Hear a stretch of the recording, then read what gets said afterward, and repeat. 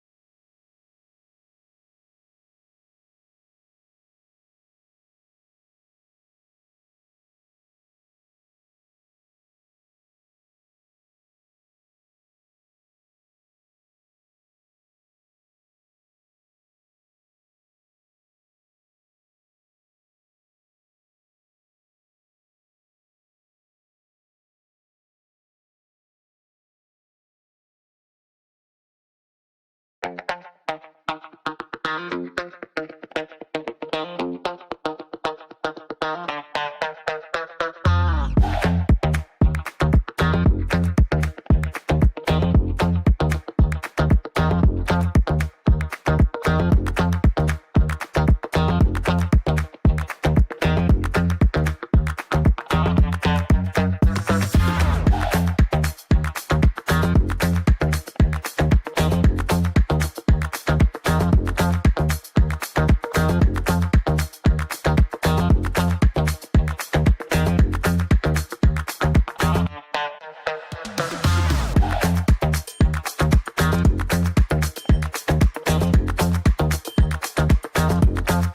to the 2026 Aussie Millions presented to you by CrownBet. Today is all about the 25k challenge. 98 players began and there are only 9 players remaining, so stick with us. We will have all the live updates, all the actions and the reactions. Join us in wishing our players luck. One of these guys is going to take home $652,000. We will see who wins and becomes our 25k champion here at the Aussie Millions.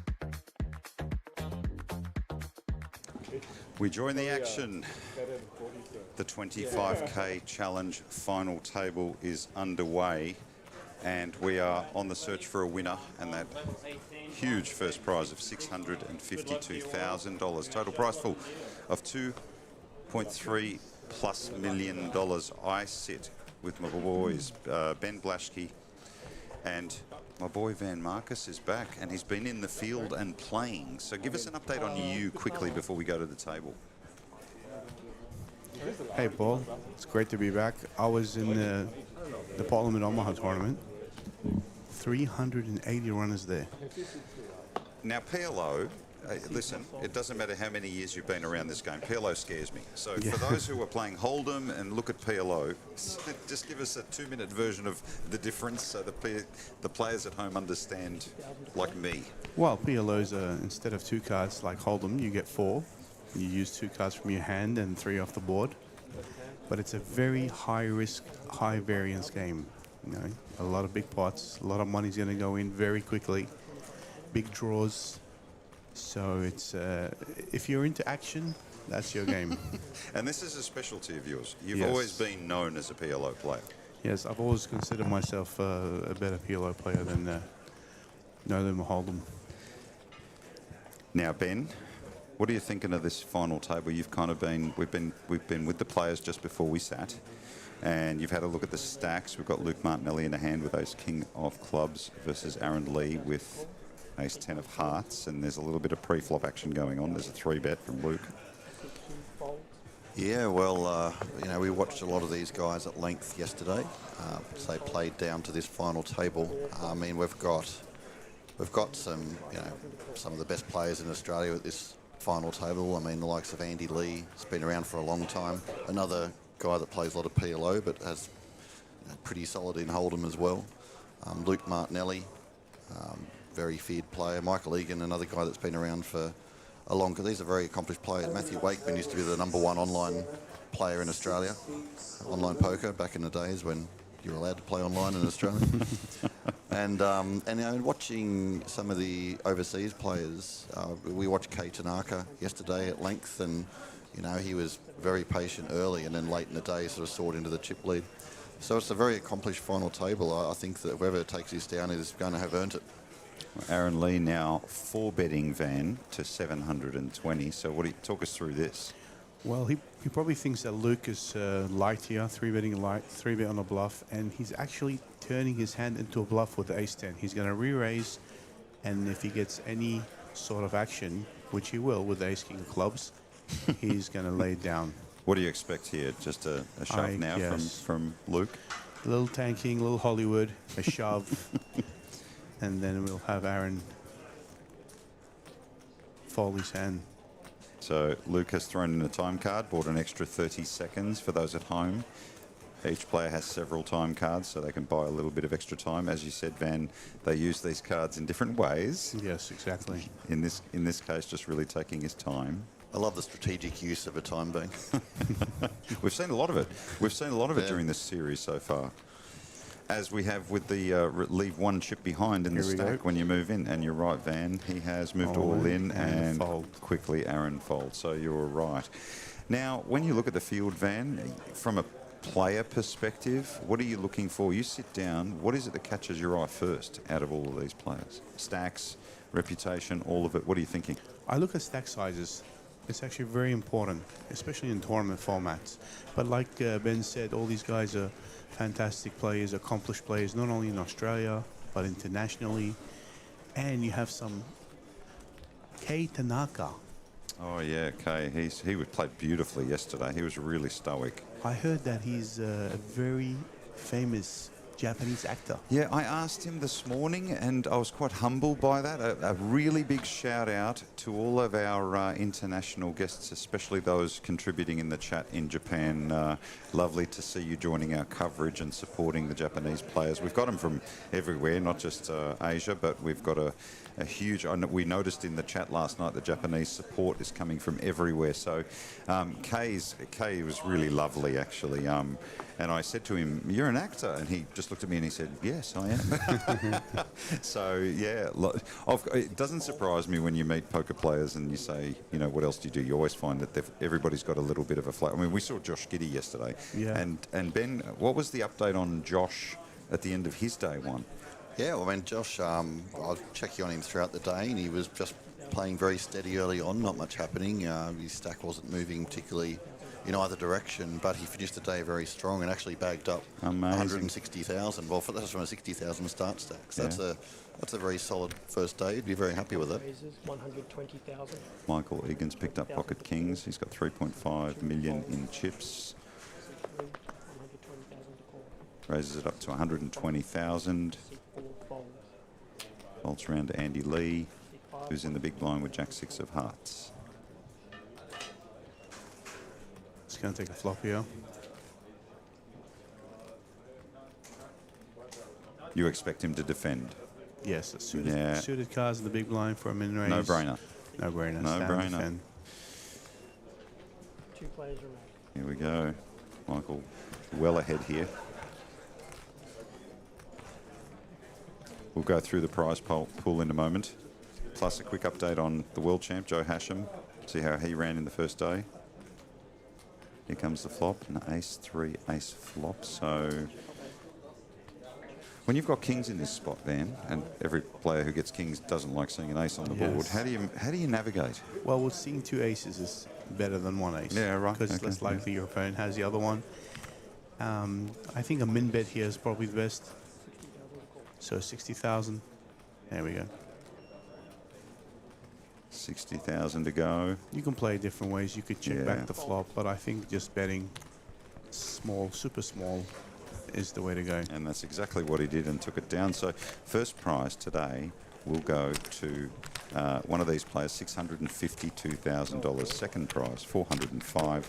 Third prize, just a little over $250,000, $264,000. But of course, there's 9 of them, and the next place finisher gets just a little bit over 75. So it's really significant pay jumps along the way from here to there. So just talk us through a little bit of that in terms of the pay jumps. How are you think? You know, at what point does a player go, "Yeah, I'm happy now," or are they never happy until they, you know, all the way, right? They're never happy. Poker players, even if they come second, they want the trophy, they want the top prize, and that's just the nature of the game. So Ben, we talked about Joe Hasham. He had a day one yesterday. How did he travel? The world champ. Joe would be pretty happy with his day one. He bagged up around 140,000. Wow. Of course, day one is really about, as I always say, not doing anything stupid. Yeah, right. Making your way through. There's plenty of time. It's a generous structure. And so Joe, I did see him play a very big hand where he got it in with 2 pair and a draw to the royal flush. He made a flush to eliminate an opponent, but he was at risk there. His opponent had the made straight at that stage. Right. But Joe had so many outs on that hand that he got it in. Ran deep in the 5K, as did Van, so the form into the main event is very good for Joe. I like the look of him. He's got quite he's so excited, of course, like everybody, about the Aussie Millions, but it's his backyard and home, like yours, Van. So when a player has the Aussie Millions back, they always want to perform in their home territory, right? Ben, I noticed on in the 5K you were on the feature table for a while. You were looking pretty comfortable, and you moved tables and you were out pretty quickly. I mean, how important is becoming comfortable with your table mates? And Of course, it's very comfortable. You need to be very comfortable. You need to. The more time you spend playing with the same players, the more reads you can get on the style of play, what they're doing at the table, and that's how you can adjust your game to sort of exploit that. But unfortunately, as soon as I got moved to the outer tables, the very first hand I picked up Ace King of Diamonds, and with the stack size, I couldn't get away. Ran into kings. Well, your form is very good coming into this. Appreciate it. So I just cashed the PLO as well, so. A hand brewing here between Kei Tanaka and Andy Lee. Kei with Ace King, Andy with 10-8. The board reads Jack 10-4.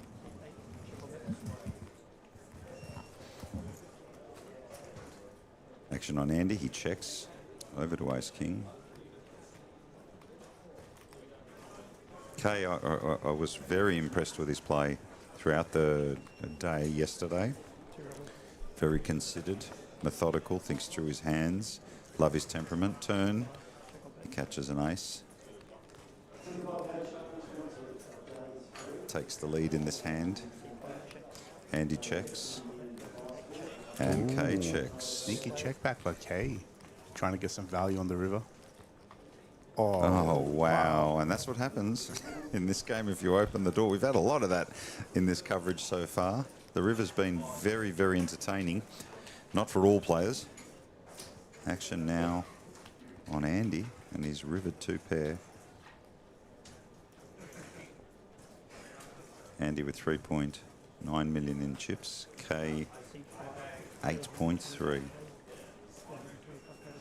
He bets 425,000 and instantly called. So a nice catch there from Andy. What did you think of the turn check there? I think he needs to bet. Yeah. I think he's a preferable raiser. The ace is really good for his hand. Even if he doesn't have the ace, he needs to have a bet at it. So Kei Tanaka gives up a little bit, but as you can see, our standout chip leader at 7.9 million, Aaron Lee, the short stack. Especially with a chip lead, Paul, he needs to put more pressure on these guys because even though they're great players, they're always looking to ladder up in position as well. Now, Ben, a quick update on the main event day 2 field, please. yeah, Paul, we're just into level 2. We're coming towards the end of level 2, so that's about 3 hours of play. 148 players registered. Of course, we had exactly 200 in day 1A, so we're up to almost 350 in the field. We've still got almost 8 hours of play before registration closes today, and then of course we've got day 1C tomorrow. So it's shaping up as a very hefty field. It's it's certainly going to be in the 700s. Yeah. There's a chance of getting into the 800s. Time will tell, but terrific field that we're seeing here. It's just an amazing response from the players. Once Crown announced that the Aussie Millions was back, so Harold and Dan, the two gentlemen that are responsible for putting all of this together, of course, supported by a fantastic group of and team from Crown, supported and presented by CrownBet. The 2026 Aussie Millions is back after 6 long years. The players are thrilled and have responded. We are with the action, so Matthew Wakeman raising it up with ace-9 of spades, round to Aaron Lee. Gets out of the way. Josh Hutchins with ace-8 in the big blind. It looks like he's going to make a call. You know what's really impressive, Paul, is the structure. Yeah, The smallest stack size has 20 big blinds, so there's plenty of play. yeah. We noticed that yesterday on the bubble of the 25K is that the players who appeared to have short stacks really took their time. They knew their structures. They knew how much time they had. Flop 6-6-5. 2 clubs. Josh checking, round to Matthew, who was the pre-flop raiser in the hijack. Late position.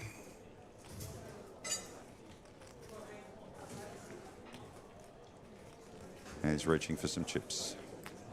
C3 bets 75,000. You heard the dealer, 75,000. Back over to Josh. He's going to make the call. Let's go to a turn.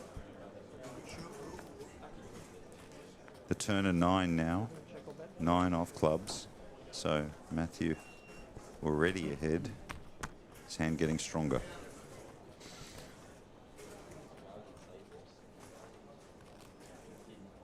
C7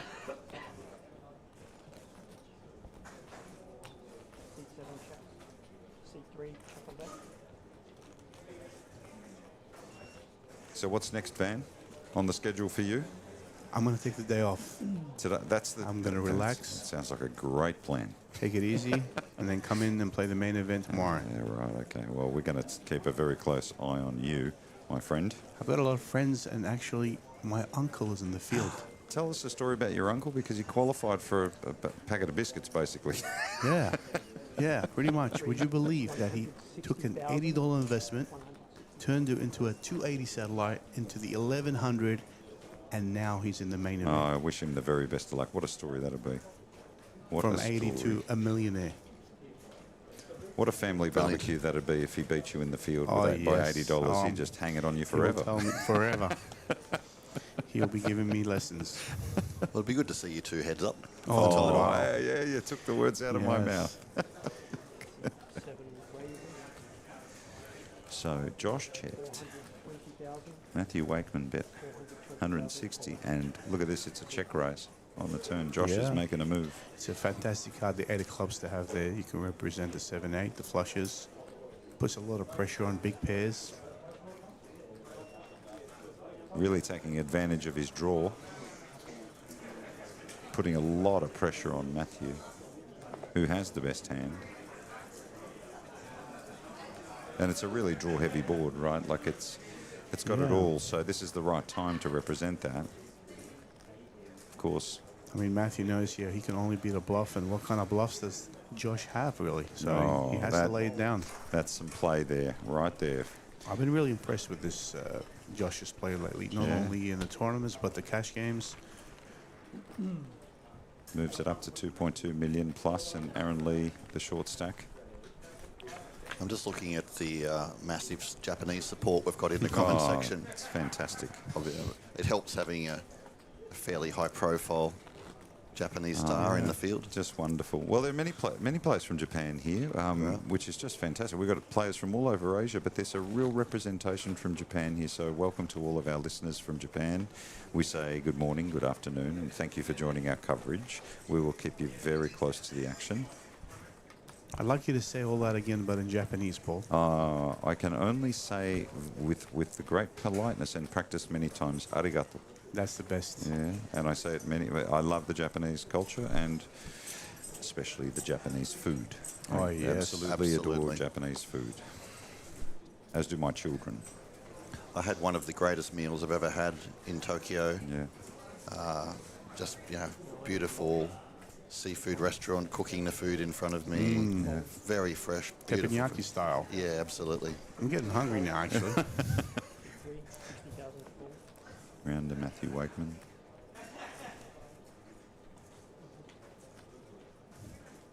Looks like he's reaching for chips with Queen 10 offsuit. Have you been to Shibuya Station? Where it's one of the most busiest intersections in Japan. Yes. They say about 100,000 people walk across that road every hour in 4 different directions. Oh, wow. It's quite something to see. It's spectacular. Loved it there. I arrived and stood in the middle of the intersection at midnight, and it was just all smiles, beautiful culture. Just fantastic. Did you Great have people, shopping.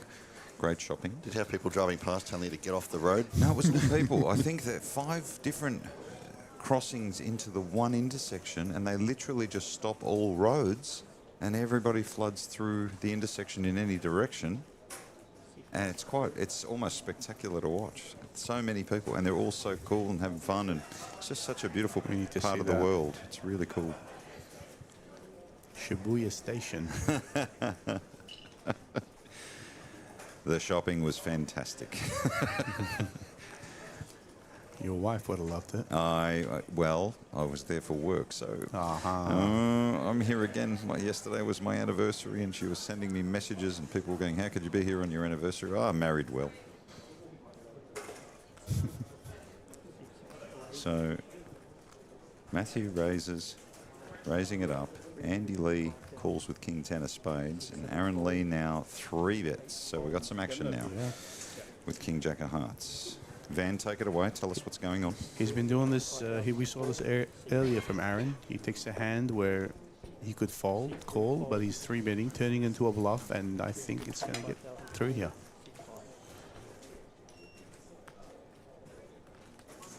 And he has great instincts, though.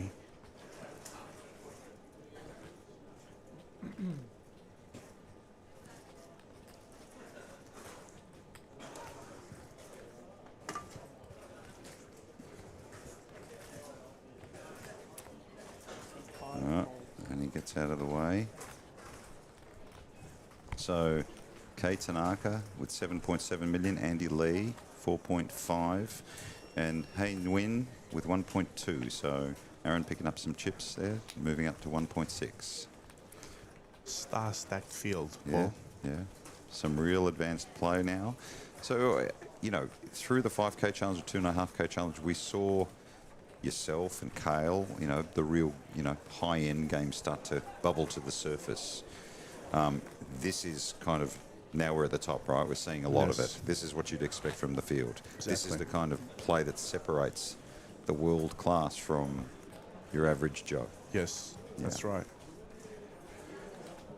And people ask all the time about learning and information. These webcasts are often available to sit and digest, and this is what you should do if you're a player at home wanting to get better. You can hear the microphone in the background. The main event, day 2, is underway. At the moment, the count has hit 150.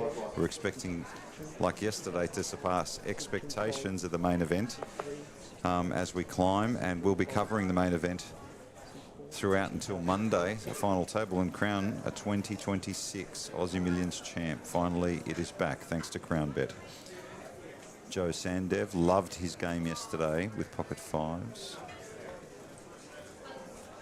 Once again, another player that really took his time, you know, in every hand, thought through the processes. You really need to do that, especially with the prize money. Yeah, he was really consistent yesterday. I was very impressed with him. Saw him after the coverage and told him that. Joe raising it up to 120. Round to Josh Hutchins with ace-7 on the button.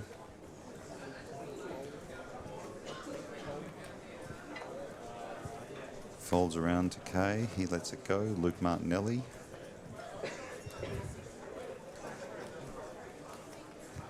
And still we're getting plenty of chat from our fans internationally, but some in Japan all sticking their heads out and saying hello, so we wish them well. My boys, I tell you what, the Japanese food. Ben, you talk about Tokyo. I don't know. I'm terrified of taking my children across. I'm really scared of taking my children. Not sure what that's going to cost me. They eat so much sushi. My son Jackson devours sushi. Jonah picks up the salmon and eats it. They just love it, and they're so young. So I think Japan will be a place that my wife will want to take me and the kids. Oh, look, it's a terrific place. It's culturally it's so unique. Yeah. I've taken the train down to Osaka, which I love Osaka down there as well. I've spent some time there. But there's still plenty of places in Japan I'm desperate to go to, and I'm sure we will at some stage. I think I'll be taking my family there at some point, but if my boys are listening, I need you to save up some money so we can do that. They eat so much. It's going to cost us a bit, so the family need to save some money. Well, luckily, Paul, you're being paid such big bucks for this here that you'll be able to take my family as well. Ben, you should know I do this for love. The main event floor is now on a break, following both tournaments at the same time like we did yesterday. So we'll keep you up to date with chip counts and coverage from the main floor. Of course, we've got our team from Poker News also reporting and keeping all of the information. Their live reporting is fantastic. Our team from Poker Media Australia is here covering the day today. We've got our partners at Pepperstone as well. So Crown have done such a good job bringing the partners back for the Aussie Millions in 2026 thanks to Crown Bet. So we're looking down, Aaron Lee with Ace King raising it up. Round to K, the chip leader.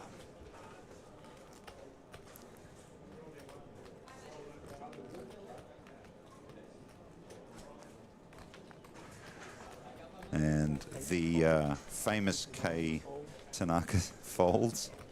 He must be very famous. Yeah, plenty of chatter going on. Yeah. He's very kind and very gentle and very humble, which doesn't surprise me at all, but he's one hell of a poker player too. So Hayne win the short stack with 1.2, but around 16 big blinds. We're not under enormous pressure yet in the short stacks, but gee, you've got to wonder how, you know, these guys with their patience, you know, they don't tend to just pull the trigger whenever it is. We did have a question in the chat about whether you can rail the final table, the feature table here. Actually, the way it's set up this year, not really a rail opportunity, so I'm sure that will be something that Crown considers for next year. This year is really just all about bringing the Aussie Millions back, making sure it's a good experience for the players. But of course, you can follow all the action right here on There's this always screen. action. I mean, we just lost Van Marcus. He just disappeared with the headset. Where did he go? Where's he going? I think Frankie accosted Frankie him. B, I'll Yeah. tell you what, he has been elusive. But I do see Nelson. So come on, Nelson, come over and grab a headset, mate. We want to talk to you, sir. We heard you've got game. And let me tell you, there are people that are interested in your game, Nelson. So welcome to the coverage. If Van Marcus exits the chair because of Frankie B and him are having a good old time, we take the opportunity and bring you in. It's good to have you. Hello, and well, firstly, thanks for having me on, Paul. You're and Ben. welcome, mate. It's good to jump in the mix and commentate this 25K, which I think will be extremely interesting. Yeah, it's been really, really cool. I mean, Josh has been really active. Here we see him raising it up with ace-10 off suit. Folds around to Mike Legan. He gets out of the way. Action on. We already have a decision. Yeah.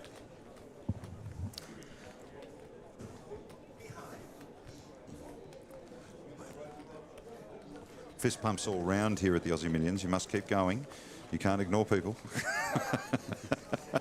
Main event, day 1B is on a break. You are watching the 25K Challenge final table. One of these players will take home first prize, $652,000 plus dollars.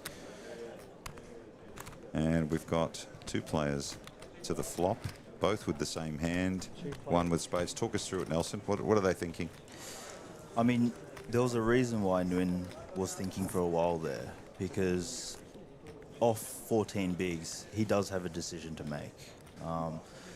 What I mean by that is he is the shortest stack out of everyone here, and so he needs to decide, should I play for it all, or can I just go see a flop? And there's an assumption by people at home when they see this sort of situation that, oh, well, it's going to be a chop. But that's not the case. One will outplay the other depending on the... They're very different circumstances, right? And that's what's so great about poker, right, is that you can have the exact same hand, but the better player can find a way to win it and take it down. As we do see, yeah, you Josh can see start that. off. Yeah, Josh is coming out. 80,000 80,000 into a pot of 440. It's a small bet. Is that designed for value? It's designed for a lot of things, and it's great that you brought that up. It's a good question because he has obviously flopped an ace, which is top pair, but with 3 diamonds out there, there is potential for flushes and whatnot. And so this bet is designed to just like a bit of a probing bet and sort of clear some equity because it can get a lot of folds just right off the bat, right? Nguyen, if he didn't hit this board, he's going to have to make a decision. We see. What a very interesting card on the Yeah. turn. Now this will showcase what we were talking about before. They have the exact same hand. Neither of them have a diamond. Who's going to really want to take this down, right? Who wants this pot more? My children have sent me a message saying they're saving up from Japan. They were listening, and they've said they're going to start saving their money so we can go to Japan as a family. No spending it on... they've got this fetish about basketball runners at the moment, so Josh Giddey would be very proud. So it goes check, check, being a bit cautious here. River, 3 of hearts. What are you thinking? This really comes down to who wants this pot more. I do feel like both players can definitely have diamonds in their range, and what I mean by that is, yes, at the moment they don't have a diamond, but both of them could, and now it goes down to the point of who wants to represent that, and that's the whole point of poker, isn't it? Is you need to find opportunities to take down the pot regardless of what your hand is. You see, I really get that, Nelson, but the problem is I keep picking moments where I'm representing hands and they've actually got them, so I've got to do that better. But as played standard, both check, because they both do have a decently strong hand. They don't need to try and take it down, which is the standard play. Well, let's get some particulars on you, my friend, and to do that, I want to look at Ben. So what do we know about Nelson? You know, what do the people at home not know about Nelson that we need to tell them? Well, I'm sure many people watching do know about Nelson. I'm of sure course, they do. You're very renowned for your content creation, Nelson. Tell me, how did that all come about? So I've been in content creation for about 2 years now, but only recently has things really been popping off, and it still hasn't really hit me. Like you say, we spoke earlier and you say, oh, watch your content. I'm like, to me that is so surreal, because I have just been posting my life, hand history breakdowns, my poker journey, just what I have been doing for the last 2 years or so.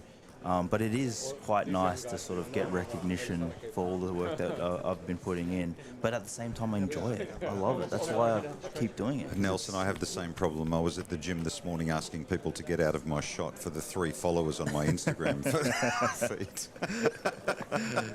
It's just great to hear that you have a following that close to you. You sound close to the people that are with you, you know what I mean? Like you're really connected to them. And I think that's the generation, right? Is that you've got to know your audience, you've got to know what they're looking for. And that's great because it's so much closer than other mediums that we've seen in the past. 100%. And I do feel like as of right now, social media, I mean, it is the future if it isn't already, right? It is, everyone is on their phone. Content is never been consumed more than ever. And so the kind of difference now is if people want to watch you, they kind of need to know a bit more about you and kind of want to see a bit more into your life, which is why I'm so happy to sort of share a bit and I more think you about have me. to have that attitude, right? If you don't have the attitude where you can bring people in and you're happy to bring people in, it's not the right medium for you. You've really got to feel comfortable sharing. You know, there are people that are a little apprehensive, have been, and I understand that because, you know, social media's been around just a short time in the context of history. But when it comes to inviting people into your life, that's a big decision, right? Yeah, you know, you have to almost go, and what am I willing to share? Definitely. Because there is going to be a part you don't want to. Yeah. And I think controlling that and understanding that's key to what you're doing. So, I mean, Ben introduced me to you, and I'd already known about this. And I think that's really critical about understanding when you're going to go and do what you're doing and sharing, that you're going to invite people into your life. I think the benefit that I have against most other people's, my life is almost entirely consumed by poker. And if you're ever in the poker, if the people watching this, I guarantee you guys have some sort of interest in poker, you would know that poker players, or if you ever play poker, we are all very, very passionate about the game. It doesn't matter what level you play, whether you play it with friends at a home game, or you're playing, you know, on big stages like a 25k buy-in right now. We all love the game, and so it's very natural for me to share so much because all I do is think, breathe, and play poker. Yeah, it's the connective tissue, right? Players get to know you just a little bit more. And to be fair, Ben and I've talked about this the entire series. As we walk back in after 6 years, this tournament's been dormant. And then suddenly 2 lovely gentlemen named Harold and Dan bring it back and breathe a lot of life into it. They, you know, the team at Crown and CrownBet support it. And here we are. And then you walk in, it feels like a reunion. You're catching up with people that you have a real close connection with over a short period of time. And it floats away, but it comes back and you're right there. It's almost like time doesn't pass in this game. Definitely.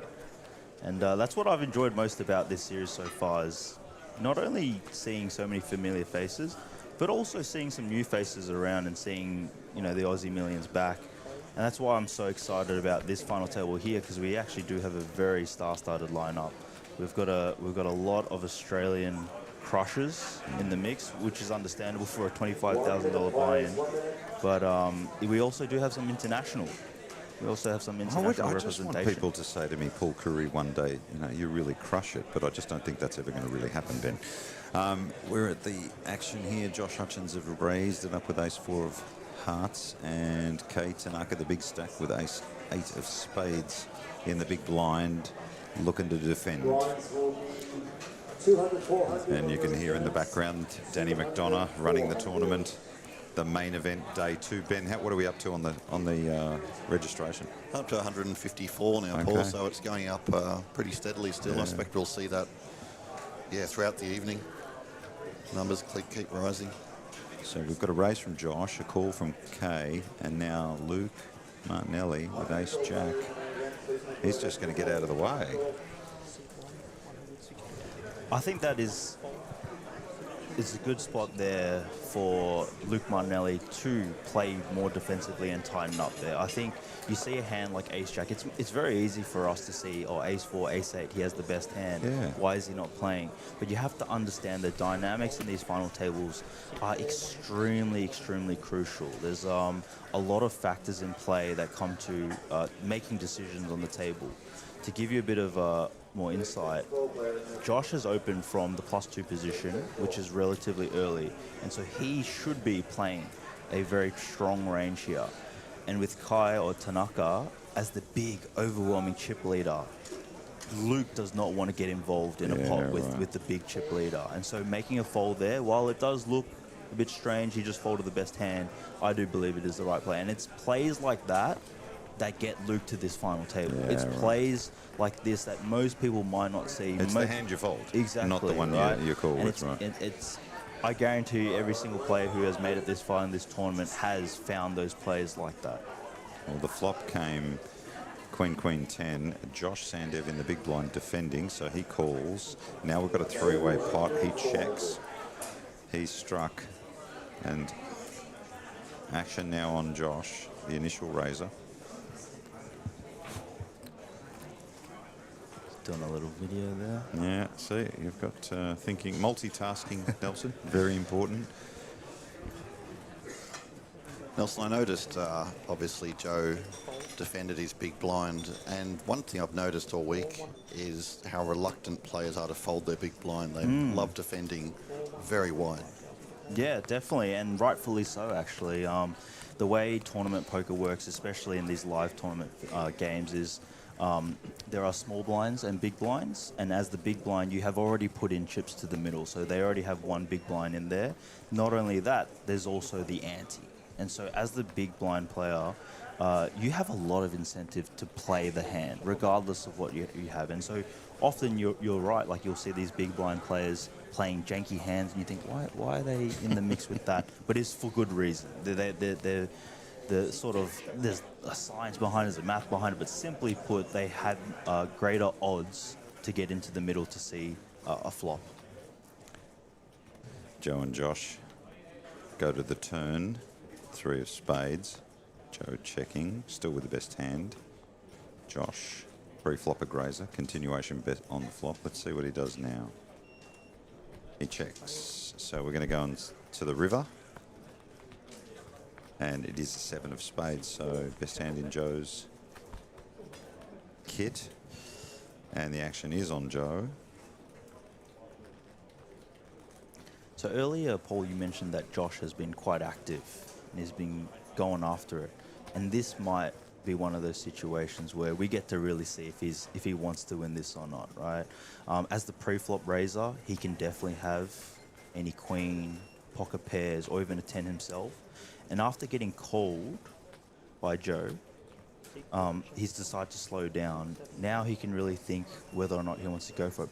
But I think he smelt it. I think he realized that Joe isn't going to be calling too wide in the big blind after the flop. Yeah. And so his potential bluff might not go through. So Kay Tanaka still sits on top, 7.8 million. Andy Lee with 4.5. You are watching the 25k challenge. 98 players began. Now only 9 remain. All in the money. That's good news. So the next place finisher will pick up a cool 75 grand and change. But the first place winner will take home 652,000. How much does this prize pool payout structure factor in? When do they start thinking about it? Are they thinking about it all the time? You know, because there are constant price jumps all the time.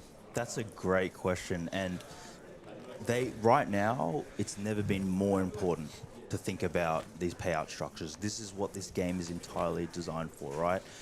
Sure, we all want to win and we all want the trophy and we all want to come first, but realistically not everyone can. And based on your stack size, you need to adjust your play based on these payout structures as well. And you're completely right. Like, so say for example, we have 9 right now, which is 75k. If you just wait and sit and someone else busts, you just make, so the next pay jump is 92k, you just make 17 grand, just like that. Yeah. That's not a bad payday. Crazy. It's crazy. Sit around, Just right? folding right in And case. so now the decision is, do we wait or do we try go for the glory, right? So action with Josh raising it up again. So really aggressive at this final table. And Michael Egan's picked up pocket queens.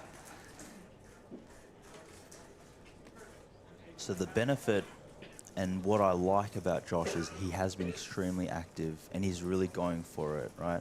But moments like this is when it might come and bite you in your back. You've got to be able to change gears, right? Exactly. You've got to be able to come back from it. It just so happens that Egan has picked up a playable hand and ooh. Wow. So here Nguyen has got pocket jacks. He might be tempted here because he has 15 big blinds. Yeah, earlier I did mention that Nguyen is the shortest stack at the table right now. And so we were talking just about how potentially folding to get the pay jump. But as the shortest stack, you have the most agency to try gain chips and try build a stack. And not to, he's throwing in a time card here, not to mention, because Josh has been raising, and please correct me, because I'm right about 62% of the time. When Josh is raising so frequently, it's hard to put him on a quality hand. But Michael Egan here, he hasn't played many hands. So when he raises here, that's got to put pressure on Wynn to potentially fold because he's not sure.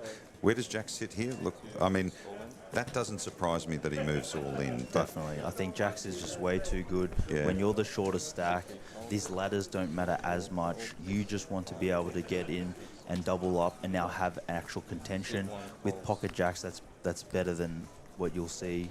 Yep, it's a call. It's a call, and we have our first all-in here at the final table of the 25k challenge. So Hugh Nguyen is the underdog here. He needs to see a jack or he will be eliminated in 9th place. That is no help on the flop. Is there any luck? Only 2 jacks in the deck. The turn doesn't help. He is now down to one a card 3% chance. That's right, Ben. 1 card and 1 card only. And it is not there. A 9 of hearts on the river means that we will lose our first player here at the feature table. Good spirits, fist pumps, a $75,000 payday, and you're right, that he was in a really tough spot. GG. But with pocket jacks there, that's what we call a setup. Yeah, right. I think you can't really do much about that. With 15 bigs, it's going in. And of course, with Michael Egan with the pocket queens, he has nothing to do but just call. And just like that, everybody at the table is $17,000 richer without doing a thing. Oh, man, that is just... I've got to learn this game. I've only been watching it for 30 years. It's quite funny because on these final tables, obviously they are all competitors and they're all fighting, but there's a bit of camaraderie when someone leaves the table. Because look, as you can see, these guys smiling and chatting now. Just that moment of happiness. It was quite serious before, wasn't it? And now one person busts. It's very similar to the bubble, which I think is beautiful and sadistic at the same time. When you get 55 players celebrating and the one victim leaves the room, you know what I mean, in this terrible... It's just such tragedy and beauty at the same time. And then they go back to the table and minutes later pull out their cards and immediately trying to assassinate each other, figuratively speaking. If anyone has experienced being the bubble boy, I would not wish that upon my worst enemies. We talked about that with Josh Monk yesterday. Oh, is that right? Ben and I were talking to him saying, have we been the bubble boy in our I've been fortunate not to be the bubble boy. Oh, I've bubbled wow. for final table, Yeah. but I've never bubbled out in a tournament, and I That's- don't imagine that would be. I mean, I was more in the times when I've been going through bubbles, I felt like I was hanging on the end of a cliff, but I was always trying to survive and not trying to put my chips in. I think there was only one time when I picked up kings on the bubble, and it was a relatively big tournament. I think it was an Aussie Millions opening event, and I moved in and got called with ace king, so there was a sweat. Yeah, that's a sweat. But I was talking to Cal Beattie at the time, one of the sort of more renowned world online players, and he said to me, what was going through your head? And I said, the last thing that made the difference when I moved all in was that I was there to win, not to cash. Definitely. So therefore, at the bubble, that was the difference, whereas years earlier, I would have tried to find a way to play that safely. Whereas at that point, the last thing that went through my head was, I'm here to win. Exactly. So I'm going to put my chips at risk with no fear, and what will be, will be. And I think that was a real stepping stone. Plus, I won the hand. That really that really helped. Yeah, and also you have pocket kings. But no, you beautifully described the game of poker. It is a game of balancing risk management, Yeah, right? it is constantly. And that's as we do see Joe Sandev open the button with ace-4 off, and Andy Lee has now decided to 3-bet. This is a great candidate and spot for Andy Lee. Not only does he cover Joe, which means that Joe could get potentially stacked in this hand, which is something Joe would have to consider, but also the button is the widest opening position. And what I mean by that is Joe will be opening a lot of hands. Andy has now just recognized that. And just taken it away advantage and of just it. took it away from him. Exactly. So just And like that, you can finding see. those three-bet spots. And that's what we're reflecting in the stats, right? This sort of feeds into these numbers that people, some players don't. They don't live in that neighbourhood with the numbers, but really the best do. I mean, that's what they're looking at. Definitely. Nelson, I saw you were in Macau recently. Yeah, I think I was Golden Week last year, so it was the end of last year. Last year, was it? Yeah. And have you been to Macau? I go to Macau quite often. Oh, yes. is that right? I did not know Going that. next week, actually. Oh, Ben beautiful. has quite a cosmopolitan lifestyle. Yeah, I think he's trying to emulate Frankie B, actually. That's awesome. Are you going for poker? No, I'm not actually. I'm going for some other work. It is work related, but I was watching you. You had a pretty good run there, it looks like. I did. I was playing cash over there, and I was fortunate enough to book a win. As a traveling poker player, it's not always easy to win, especially when you're traveling on the road. But to bring home some extra money is always nice. Absolutely. Bit of a hand brewing here, so Luke Martinelli raising it up with King 9 of spades. We've got Michael Egan now, Ace 8 of hearts. Players who tend to be beginners or intermediates come in and play premium hands. When they watch these kind of final tables, they're seeing a very wide range being played here, and I think there needs to be a connect for those players, because I think Van said it really well yesterday when he said the better players just simply can't wait for the good hands to come along before they start to win, so they develop their games playing wider ranges. Yeah, that's a great point. And what I would add to that is sometimes it's not simply just a mindset shift, but there is some mechanics to the game that do matter. One of the biggest crucial links that I do think most players miss is stack size and stack depth. It does matter. And so I have brought it up before, and I'm probably going to bring it up multiple times. But who's the covering stack here? Is it Egan or is it Martinelli? Yeah, right. It's okay. Egan. It's Egan, And so right. why is Egan now able to apply so much pressure?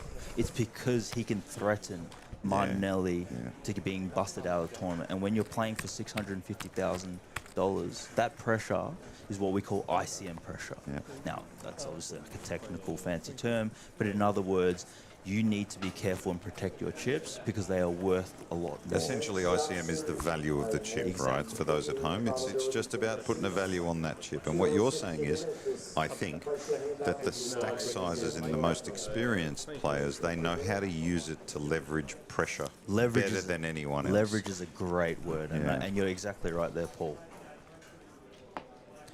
It happens sometimes. Honestly, Nelson, I don't know. 63%. Ben's always watching because it's very rare, and he always tells me, you were right that time. Well, Paul, even a broken clock is correct twice a day. I love it. I think he was saving that for the first 3 or 4 days. That's funny. You're getting very good on delivery, Ben, I've got to say. Folds around to Matthew Wakeman. And that's what makes these final tables so interesting, is because these players are obviously well studied. They're very well experienced, and you get to really see the best of Australia and international players as well put on a masterclass of how to leverage their stack, leverage their position to find the best decision to make in the moment. Yeah, falls around to Joe Sandev. He's going to get out of the way this time. Around to Andy Lee, as he does. Aaron Lee with 1.6 million, so 20 big blinds, still lots to play. Over to Josh. Gets out of the way, and now Kei Tanaka, our chip leader.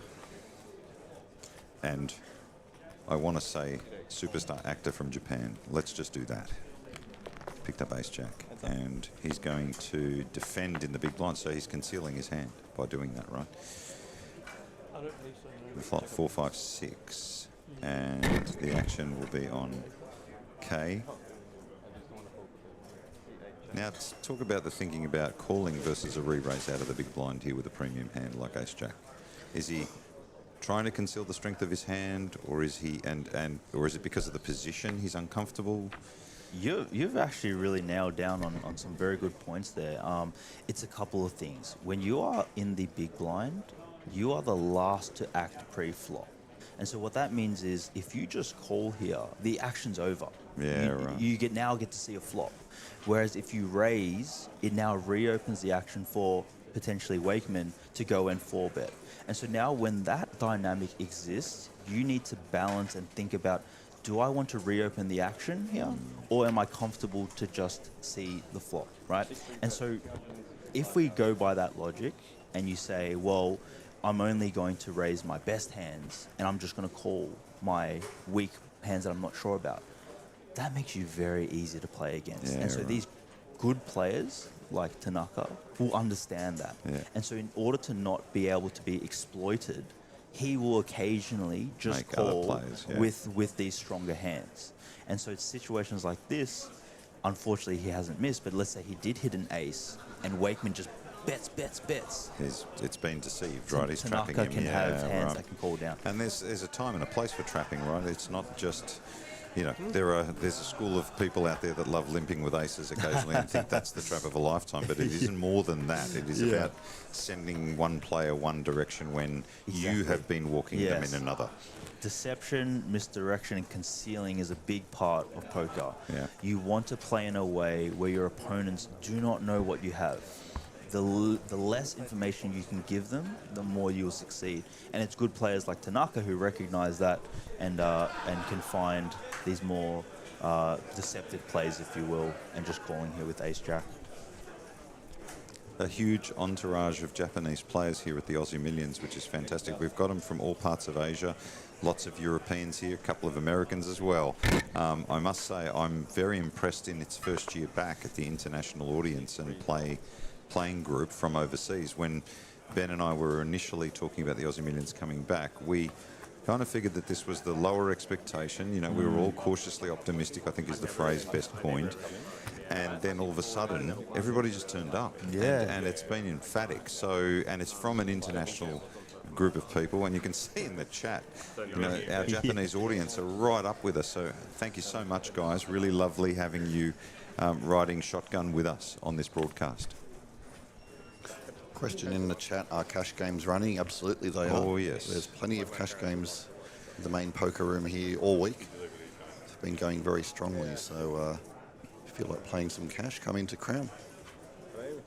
Joe raising it up with ace deuce of diamonds, round to Luke Martinelli with 9-7 of spades in the big blind. He's going to defend. Similar in stack size. Not a great deal of pressure yet. Flop comes king jack 3.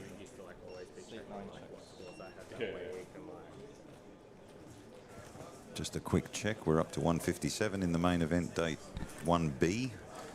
Day 1A with 200 runners, far surpassing our expectations. We really do expect now a number around the 700 for the main event, which is kind of pushing back up to the original records the Aussie Millions used to set every year. So it looks as though with an appetite, it's perfect timing to bring the Aussie Millions back, and great support from Crown and Crown Bet, of course. And a simple C-bet will take it down. A great series here, Nelson. Let's talk about the entire series as in terms of the players out there that dream one day of playing the Aussie Millions. I think we talked a couple of days ago about the perception sometimes that the Aussie Millions is one event. So the players out there think, well, if I want to play, I have to play the big one. Well, you don't actually, because there's a great deal of value in we saw the 2.5K, the 5K, there's tons of value, big prize pools. And the opening event, right? And great structures, right? The opening event was $1.5 grand, and incredible. first prize was ridiculous. Yeah, right. So when you're out there and you want to make the jump, you know, you want to test yourself, because this is the imposter syndrome of most poker players out there trying to, you know, they go around and they tell each other they're the best player in their neighbourhood, but deep down inside they want more and they want to test themselves. What would be the tournament you'd have in mind to try, the first step in your, you know, when you're moving forward from one chapter to another? That's a great question, actually, and unfortunately, like, there's no one right answer. Like, I'm sure there are better tournaments to play than others, but what's beautiful about tournament series, especially here in Aussie Millions, is that we're running so many satellites, and so you can kind of get a chance to play in these tournaments and these bigger buy-in tournaments for cheap and for less. And so if you are someone who is coming up and wants to have a shot, you don't have to potentially risk $10,000 or $2,500. You can play a satellite tournament, hopefully win a ticket and get into it. What I would say is you need to be. Here's my view on it, and I'm saying this as a poker player and as someone who also helps other poker players find success in the game. It's not so much about the money, but the opportunity and experience to learn. Yeah, and I do find, especially, I mean, Aussie Millions has done an amazing job where every tournament has a lot of playability. Good structures, right? Really good, generous structures. I mean, you would know if you play at a local pub tournament, the levels are like 10 minutes, and after half an hour, everyone's just going all in. You're not really going to learn much about that, are you? No. But let's take, for example, the main event. It's 1.5 hours of deep play where you can actually learn and get a real grasp for where you can improve. You get to play against some good players as well and learn from there. As we do see Tanaka finding that ace on the river against Egan's queen. Well, Egan caught the flop, and then it went check on the turn. The door opened, and now it's over to K. Now the pot's about 720,000. We've been guessing all week. I say 220. I am so wrong. He is 350,000 and a quick fold from Michael Egan. Nelson, we saw an interesting hand earlier that you commented on where Andy Lee 3-bet out of the blind with the Queen 8 suited. You know, when you're in that position and you're looking at your hand ranges to 3-bet with, I mean, obviously you're going to raise with your premiums, but what are you looking for in terms of your more bluffy style hands there? That's a great question, and if to sort of answer that question, you kind of need to go a little bit more technical. We use the term in poker blockers a lot, and are you familiar with blockers? I am. And to those of you guys at home who aren't familiar with blockers, is when you hold a certain card, it makes it less likely your opponents can hold that card as well. And so why does that matter? Like, why are you saying stuff about blockers? If you are bluffing, you want your opponents to be less likely to have strong hands. That will make your bluff go through more often. And so in that case, well, we want to hold some hands that can block our opponents. A hand like Queen 8, when you're holding that queen, it makes it less likely your opponent has pocket queens, makes it less likely to have ace queen, king queen, and so you'd much rather choose a hand like that than something like 6-7, for example, right? And so in instances like that, these sort of minute differences can matter a lot. You might think, oh, it doesn't matter that much, but when you're bluffing, your goal is for them to fold. So if your goal is for them to fold, you need to make sure they are less likely to call you down or continue. But that's a great question. That's a good answer too. Thanks, It Nelson. really was nicely articulated. Actually, I learned a little bit just then, and I might be watching this back myself, except I'll delete my own comments. Joe Sandev has raised it up with Ace-King, and Josh Hutchins has called. Now, we've seen a lot of raising from Josh, but he's actually playing this a little passively. There's a lot of, that's a good point, because we did mention that Josh was quite active, which I think is good on these final tables. You need to try. But just take flattening in the hijack, does that sort of stand out to you, or would that stand out to Joe? So what I think you need to recognise, and what most people might not recognise, is the first thing they do is look down at their hand and they think, oh, pocket tens, that's a great hand. Yeah. Let's raise it up. But wait, who actually opened it in the first place? The under-the-gun Joe Sandev. Under the gun, you are the first player to make a decision pre-flop. And if that is the case, you have all these players behind you. You need to be extremely tight and extremely strong. Now, from Joe Sanders' position as well, he's not a big stack. He's kind of like those middling stacks. So he should be playing very cautiously. What I think has happened is Josh has correctly recognized that because of that, Joe Sanders will more likely have a strong hand. You don't want to be raising into a strong hand with a hand like pocket tens, because you don't want to run into, let's say, for example, jacks, queens, kings, or aces. And so Josh has sort of recognized that and decided to sort of shift gears, if you will. So we were mentioning how he's kind of just been going guns blazing, but maybe it was methodical and he's now slowed down. And an interesting check on the flop from Joe, and then Josh betting with the best hand. Now there's so many calling, layers. and then the turn It's comes. one of those where you know that I know that. So Josh knows that Joe's going to be quite tight, but Joe knows that Josh knows that, and so now he's being cautious because he didn't hit that ace It's or king. starting Right? to get confusing. Yeah, and that's why these guys are playing for $650,000. That's right, and we're sitting here. Yeah, that's we're right. commentating on it. So. While you might see some funny plays or weird hands on these live streams, on these high stakes, just know maybe they know something that we don't know, right? Well, here, again, Joe checking, Josh betting 325, and now action back on Joe. This is starting to get quite serious for Josh. This is a decision for Joe now. He's deciding, should I just trap here and just call and let this aggressive Josh player keep barreling, or should I just go for the all-in raise now? And I do think that is just a call. And I think that is a great recognition and awareness from Joe Sanders Unless a jack comes on the river. And this is what's so great about poker. This is what is so great about My poker. goodness, Ben and I have seen this all week. That river just continues to deliver such drama. And now the action's on Joe. Does he still think he's got the best hand? It's a colourful flop, right? A wet board. He checks. He's done this the whole time. And now over to Josh, who has only got $1 million in chips, so one of the shortest stacks at the table has... Yeah, so if he goes all in right now, it's going to be under the size of the pot. And so I do expect if Josh is going to bet here at all, there's only one option. Yeah, okay. It's to go all in. And after betting the flop, betting the turn with pocket tens, and now rivering a straight, I think there's no better time to go all in than now. So having thought about that, and we see he threw in a time card for the Hollywood, what does Joe do? And that's a great question. There's a lot of things. So we do see the jam. There it and is. I will expect Joe to really think about this and use some time banks, because he has concealed his hand. He has played defensively. He has made it seem like he is weak, but as we can see, he does have ace-king, which is top pair, top kicker. The problem with Joe and this position and the hand he has is, what is he really beating, right? We can expect that if Josh was betting for value, 1 million. it's definitely going to be better than just a king, right? He could have jacks, he could have nines, he could have a 10. There's a lot of hands. There's a lot of hands. And so now the question he's running through his mind right now is, what bluffs does Josh have? And what story makes sense with the betting, right? Like what hand would call and every check or bet or lead every time Joe's bet.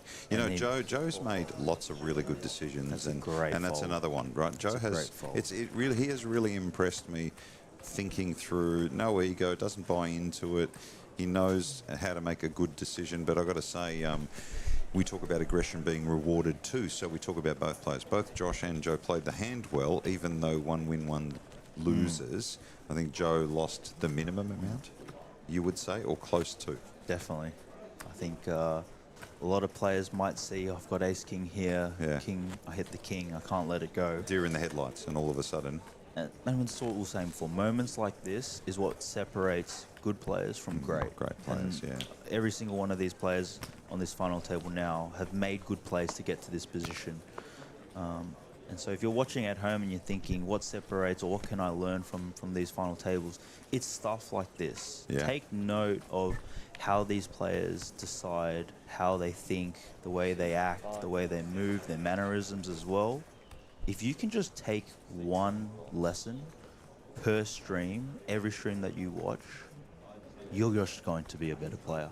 And that's what I love commentating these. That's why I love watching these live streams. It's a front row seat, right? Exactly. You get to see it all. And it's for $650,000. The stakes have never been higher. We get to really see some masterclasses being shown of poker. And main event day 2 has now steadied up to 164 entrants, so it's well on the way, keeps growing. Yeah, I think yesterday we finished the day with 200. Exactly 200, yeah, that's correct. And we're definitely on track today to do more than that.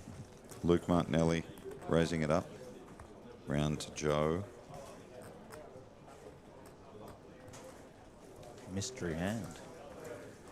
We had a little bit of that yesterday with the technology not quite connecting the way we needed it to, but it was kind of like back in the old days when we did the webcast and broadcasts without any tech.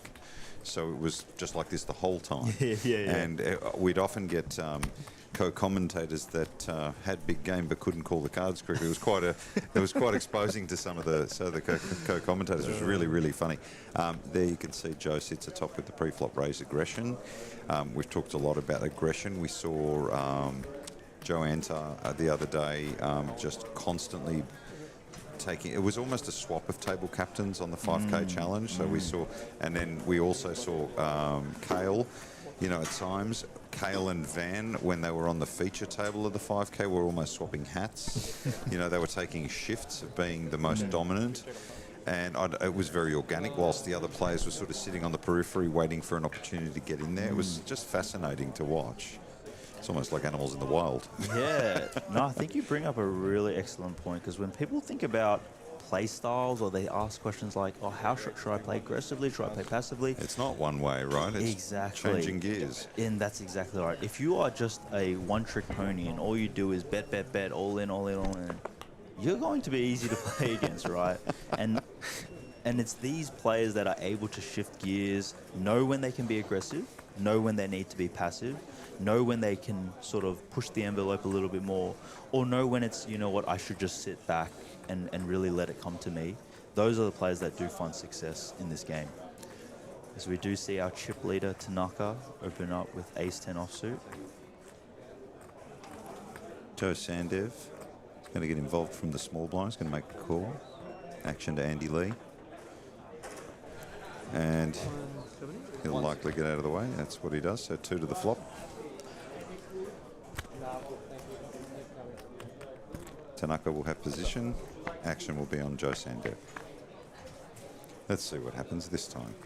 Flop comes king, 9-5. So Joe Sandev catching a king, checking over to Tanaka. You would expect a continuation bet most of the time from a good player. When you are the chip leader and in position, covering the stack, and Joe's a middling stack, that is important as well. What I mean by that is Joe kind of sits in the middle between, he's not the shortest, but he's also not, majorly a chip leader or a big stack. Hence the opportunity to check just there and exercise some pot control, right? Exactly. So there is some pressure on Joe right now. Tanaka has decided to slow down and realize his equity with a check. And now the decision on Joe, do we want to bet for ourselves, or should we lay the trap and let the chip leader bet into us? And Taking Tanaka, a both Tanaka players smelt it taking, right. yeah, that's right. He's like, I'm not buying into that, Joe. Let's go see a river, he says. And not much thought into that as well, which is kind of goes to the intuition of these players as well, right? It's easy for us to say because we can see the cards, but Tanaka has found the intuition to find the double check and has hit his 10 on the river. So 480 in the pot. Joe bets 250. Tanaka takes a look. He's curious. A very interesting facial expression. I think he's curious, and he will pay it off. He makes the call. And he will shift some of those chips across to Joe Sandev with the best hand, but still sits atop of our leaderboard with over 7.6 million in chips. Aaron Lee, our short stack, but still with 20 big blinds. I mean, these players have got time, and they know how to use it too, right? That's experience in these games, and that's where experience really tells you they're not going to act desperately and just pull the trigger or freak out and start getting anxious and shoving in. When you're experienced, you know how to navigate this situation. Exactly, and that's something I do see a lot of players struggle with when they are getting to the game, is as they do get shorter, they feel the need to, oh, I've only got 15 big blinds, or I've only got 20 big blinds, and they start just going all in and being reckless because they want to find a double. But when you watch final tables like this with some of the best players in Australia and internationally, you can really understand the power of precision, the power of patience and discipline, right? And that's why these guys are on this final table. Interesting, you know, most of these players would have had a trajectory of when they weren't known at all to known when people look at them and say, that's a crusher. I would imagine that it would be much better in the early days of being a crusher when nobody knows you are a crusher to get better value. I want to. Could you elaborate on that a little bit more? I think I know what you're saying. There's got to be a time when these guys were on the way to becoming crushers, but not known by the community. Yes, you know, right. what makes them a crusher? Yeah. At what point did the poker community of crushers recognise and then give you the title of crusher? You know, and how much money have you made at that point? Because nobody knew. Yeah, exactly. That's a great point. And what I think is it's kind of like an unspoken gentleman's code, if you will, when you're all sitting on the table and you see someone else make an excellent play. You almost like look at it and you just like nod and you're like, you know what? I respect that. And I think if you do more and more of this, you see the same faces. You're playing these big buy-in tournaments and you see them making excellent plays, deep runs. There's almost this mutual respect. And that's what I love so much about poker is we're all so competitive.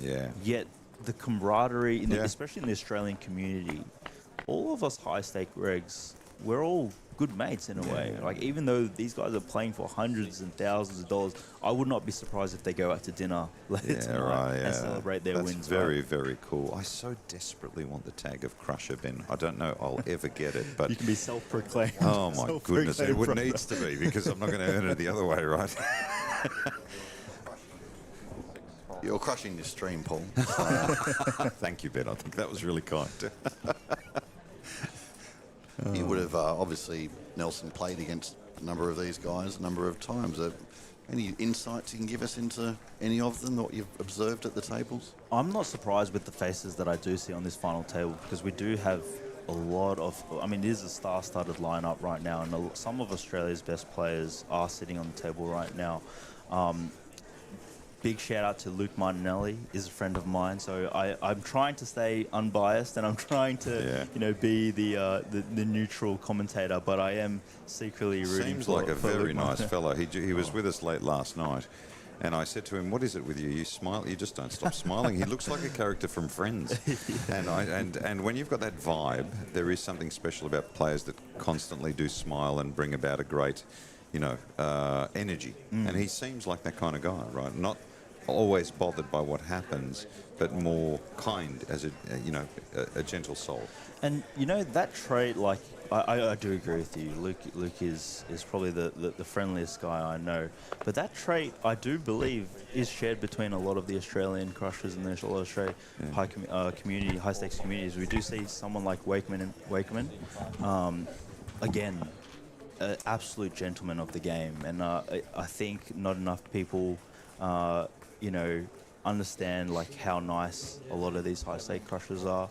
Yeah, some of the poker players are very gentle, but I think I just saw Van Marcus choke Ben and get him out of the chair and take his microphone. Is that true?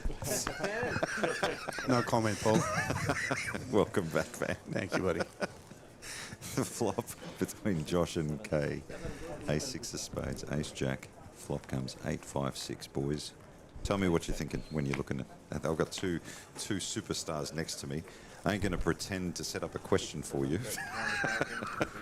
So Well, what I'm thinking is tell me what Josh you think. loves his spot here. Yeah. So what I've noticed, then, actually, is that Kai and Tanaka has sort of been not putting too much pressure on the other players. What's your thoughts on that as the overwhelming chip leader?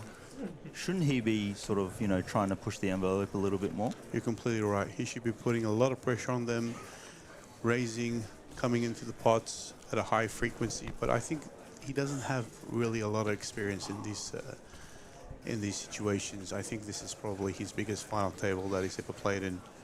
They don't know. Do they live the superstar lifestyle like you do? I mean, you walk around like a race car driver. I've seen you've got patches on you. Explain that one on your arm there. You've got. I got a patch from Sue Sensei. What is that? I mean, It's jewelry, Lucky Charm. see, this is. jewelry I've never. company. I've been in this industry for a very long time. People don't come up to me and say it would be great to have my brand on your arm. Yeah. That happens to Van. Would you like one? I've actually got a patch on I myself. will gladly wear it for no money. I'm actually being dead serious, by the way. You think I'm joking Let's right go, now, but let's go. I've always wanted to I'd be happily, asked. you know what? Because you have asked. This is for you. Oh, up the stakes. That's brilliant. I will proudly wear that. But you I just sold appreciate yourself too short, Paul. You got to get something for wearing that, Mate, man. I didn't get here. This is called sacrifice, right? No, I appreciate that. I love this patch. Thank you very much, Nelson. This is brilliant. It's easy. Let's figure out the best place to put it right now.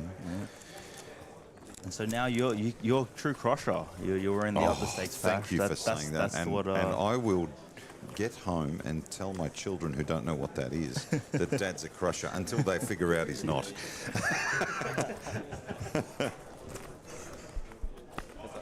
We were talking just before, Van, about how does the poker community of pros, of crushers, bring you in to the crushing community? At what point do you all get together and call each other and go, yes, finally, Paul Curry has made it.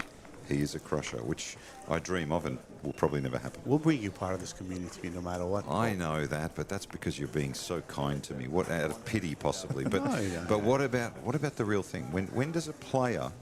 I mean, it's almost like a hidden award that players really want that, right? They dream of not just winning, but being feared as I poker think players. when players start becoming successful, having good results, they gradually, it's like a magnet. Paul. Yeah. You know what I mean? Yeah. They form these groups, they attract each other. Talent finds talent. It's quite something that's a when great way to put it. I mean, I've been privileged, right? I've met many. I guess they were crushers back then too. They just didn't know it because the title wasn't out. But you meet players who are feared. People look at them and go. And I remember the very first was Johnny Chan because he, in rounders Yeah. he was really publicised as one of the greats. And then Daniel Negreanu and Doyle Brunson, and then the next generation came, and then it was Mike Mattisau, the Mouth, and Howard Lederer, and then the slow burners like Eric Seidel, who had success over a very long period, and then the next generation came through. And it's almost like a passing of the baton, where players say, there is a moment where they're recognised for their great play. Right. But it's undecided, really. It's not official. It's not a committee about this. The thing is, Paul, the more time passes by, the game changes. Yeah, we see that a lot. You have a lot of these online players, they're playing millions of hands online, they got a lot of experience. And these are the new crushers now. Yeah. And it's hard to find the unknown commodity, right? I mean, there are players out there that are doing this that we don't know about, that are coming, right? Yeah. Definitely. Yeah. Definitely. So Aaron Lee, the short stack, still with 17 big blinds. Kei Tanaka still sitting on top with 7.3. The crusher from Japan, as I'd like to compliment him, but also somewhat of a superstar actor. So I think when he goes back to Japan, there might be an entourage at the airport.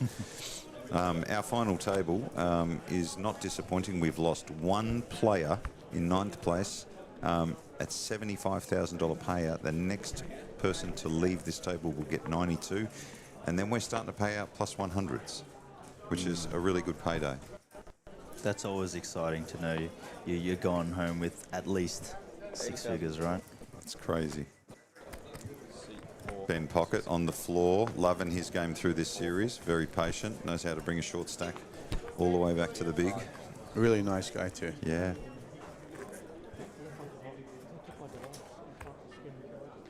Over to Andy Lee, who was telling me how old he was, and I'm not going to share it on the webcast because it would be rude, but I was so disappointed that he's in the same age bracket as me, but looks like that.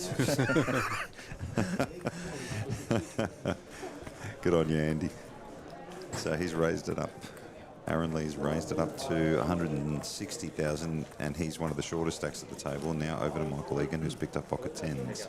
He's got 5 million in chips. Interesting here because we've got a, well, I will say a shorter stack situation, or one of the smaller stacks at the tournament.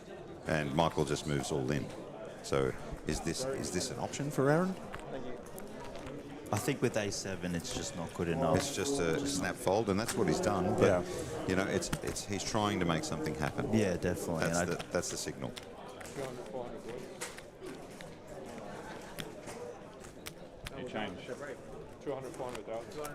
So our main event has now moved up to 167 players on day 1B, 200 on day 1, and yet the biggest day is ahead of us, which is tomorrow.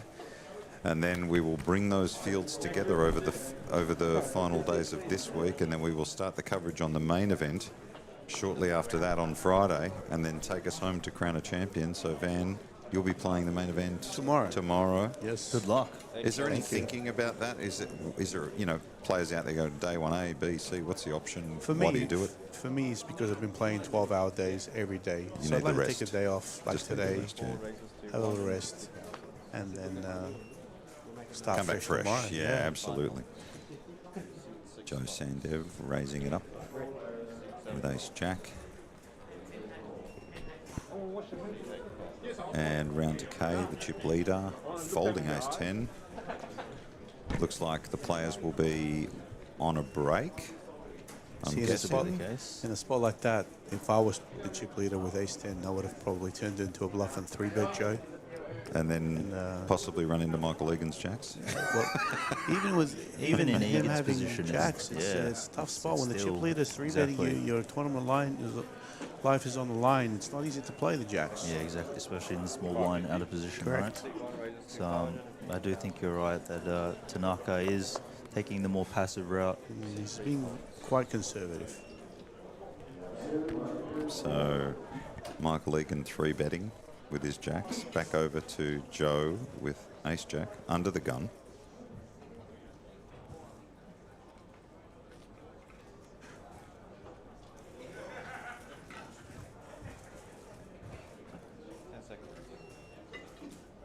You heard the dealer, 10 seconds, so each player with 30 seconds stacks. They can extend it by throwing in another card, and Joe electing to fold this time, so nice play from Michael Egan.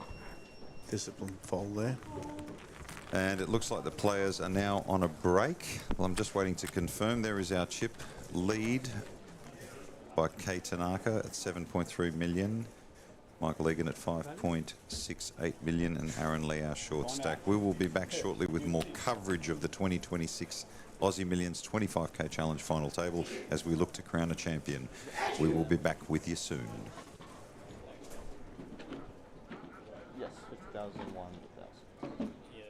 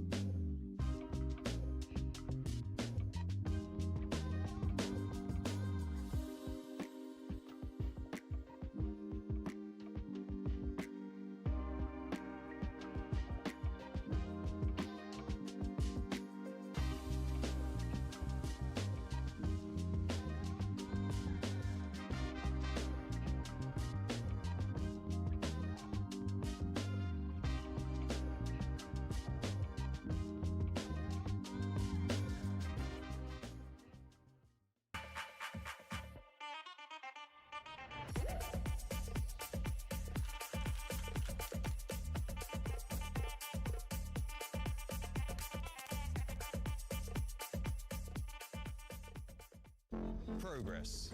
It's relentless. Earned by pushing forwards through the setbacks and the wins, all for an opportunity that others might miss. Two worlds driven by performance, guided by data, insights, and feel.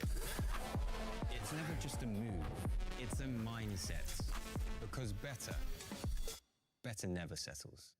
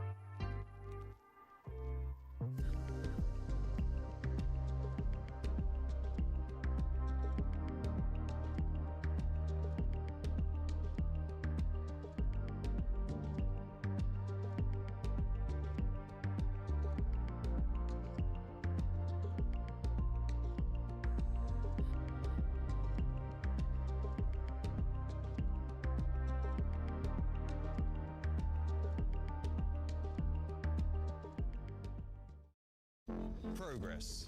It's relentless.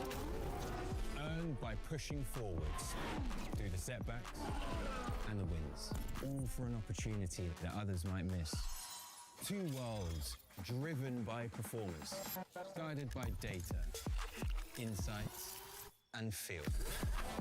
It's never just a move, it's a mindset. Because better never settles.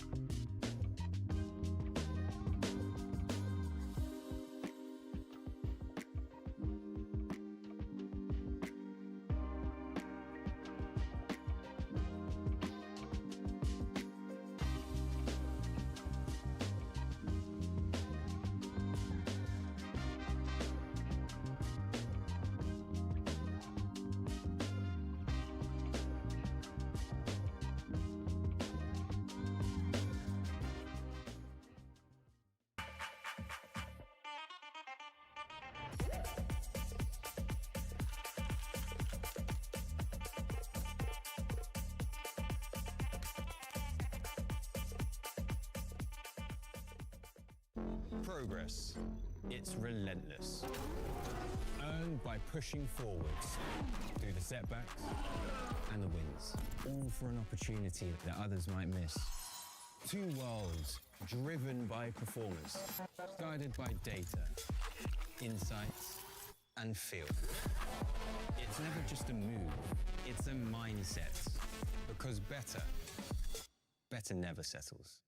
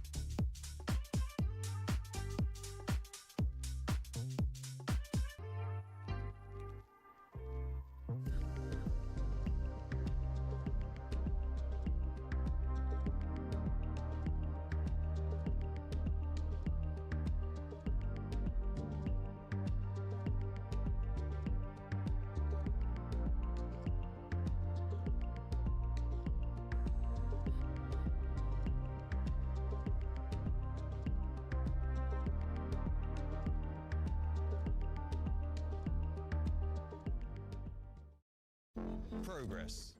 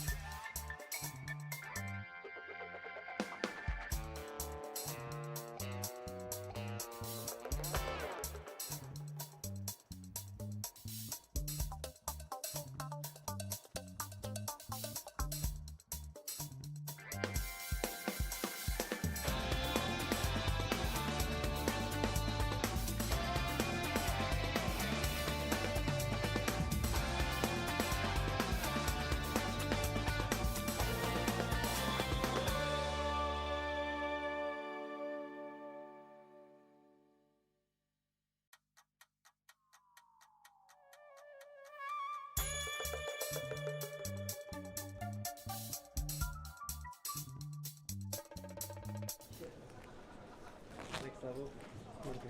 200, 400. Is it? What, 100, 200, 200? We check Yeah. Back to the action of the 25k challenge final table. We've lost one player and we are now down to 8. There is Andy Lee. Action on Andy with ace jack offsuit.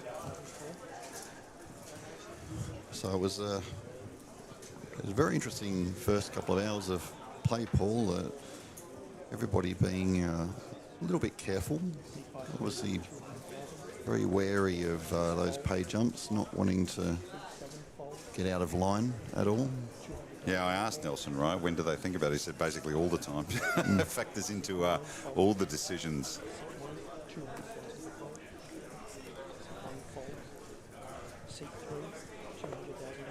So much to think about, Ben. You know, process. I remember the great Shane Warne asking me, imagine that, asking me, how do you process so much information when you're at a table? And these guys are just that much better. So it really does take work, right? A lot of these players, that, you know, an insight into how hard they work at their game. You know, these are very hard-working players. They study.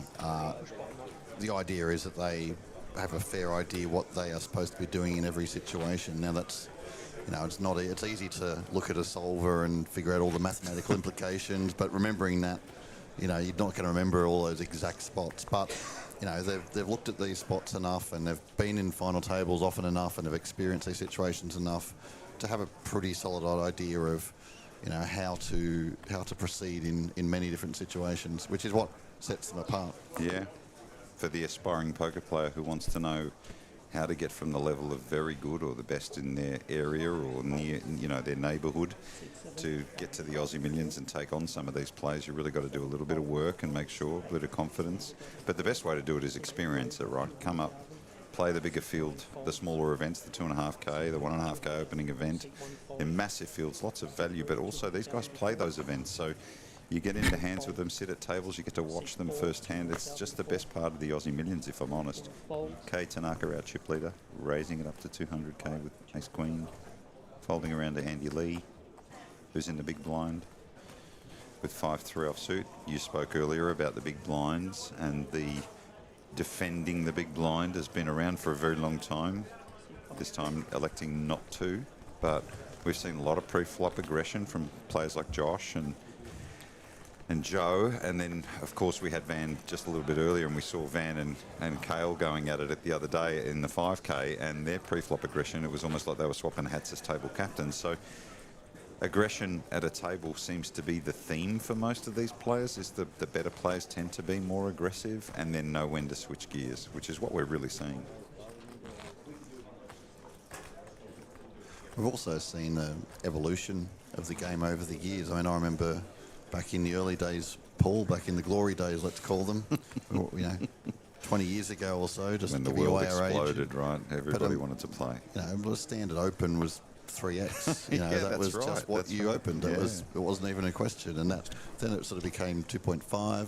Because it was all about protection in those days, whereas now it's more about value than it is about protection, or understanding when to use protection and when to bet for value.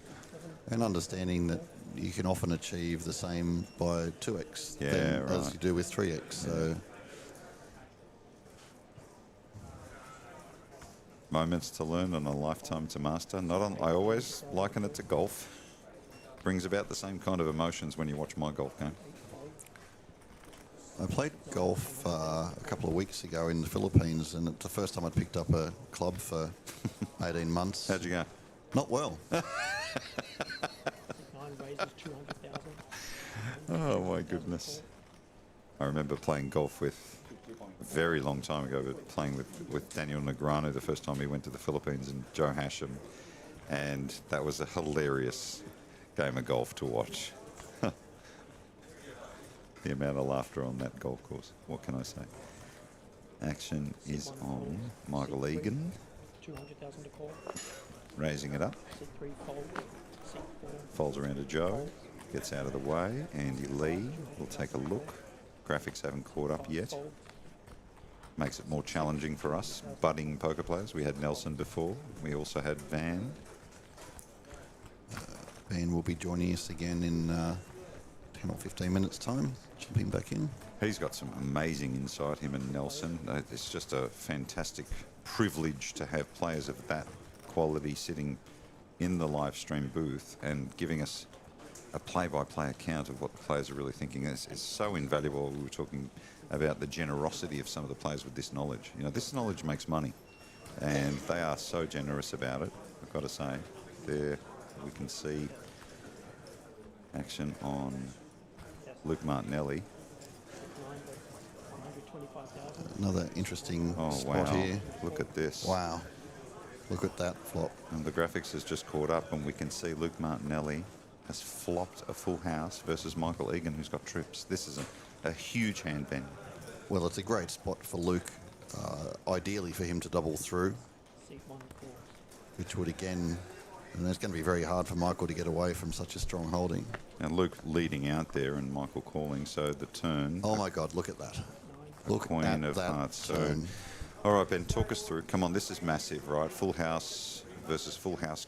What is this going to do to Luke's stack now? Because the tide is completely turned. I mean, Luke has less than 20 big blinds. There is every reason to believe that this money could go in here. Is there any way that Luke could pick up the ace queen read here? Is there a way to wriggle out of the quicksand? Because he's in big trouble here in this hand. He's checked, and over to Michael now. Yeah, it's going to be difficult to specifically put him on ace queen. He may well, put him on an ace. But it'd still be difficult to fold anyway because of his situation. I mean, Luke wants him to have an ace in this spot. Michael's going to bet, so the pot's 900,000. This could be a really pivotal hand in the context of the final table. He bets 375,000. And Luke is loving life at this point. Yeah. He'll find out the bad news soon, but he's very happy with this spot. Very unfortunate.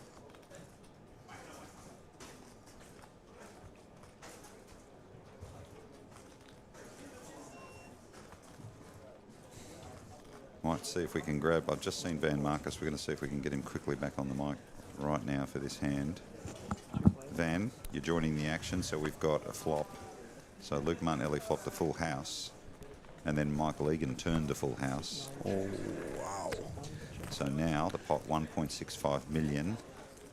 Luke Martinelli checks. He checks, said this is a trap, but he's getting trapped himself. Yeah, that's the thing, right, is that now Luke Martinelli with 1.5 million, Michael Egan with 5 million, so no issue for him. The question now is how does he get the money in, right? That's what he's thinking. I think Michael, whatever he bets here, that's it's over. Makes it simple. He moves all in, and look at this. Yes. Straight away calls, but there's a smile on his face. Oh, he knows. He knew. He knows. He knew. Poker players know. Look at that. I mean, I've got to say, Luke Martinelli, I met him a couple of times the last couple of days. He's got a very sweet vibe about him. Really, really kind, generous guy. He's even smiling now, even though that was quite devastating, and he gives him a pat on the back. So we lose Luke Martinelli in 8th place. He's going to take home $92,905. What a hand of poker. And now Michael Egan climbs that chip leader up to chip leader at just over 8 million. What a hand. What a hand. And Aaron Lee is the big winner of that hand. He's very short, but he just made 20 grand. Yeah, we talked about that, right? So the pay jumps. Pay jumps. Just like that. Wow. You got to feel for the guy flopping a full house like that and going out. And he had the sense, 25K right? blind. Even though I asked Ben, is there any way he would know? And the answer was yes, he might. But the answer is also, can he fold? And the answer is no. No, it's extremely difficult. Michael could also end up having hands like Ace King and Ace Jack sometimes. Where he gets his stack. So he beats some of the value hands. But unfortunately, he ran into the nuts there. Well, we are now down to 7 players. So 7 players. We're now starting to get to the point where we're talking about hundreds of thousands of dollars rather than just thousands of dollars. Each one of those players smiling a bit because the next place finisher will finish with $111,720. So like you said, Ben, they're earning money by watching the show, essentially. What a hand. The Aussie Millions 2026, brought to you by Crown Bet, has not disappointed in any way. We are on the tournament floor, so we have 2 tournaments going at the same time. You are watching the 25K buy-in, but we are also right in front of the main event, Day 1B, Day 1A with 200 runners. Now this one climbing to 172. Predictions of the Aussie Millions main event field getting back up to the 700s, which far surpasses expectations. Bringing this back after 6 years was really a cautious optimism, as I keep repeating. And now the poker community has really responded by saying thank you, we love it, we're back, we're eager and we're hungry. Michael Egan, recipient of all those chips, raising it up to 200,000, our new big stack. And Joe Sandev in the cutoff with pocket 5s. And Michael has become a lot more aggressive since he picked up some chips earlier as well. He was quiet early when he was short, but now he can apply a bit of pressure. And we're going to see Aaron Lee here. He's a short stack. He's in the small blind and he's got jacks. So we mentioned how lucky he was because he's just earned 20 grand, but now he's got jacks. How does he play him? Oh, this is trappy. He's calling. This has got Van's interest. What do you make of that, Van? I think this was it's a standard all-in, so, and he would have gone Michael to fold. I think maybe he's trying to trap him. Let's have a look. Very interesting here. Yeah. Creative. He's out of position. 2 players. Michael, now our chip leader. After eliminating Luke Martinelli, the flop. a 5, king 6 flop. Oh, 2 clubs. So Michael Egan with him. The nut flush draw. Aaron Lee leads and checks his jacks over to Michael. that's the problem with flatting jacks in this situation. King comes and now it's a difficult spot. Bets the draw. 125,000. Van, talk us through. What are you doing with jacks here?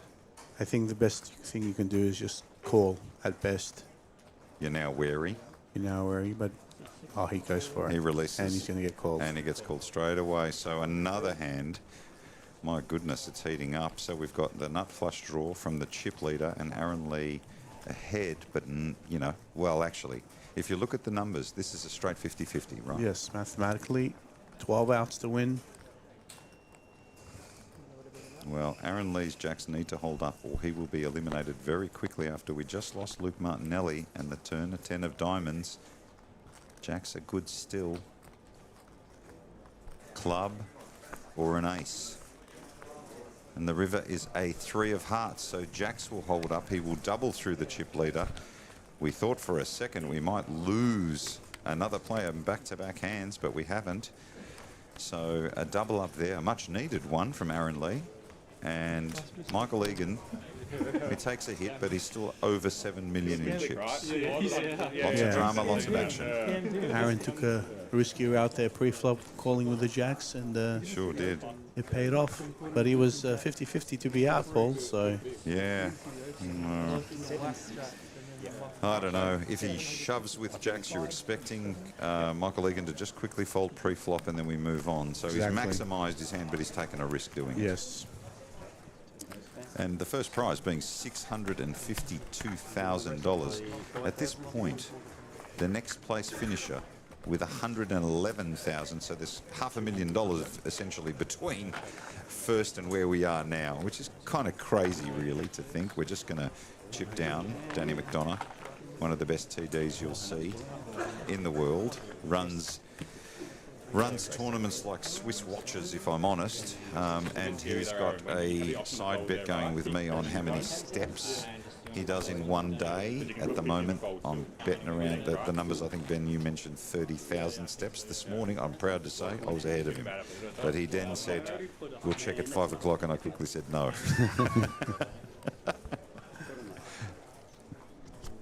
Our chat box going crazy. All our friends in Japan, it's great to see you. Big shout out to our fans of our Japanese players here in the chat. Thank you for contributing and joining us. We've got players from all over China, the Philippines, Thailand, lots of international players from Asia. We've got lots of players from Europe. I met a Belgian player the other day, and we've got quite a few Americans in the field. So Aussie Millions has always been a bit of an international tournament.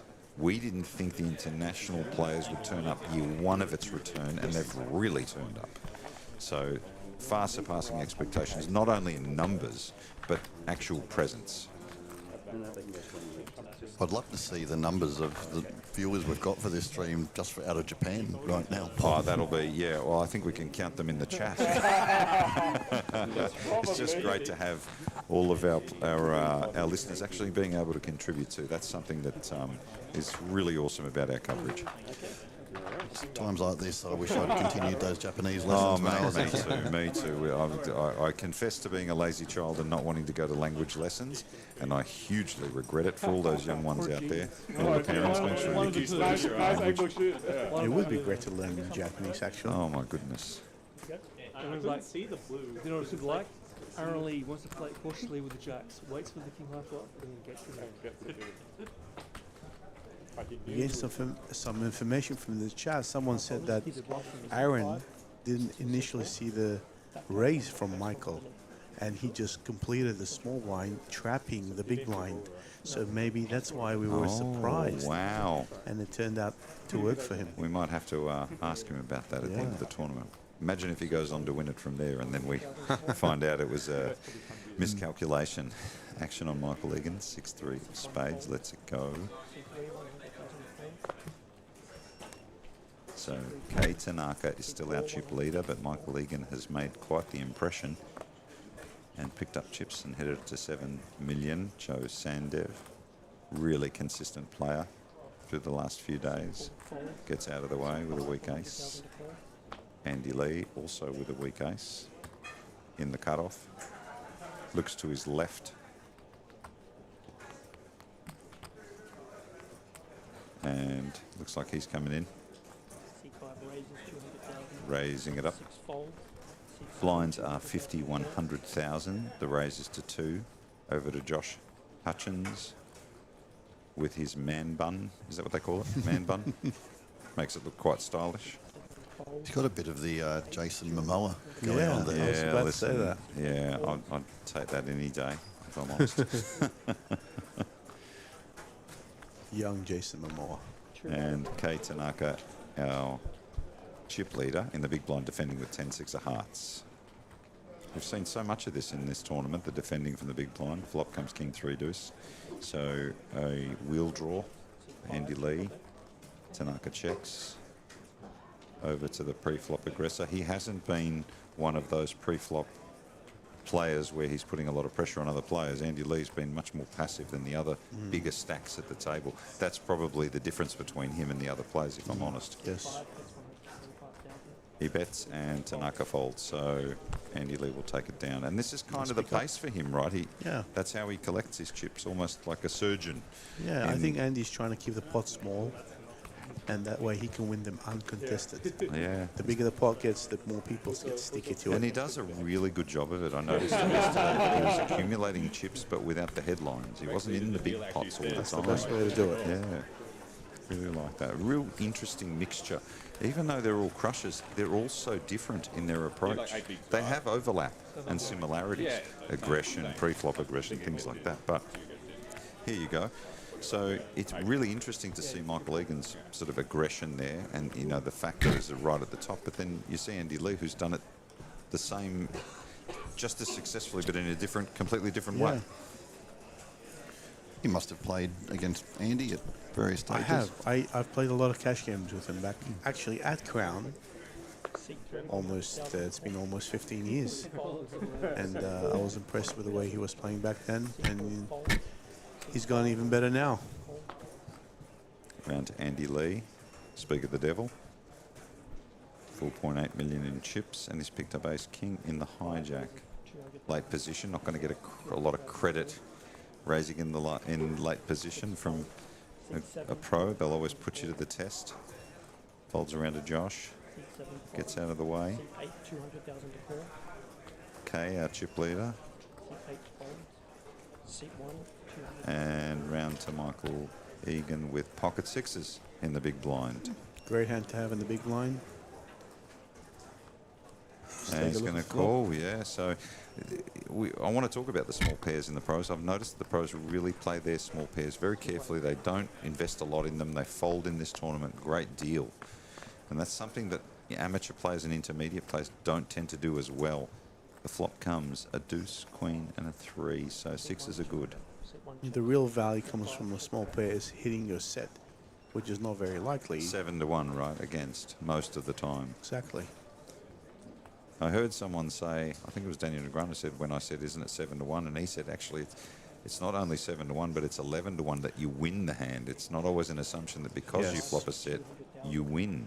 So you need to get paid off pretty well when you hit your set too. And I had many regrets when he told me that. So Michael Egan checks his sixes. Andy Lee now bets 200,000 continuation. Back over to Michael, who's going to make the call. We go to the turn. Six is still good. The turn, a 5 of diamonds. Let's see if that slows Andy Lee down. So it goes check. And Andy will slow down. We see the river. It's a 10, so action back on Michael now with pocket sixes.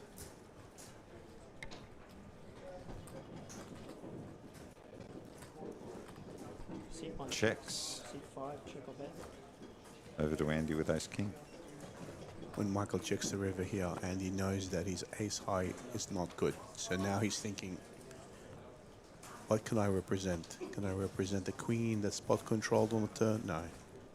He gives it up, Gives right? it up. Even though he knows, he thinks betting here, the assumption is that if he bets, he gets called. So Yes. I'm just going to give it up here. Yeah. And he does. So Michael Egan's pocket sixes out of the big blind will take it down, and he will stretch a little bit further ahead, possibly bridging the gap. Yep, now he's just slightly ahead of Kei Tanaka, who's been our chip leader most of this time. Really two big stacks. And we've got Aaron Lee and Joe Sandev as the shorter stacks at the table. Still over 20 big blinds, so plenty of play. You're watching the 25k Challenge final table live at Crown Melbourne, thanks to Crown Bet. We are at the Aussie Millions Championship. 6 years in waiting to bring this wonderful event back, and we are truly back. So we've got 2 tournaments going on. We've got the 25k Challenge, which is what you're watching, and we've got the main event, Day 1B, right in front of us, and we're up to 173 players, so we're pushing yesterday's numbers of 200 on first day. We can report that Michael Mizraki, the grinder, possibly one of the best players in the world over a long period of time, but especially over the last 12 months, unfortunately busted in day 1. Joe Hashem, our homegrown world champion, through to day 2. Josh Giddey, NBA star from the Chicago Bulls, is here, and he's bagged up for day 2 with quite a stack. So he's got some game in the other discipline, and I mean poker. Action is on Josh Hutchins with pocket 8s, raising it up to 200k.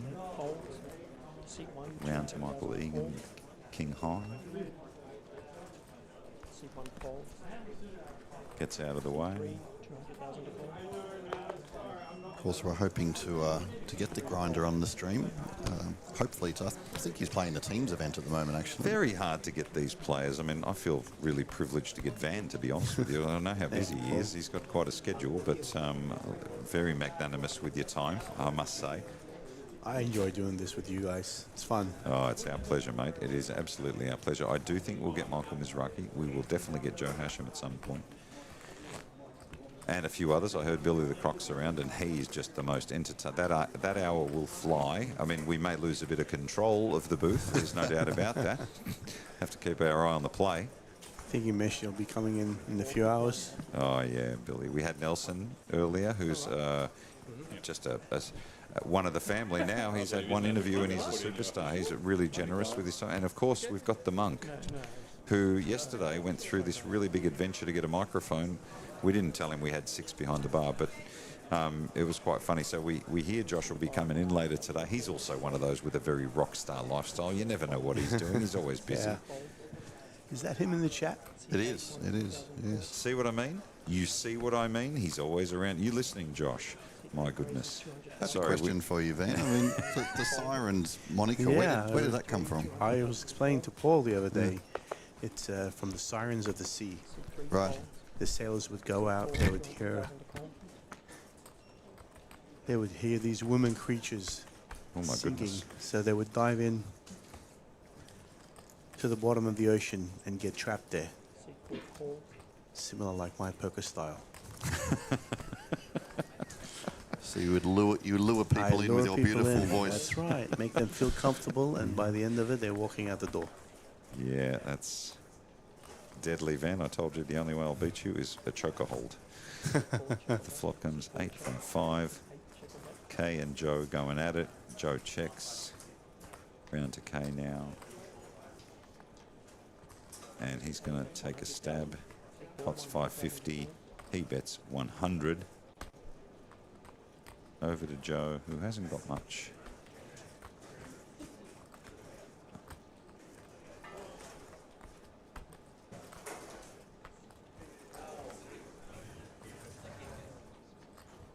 These hands get really interesting, Paul, because Joe can take a different approach. He could check raise here, he could call, he could fold. Yeah, he gets out of the way, not this time. I see in the chat here some players actually saying they've come to Crown to watch Kei Tanaka. So our international audience is also here to watch and observe. And you see the beautiful thing about Crown, I must say, especially this year when they brought it back, is they created a feel where you don't necessarily have to be playing to come and enjoy the Aussie Millions. There's lots of things going on here at this time. I mean, the food and bev is crazy. Ben and I are trying pretty much everything. But the feel on the tournament floor is people can come past, sit, listen to the broadcast as we as we're listening, but also walk and watch the main event. And then in the distance, you've got the feature table sitting up on the stage. There's also the cash games going on the other side of the floor. It's just so very cool the way they've set it up. And I've got to say, they evolve it every time. Every Aussie Millions is a little bit more evolved. 7 players remain. Next place finisher, $111,000 to take home, but they don't want that. They want the first prize, $652,000. It's only $500,000 more. Only $500,000. Only $500,000. Well, there's a question in the chat, and this is going to create a stir. Does Sydney or Melbourne have better coffee? I love this question because I have this debate with my CEO, Andrew, who lived in Melbourne for a long time and who we play in the main event tomorrow. And I'm, of course, from Sydney. So I will debate this. Actually, both cities have great coffee. That's a good place to land. And now, unlike you and Andrew, I have hosted a coffee show. You have hosted a coffee show. And that coffee series was set in Italy and followed the origins back to Australia, because that's where they wanted to land. So we did 5 shows in Italy and 1 in Australia. And where was it? In Melbourne.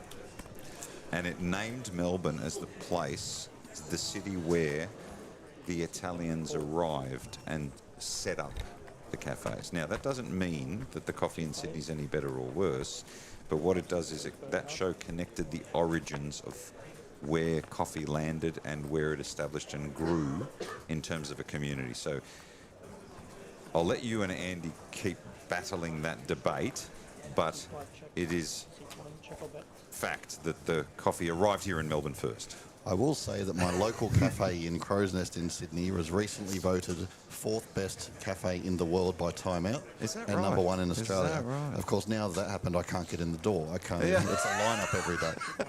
It's highly frustrating. Well, that always frustrates me. Yeah. Like, you know, there is an arrogance about the better coffee shops. There's no doubt about it. Look at this hand here. Michael Egan with a flush draw and a wheel draw, and Andy Lee with 9-7 a diamond, so he's got a piece too. Van, talk us through. Andy's going to lead this. Well, he's going to call.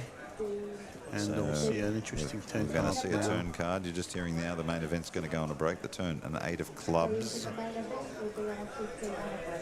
Andy's still with the best hand. Michael with a big draw, but Michael still a was big a underdog, pre-flop. right? Yes, he was a pre-flop raiser in the cutoff, and this is gonna. We'll see if he decides to barrel again and represent the ace, or take a free card and maybe hit one of his outs. It goes check from Andy over to Michael. As Van says, will he fire, or will he take the free card for his wheel draw or spade draw? No, he is going to fire, Van. I You've like got the that. crystal ball all week. You've had it. Well, he doesn't have any showdown value with 4 high, so he's going to try to win it right there on the turn. Tell a story so that That's right. if he does get called, he can continue telling that story on the river. It's got to be believable, right? $500,000 is the bet. You could see Andy there just having a quick look at him. Don't think Andy expected him to make a bet. Very tough spot for Andy here. He's going to make the call. So Andy is ahead. We will see a river.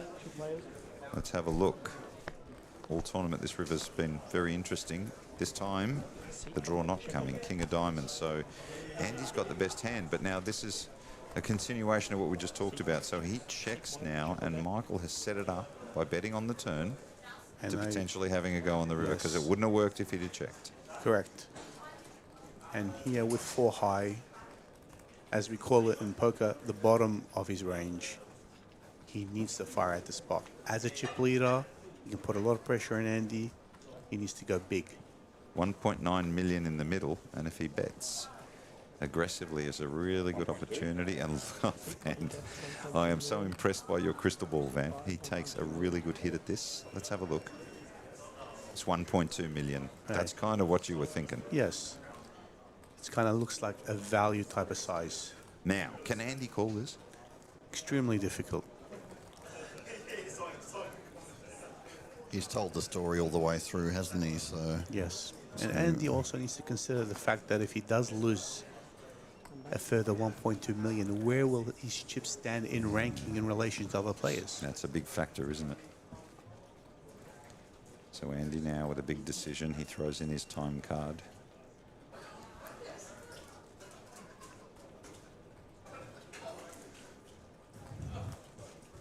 Main event, day 1B, up to 173 runners and climbing. Andy just looks like he sniffs the rat, doesn't he? He's got that look about him. He knows Michael's capable here of triple barrel bluffing. Be some kind of call. He doesn't have any spades in his hand, which might lean towards thinking that his opponent has some spades in his hand. Andy really taking his time, looking straight at Michael. It's almost though he knows there is something instinctively telling him he does not like this, even though, as you both suggest, he's fired 3 times. 3.1 million in the pot. Great instincts by Andy. Great field player. I tell you what, you can cut the tension with a knife. It's quite, the pressure's enormous.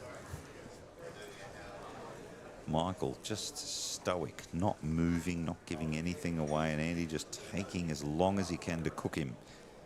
See if he can pick something up and also give himself some time. Is the story consistent? When a player bets into you 3 times, it's a really difficult thing. Even if he had King, Queen of Spades, he strikes the river, but why would he bet 1.2? Correct. That's the story that he's looking to connect. If he hits the king on the river, he'll probably just check back. Right, so Unless why he would he has bet some unless he's sort got of- a monster like Ace King? Exactly. And I'd say that that's, if I'm not wrong, and I am wrong a lot, that might be the hand he's most worried about. Yes. Potentially a hand like King Look at 7 of this. spades or... He calls. Oh, what a call. An amazing Fantastic call. That is some kind of call. That is world class. Oh, wow. You are watching some special poker, ladies and gentlemen. I hope the people who are watching this broadcast paid attention to that. Aaron Lee just nodding along there, nodding his head at that call. Wow, what a call from Andy Lee. That is a hand we will talk about, I am imagining, over the next week. Well done, sir. Well played. And great play from Michael Egan too. Look, the aggression on to fire, the courage to fire 3 barrels, just not moving like the Terminator. Now, no one at the table's moving. No one said anything. They're just looking side by side. Kay Tanaka with our chip lead, but look at Andy Lee climbs up to 6.5 million with that. Michael Egan now slipping to 5.4. Some fantastic poker here, Van. World That's class. real poker. You used the word world class. That's Yes. what it's all about. I think both players played the hand fantastic. Oh, And Andy just got the best of it that time. what a call. Next time we're in a spot, I'll be like this. Sorry, Joe's got the There's Josh saying that he doesn't know whether he'd be able to show his face. He'll probably stick his head in his jumper if something like that were to happen. Got to hand it to him. Great sense of humour. Michael Egan really courageous, showing no fear at all by firing. Does that change the table in any way now, Van? Yes, of course. What happens? What's the reaction? What are they thinking now? Well, they're thinking there might be a new boss in town. They're definitely thinking this Andy's on certainly another got- level. So let's talk about that. Just drill down a little bit. So he's called a massive bluff there. The other players must fear now, right? So are they going to switch off the bluff opportunities against him, or are they going to? That's right. That's what they're going to do. They're going to tighten up a little. They might decide his guy is capable of putting in a top read, and he's probably going to be calling the bluffs. Yeah. Yeah. So don't try it on him. Well, you can. But with caution. With caution. And he would know that. So now, when a player is raising against him, he might give them more credit for a hand, This right? is why poker's so fantastic, because now you're dealing at the meta level, at the different levels of thinking. I so desperately want to be called a crusher one day, Ben. I'll call you a crusher, Paul. You used to crush the home games we used to play yeah, back I in the know, day. but I was all about filling you up with Thai food and alcohol to weaken you all up. Oh, big shout out to our international audience. I can see there they're all. We got a huge contingency listening from Japan. It's just great to have our international audience, some from Europe, some from different parts of Asia. Lovely to see. 2026 Aussie Millions 25k challenge. On our way to giving away a first prize of $652,000+ and a prize pool, a whopping prize pool, 98 players, $2.3+ million. Pocket sixes with Matthew Wakeman.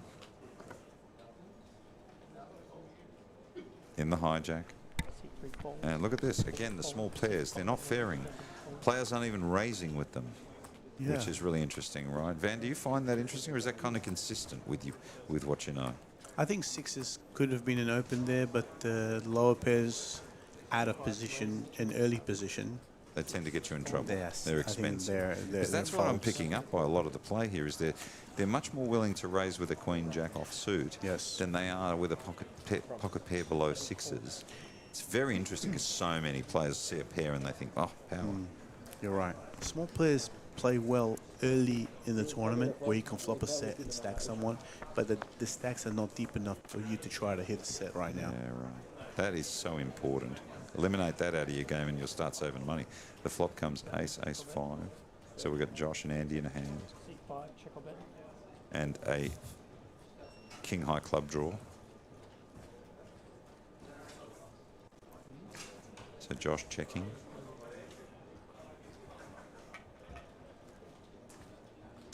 Over to Andy, who made a monster call on Michael Egan. Have to ask him about that a little bit later. And Andy bet 100,000 and Josh quickly called with his flush draw. The turn comes a 9 of spades. Nothing for either player. King high still ahead with the flush draw. Josh checks. Will Andy back down now? Will he continue to tell the story? He checks, changes gears. Let's see what the river is. It's a club, so Josh, who was already ahead,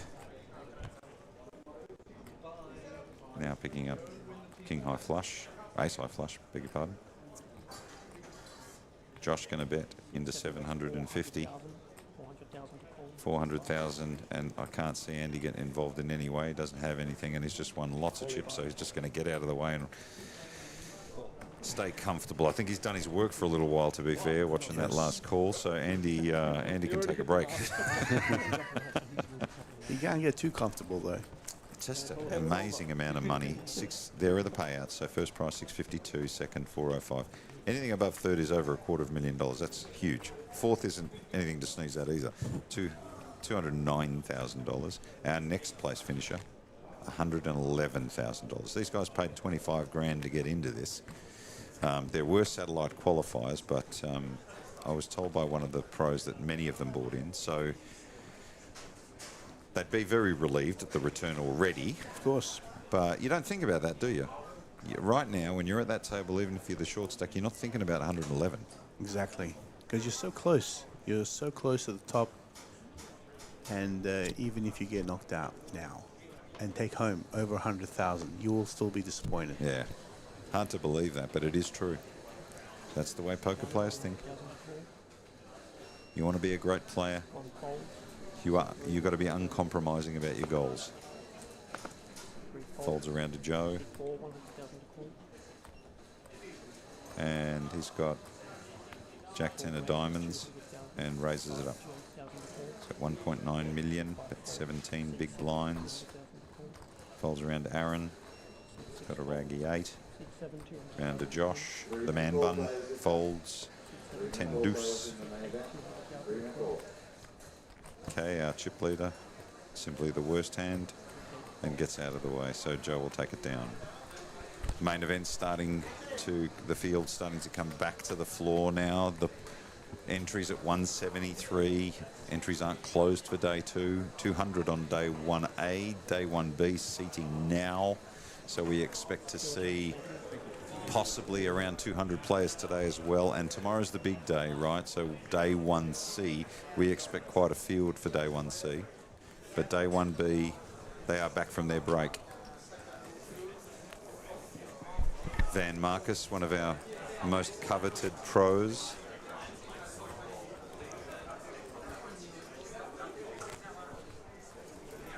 We're so privileged to have Van Marcus on our... Can I call you a crusher? You can call me whatever you like, Paul. It's a pleasure to be here with you and Ben. It's been a while since we've seen each other. Oh, but what a great excuse for us to get together. Yes. That's what I love about the Aussie Millions. It brings everyone back. Amen. People that I haven't seen for 10 years. Sure has. Sure has. It's fantastic. Ace King for Matthew Wakeman here. He's kind of been not in the action a lot, right? He's on the periphery today. Yeah, he's been a little bit card dead for a while, Yeah, but and the Ace King patient. here. Very patient. There was a time when Matthew was, for quite a while, the #1 ranked online player in Australia. I believe he was about number 14 globally. Wow. So certainly knows what he's doing. Definitely. Puts a lot of volume in online. And then has transitioned to live play. We see Matthew raising it up to 200 with Ace King. Andy Lee has called. We haven't seen what hand he's got. And Josh is on the button with King 3 of hearts. Beg your pardon with the noise in the background. That is the main event, day 1B, all getting back to their seats to get in for the run for the night and get comfortable. Such a beautiful structure, the main event, 90-minute blinds. I mean, you've got so much time to get your money in with Michael Egan getting out of the way with Queen Deuce, still waiting for the card information to come through. So Van, I like a mystery hand, let's go. Mystery hand, let's go. The flop is 986, 2 clubs. Terrible flop for Matthew here. Yeah, that feels like it's right in Andy's range there. And exactly, so I think it's going to be a check. And Andy will probably bet anything that he has here, because this connects well with the hands that he's going to call pre-flop, the 6s, the 8s and 9s, the Jack-10 suited, and there's not much Matthew can do here but fold. Van with his crystal ball doesn't... you need to read my palms maybe a little bit. That'll help me out. Andy betting 225, pots 875. Matthew Wakeman with 2.6 million in chips. Not under immediate pressure by any means. Would you really want someone to tell you your future though, Paul? Depends. I'd probably just ask you, is it any good? If it's not good, then just don't tell me anything. Aaron Lee, our short stack, but still with 19 big blinds at 1.8. Kei Tanaka, still our chip leader at 7.6. Andy Lee with 6.6. Michael Egan just behind. We're getting closer. Ben, I have a very deep question for you here. Oh, here we go. Why do poker players always check their cards before folding? That's a great question. I do that a lot myself too. I guess we just want to make sure that we have the hand, you know, that we have the right hand. There have been a lot of cases where you can misread your hand, but it's just a habit, I guess. Is that your deep question? I thought you were going to talk to me about life and philosophy and the universe. Well, I do have more questions to follow.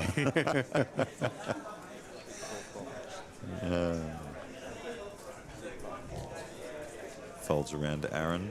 He's got a raggy 6. Gets out of the way. Over to Josh.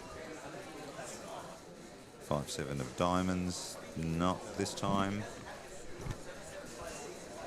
Round to K. On the button. We don't know. Raises it up. 200,000. Michael. 3 high.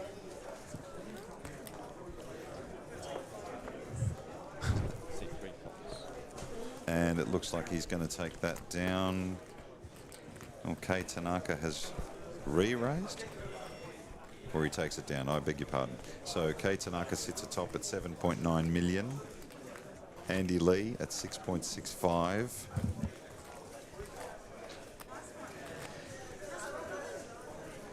There are some people in the background in this world of Crown that are stalwarts, the people that really bring this all together. We've talked about Harold and we've talked about Daniel.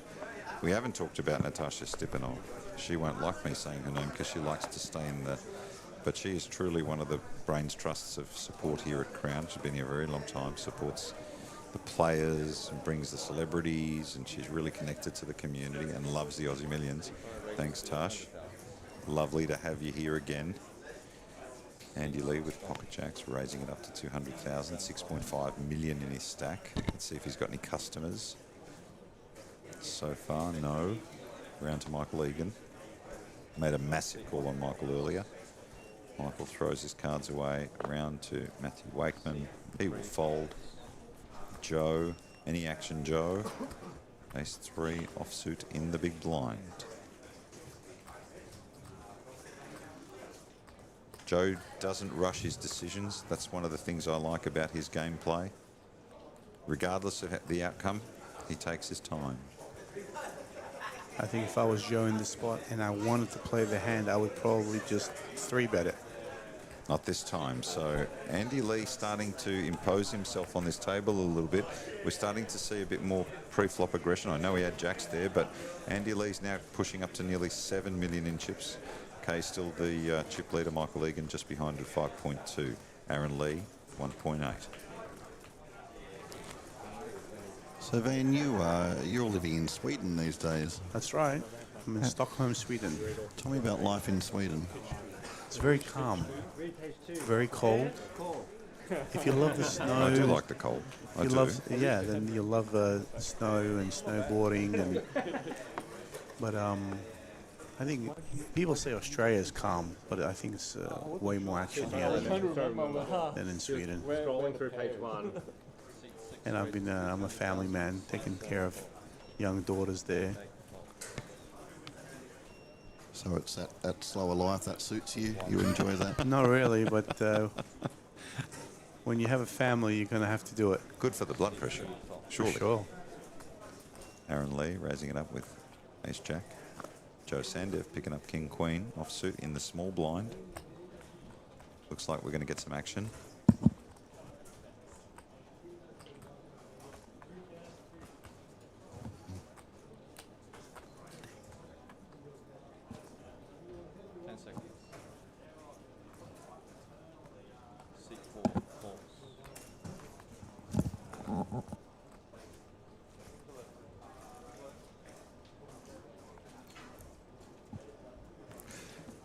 Crown staff are amazing, aren't they? Yeah, They're just looking at us, and we all needed coffee, so we were whispering in the background. Hope you heard us. Great service. I think Van just ordered a triple scotch. Yeah. He said Piccolo, she nodded and winked. Scotch in the Piccolo. The flop comes, Queen 10-5. Okay, so there's a little bit going on here. Van, talk us through. Got Ace Jack, King Queen. Joe checks the small blind, and Andy to the pre-flop raiser. Aaron. Any expectations here? I think Aaron should bet this flop. He's under the gun. The Queen and the 10 hit his raising range, so he's going to have a little stab at it. 6 bets, 200,000. 200,000. And when you're running, right, when you're starting to move in the right direction, you start that momentum, you start to believe that the cards are coming, right? That's It right. does change the way you bet. Not only do you believe it, the others believe it, right. which is okay, even yeah, more important. Yeah. So now Joe with a top pair and a king kicker, he can play these as a check raise or a call. I probably would have preferred just a call. You can hear the moans and groans in the gallery, which is part of the reason I love this tournament so much. That sound of pain and celebration never gets old. So this is interesting. Joe throwing in one of his video easy time cards. Buys another 30 seconds. I just noticed that Aaron has 15 big blinds, so if Joe moves in with his hand and goes with it, I don't blame him either. Looks like a call. No. He's going for it. He's going to make me a fool and raise. And look at this. Andy just lets it go. Sorry, C4 raise. Very quickly, Aaron. To 600,000. He's putting the pressure on, right? That's why he's doing it. Is it the stack size, Van? Is that what and was the difference? He's protecting his hand as well. He doesn't want a card to come off like an ace or a jack in case. Might he Aaron, play that differently if Aaron had 6 million? for sure. He might call. If he had 6 million, Aaron had 6 million, the hand would play out much more passively, And that's important. much more conservatively. Yeah. Correct. But the stacks are both shallow here. Yeah, and Joe, wow. You can good see the raise. pressure there. A Takes really it good down. raise. So Joe takes it down. Very nice. And still 7 players remain. Aaron Lee with just over 15 big blinds. Matthew Wakeman with 23 big blinds. And Kate Tanaka has consistently been our chip leader at 7.9. We say a big shout out to Kate Tanaka's fan base, which I believe is not only here, but especially in Japan, and they're all contributing to the chat. I just hope they're not telling us that we're boring or anything like that. I think they're being very complimentary and supportive, which is just wonderful. So shout out to all those in Japan watching and all over the world actually dialing into our broadcast, but an arigato from us to the people of Japan who are joining our coverage and following our Japanese players here at the Aussie Millions.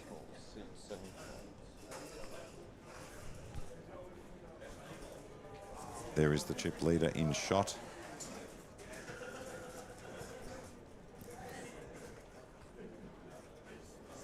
And he has a 9-7 offsuit, taking his time, lets it go. Round 2, Michael Egan.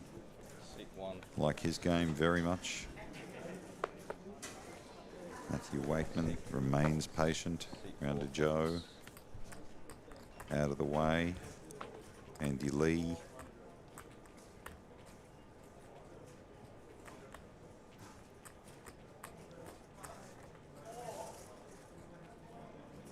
Now there's a radio celebrity named Andy Lee in this community, and I promise you, after meeting Andy once, he might be one of the funnier men in the countries, but he ain't got game like this Andy Lee on the poker table. Not to be confused. Although Andy Lee, the comedian and personality here in Australia, he'd be fantastic at a poker table, I can guarantee it. You must get him there one day, maybe at the Celebrity Poker Challenge, to see how he can mess with the minds of some of these players. Super guy. Aaron Lee here. So Andy Lee raising to 325 and Aaron Lee in the big blind with a king, but not fighting him this time. Might that be one of the situations where Aaron knows he might have the best hand here, but he can't fight him. He just can't fight him because he's got so many chips and he's just waiting for a better spot.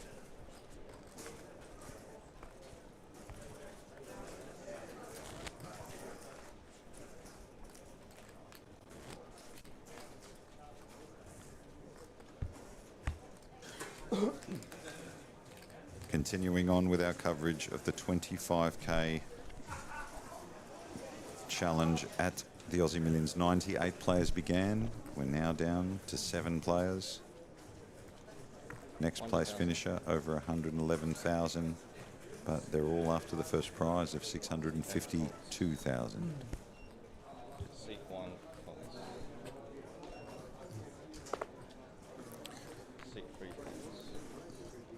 Matthew folding 8-9, Joe with the suited 10-8.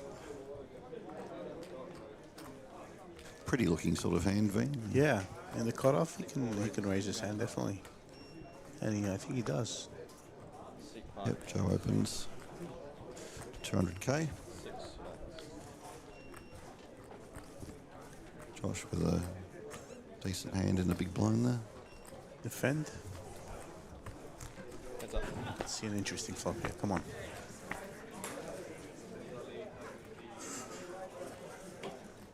Wow, that is interesting.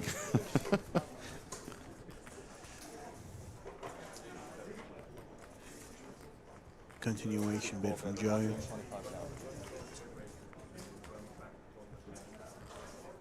Let's see how Josh plays this.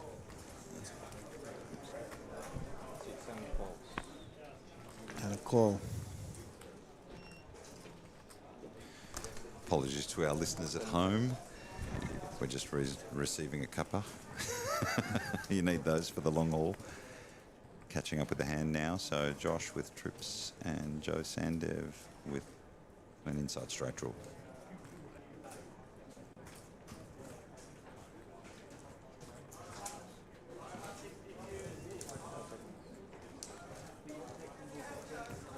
Really taking his time. Joe's going to fire a bet here. Josh with by far the best hand and favourite to win. So Josh really taking his time here. The bet's 400,000. Pot's 1.2 million. Van, what do you expect here? Is Josh has obviously set this up to slow play. Doesn't want to give away. Is now the time? Just a call, I think, and let. On the river, an 8 of hearts. That's so, a great card for Joe. yeah. Because now he has showdown value. He beats a lot of 4x, 7x hands, a lot of ace highs. And it's going to go check, check here. With trips. Well, Josh is the first one. He's going to check it to Joe Yeah, in okay. position. And then I think Joe's just going to check. So Joe's not... You don't think Josh will fire here? Joe's out of position. Yeah, So right. he's checked it to the guy. and Yeah, it's right. gonna go, Yeah. See, well, I shouldn't mess with Van. I shouldn't mess with Van. 3 over 9 wins. And there it is. So Andy Lee now creeping up closer to Kay Tanaka, Michael Egan, Josh up to 4 million, Aaron Lee at 1.7, and Joe Sandev with about 19 big blinds. Still a ways to go before we crown a 25k champion. We have Van Marcus and Ben Blaschke. My name's Paul Curry. You're at the 2026 Aussie Millions, brought to you by CrownBet. Still plenty of play. Great structure.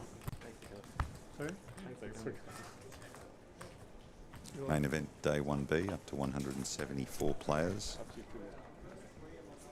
Already 200 started yesterday. We had Josh Giddey, NBA star, get through day 1, which was just terrific.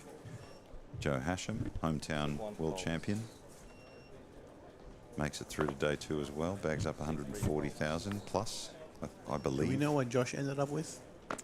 Yeah, about 160,000. Amazing. Wow, Yeah, incredible. amazing, right? 160. Good for him. It's good to see that. Yeah, it really is. Seat 6 Be at a 9. 7 calls, seat 8 option. It's just going to call with the 8-4. So small blind. What's the thinking here? Kay Tanaka, big blinds. It's just classic small blind, big blind. Yeah, I think Josh just wants to complete and take a flop, but and he Something for everyone. He sees that Tanaka hasn't really been putting pressure on. Yeah, okay. That's an interesting pickup. Yeah. In this spot with his stack, Tanaka should have just raised pre-flop and taken it down, even with the Jack 5. And it goes bet call, and the turn of king of hearts. So straight draws, as well as a heart draw for Kay. 6, 7, seat 8. Goes check and check, and the river and ace of spades. So Tanaka with the Jack of Hearts really should have taken a stab on the turn with a double gut shot and a flush draw, and now Josh is going to represent the ace. 350,000. 500 in the middle. He bets 350. Kay just leans across. You get the sense here, you know, it's amazing the intuition of a poker player. It's almost like you can see the body language if they feel like something's up. That's and I right. think that's what I see in Kay's face here. He's putting it together and going, but his first reaction is, 10 seconds.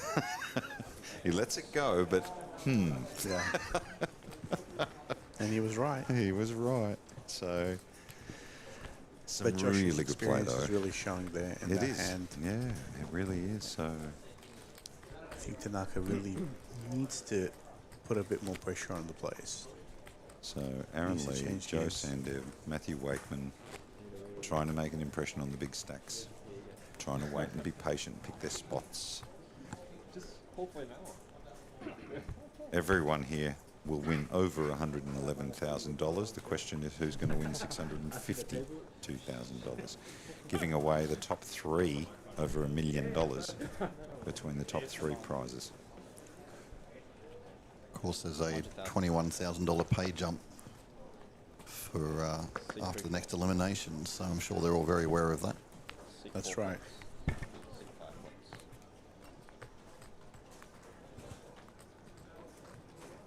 Seat 6 calls.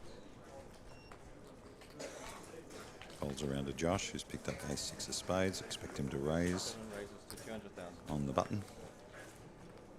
Kay to his left. Calls. Gets out of the way. And Michael with a weak ace in the big blind. May he elect to defend.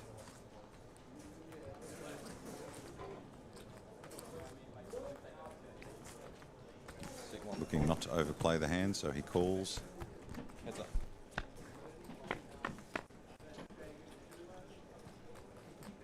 flop. There's a 3 in the door. Ace 3, queen. So both players striking an ace, but Michael with aces up. Could be a bit dangerous here. It could be dangerous and interesting. Oh, sneaky check back by Yeah, Josh. check. And Turn he takes the lead on the queen. Queen of clubs. C1 checks. What a turn card. Check. Over to Josh, who's now going to fire. C7, that's 150,000.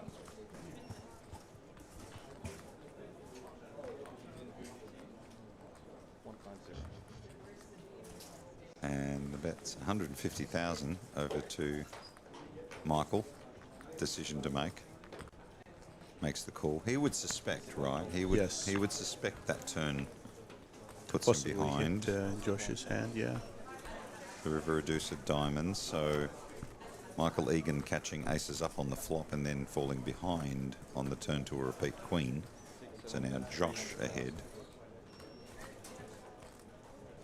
Michael Egan betting 300,000. So trying to buy this pot because he knows he can't win it at showdown if he's got an ace. Is that something like that? I think he believes that he's betting for value. Yeah. Ah, okay. He's betting for value, and now Josh is wondering what kind of hand that Michael might have.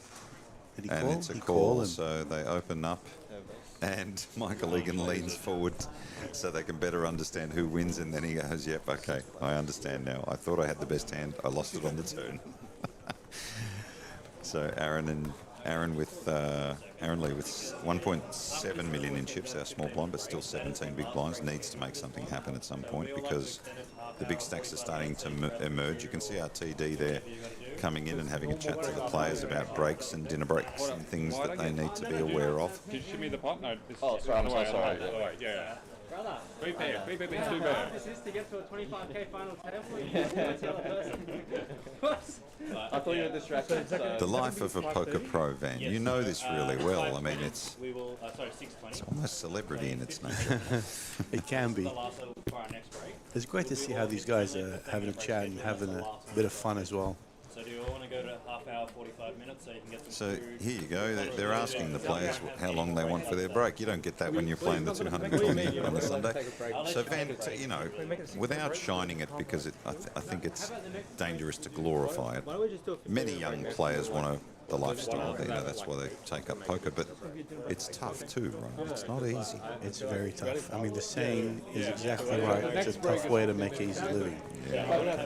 So in 1 hour we would do And Great time. it's you have a lot of ups and downs, big swings. So it can be mentally draining. Yeah. Not just your regular fatigue of playing long tournaments, but the variance itself and the emotional swings of the. Exactly. You could put in a lot of hours, a lot of time, and have really some really rough patches. I remember the late great Kel Beattie, who was tragically taken from us way too early. Used to call me online from Japan, where he lived with his wife and beautiful kids, and he used to work every day. You know, he rented a classroom in a school that was closed, so he rented that classroom so he could play poker somewhere else rather than his family home, which I thought was really conscientious. And he used to play from that room every day, you know, in his tourneys, and we'd often talk back and forth. He really loved the game, but he worked so hard every day. But there were so many days where Kel would say, I need to take a walk, it wasn't a good day. You could see the game. He was probably one of the best online players of the world at the time. And he would take such hits emotionally some days and just go for a walk, and he'd need to know how to deal with it. And then, Sure.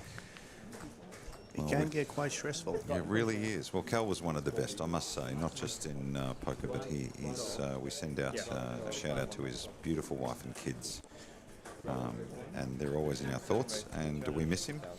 But his legacy lives on, let me tell you. A hell of a player and a hell of a guy. Josh Hutchins raising it up to 250,000 with King Jack, and Michael Egan in the small blind with a small pair. The last time he elected to conceal the strength of his hand, small pairs. We've talked a little bit about small pairs and how the big boys play them. He's going to call here in the small blind with a little bit of money already invested. trying to set mine, hit that deuce, and maybe win a big pot. Matthew Wakeman electing to avoid small blind versus the cutoff. Josh versus Michael. The flop, a 7 deuce 8. So Josh hasn't struck that flop, but Michael has hit it very, very hard, and he has concealed his hand well, Van. Yes. 6, 7 checks. And we'll see the turn brings. Turn brings a full house. Full house. Now it's about getting the money out of him, right? That's the thing. It's not just it's not good That's enough right. to just flop the hand. You've got to find a way to get that other player to put chips in the middle. That's the second half of the challenge of poker. In some way, it's great that Josh doesn't have anything here, because if he had something Costs him. strong, Yeah, it would have right. cost him plenty. C1 bets 375,000. Trying to tend him into the pot with 375,000. Josh avoiding disaster. A little bit of luck in not hitting that flop, Michael, with a set of 2. So Aaron with 14 big blinds, so that's starting to shrink a little bit. And Joe Sandev with 15 big blinds. You can start to see Matthew Wakeman, those bottom 3 starting to just slide a little bit. Blinds have gone up, and Pressure mounting. that's right. Sometimes you have a hand and you're like, let me hit something, but it's best that you don't, because it might get into a lot of trouble, like we just saw earlier. Yeah, look, if you fold here, you might make 20 grand just by sitting and watching the ride, but That's you just right. got to make sure that, and that's part of the reason I love players like Joe Sandev and Andy Lee, who elect to try and find a way to win pots, but don't do it in the big combat way. They don't look for the big hands, they look for the smaller ones. That's right. Andy here, just as though the commentator's curse works, as I say, he looks for the small hands, he gets a big one. Raising it up. Pocket queens now round to Josh with a weak ace, and he's in the hijack. Is this an opportunity to re-raise? No, Josh is kind of showing a little bit of patience. It's like Josh has changed gears a little bit here. Kay, our chip leader, in the cutoff. A 7 suited clubs. We haven't seen Kay very active recently. He's been more reactive, but this time, once again, the commentator's curse works.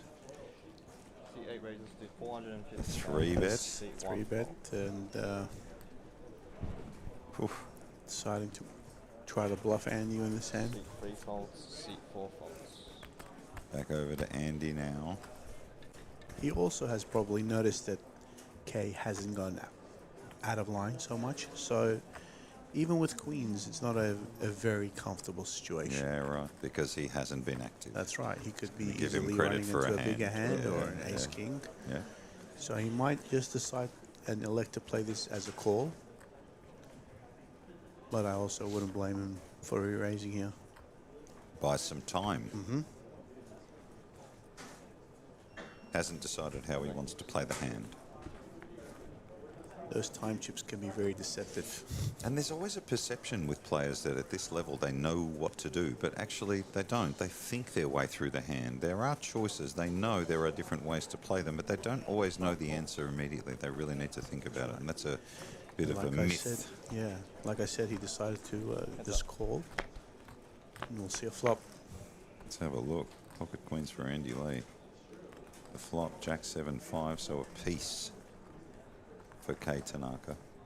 Good cost him. C5 checks.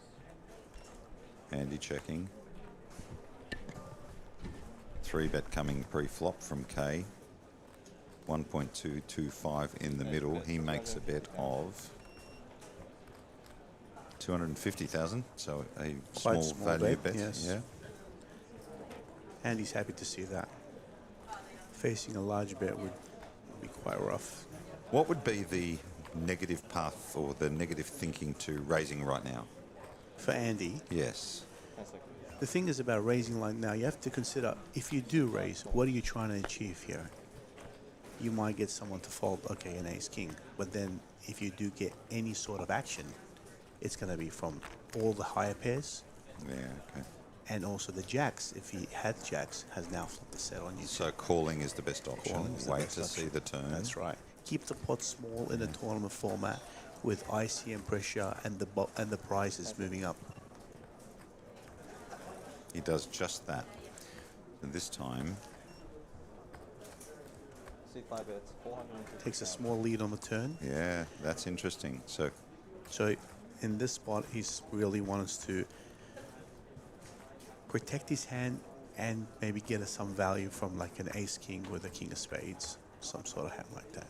And when the spade comes, it's going to freeze Tanaka. If he does have, for example, 2 red aces, he cannot raise his turn card. yeah, this looks like it might have caught Tanaka by surprise, actually. That's right. He's put in a time card immediately.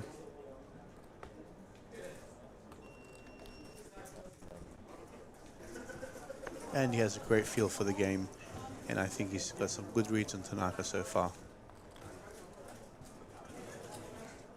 Tanaka with a piece of it. So, big decision. 2 million in the pot here, so we've got 2 big stacks going at it. The other players would be loving this. For sure. And his instincts are good. K folds his ace-7, and Andy Lee takes some more chips. So Andy Lee continuing to climb that game, very stoic, patient, and methodical. But he doesn't look like any of those things. He looks like a smoothie. So Joe Sandev with 13 big blinds, Aaron Lee with 14 big blinds, Matthew Waking with 16 big blinds. And then you've got your big stacks. World-class poker here in the 25k challenge, the Aussie Millions in 2026, thanks to CrownBet.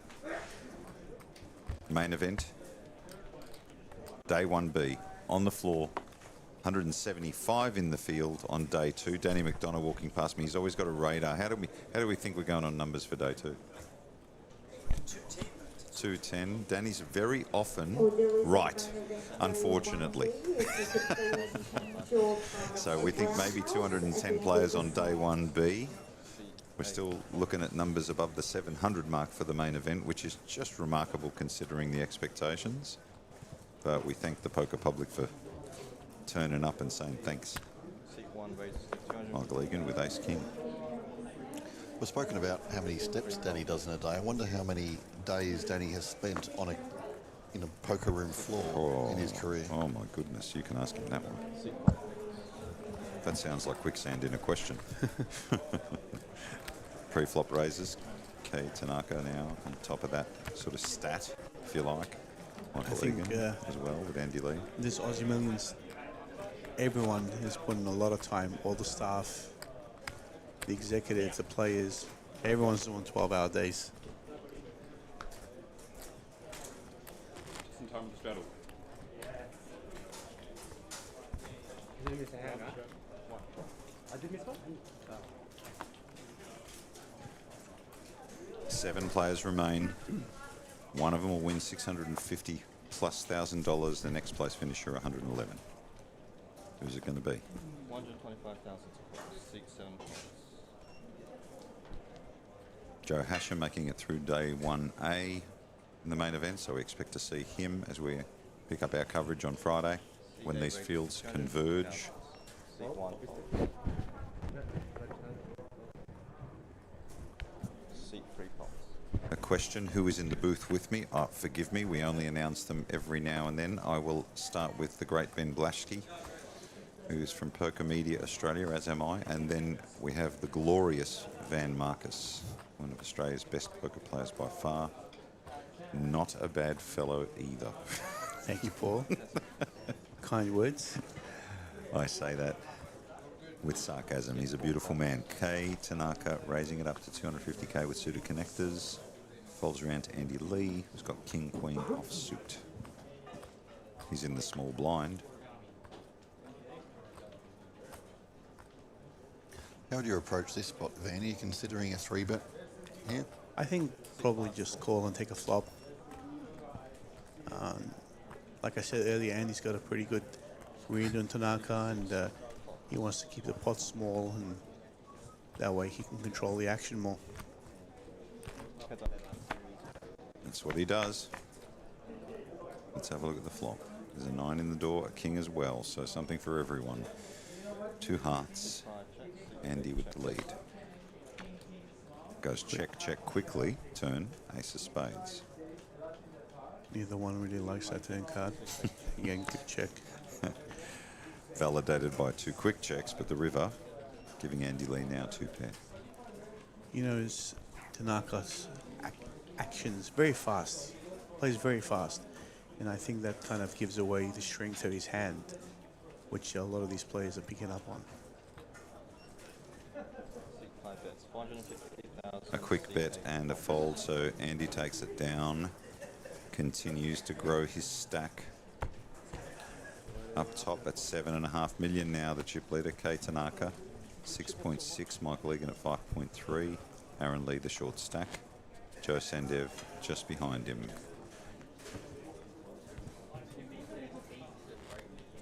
Players in the chat, if you want us to answer your questions and you are from overseas, try and get them translated into the box because my Japanese is a little rusty, as is my Thai, as is my Mandarin. Once again, my name's Paul Curry, I'm joined by Van Marcus and Ben Blaschke. Van Marcus will be playing the main event tomorrow, so we'll be able to track your play, Van. If you need any tips, don't come to us. I'm not sure I'd be listening to us.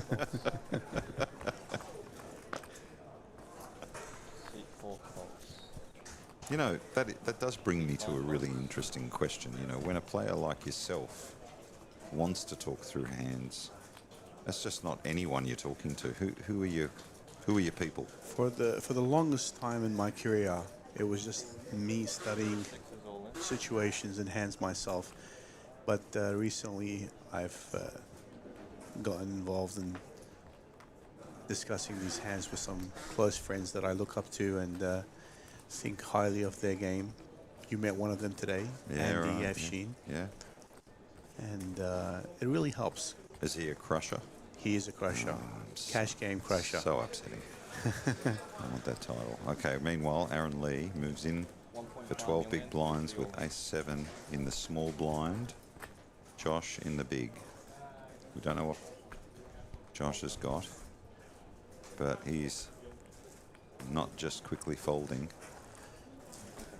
Aaron shoves a 12 big blind he's got stack. a small pair, Van. Yes. We talked about small pairs. That's right. Help me out here. It's a very different spot though. You have a blind on blind action, small blind shoving into your big blind, and it's going to be a wide all in with 12 big blinds. He kind of knows, right? He that knows, he's going to be flipping and at best. That's right. But he's considering his stack size in relation to everyone else, the payout structure. So the simple maths is a third of my stack for a coin flip at best. Pretty much, yeah. That's right. That's I think why if he he folds, had right? if he had a bigger pair, maybe 6s and 7s, he would call because then his opponent could have the ace X small card. Yeah, okay. Or a lower pair than that. And Josh is still in a pretty good shape, 4th in position. He doesn't really need to take that spot right now. Why take the risk? So Aaron Lee up to 1.8 million. Joe Sandev now, our short stack with 13 big blinds. You know, earlier you mentioned about talking hands with great players. Yeah. Even other people sometimes come up to me, random people, telling me about their hands.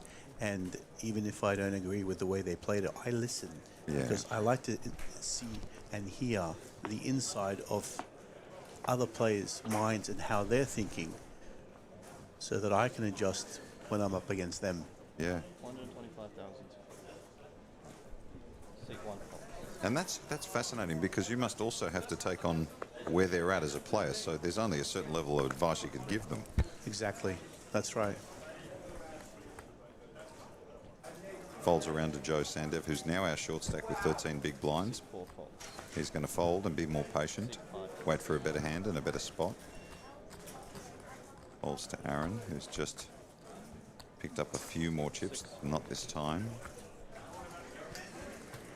7 fold. Goes around to the small blind in Josh, who's going to call the big blind with Jack-7, and Kei Tanaka the big stack. Checking, so the flop comes a very interesting 9-7 deuce all heart, so Josh picking up a pair of sevens. Kai Tanaka picking an up and down straight draw. No heart there, so Josh has the heart. He bets over to Kay. He's got a pair of sevens and a flush draw. Jack would make it very interesting. Yeah.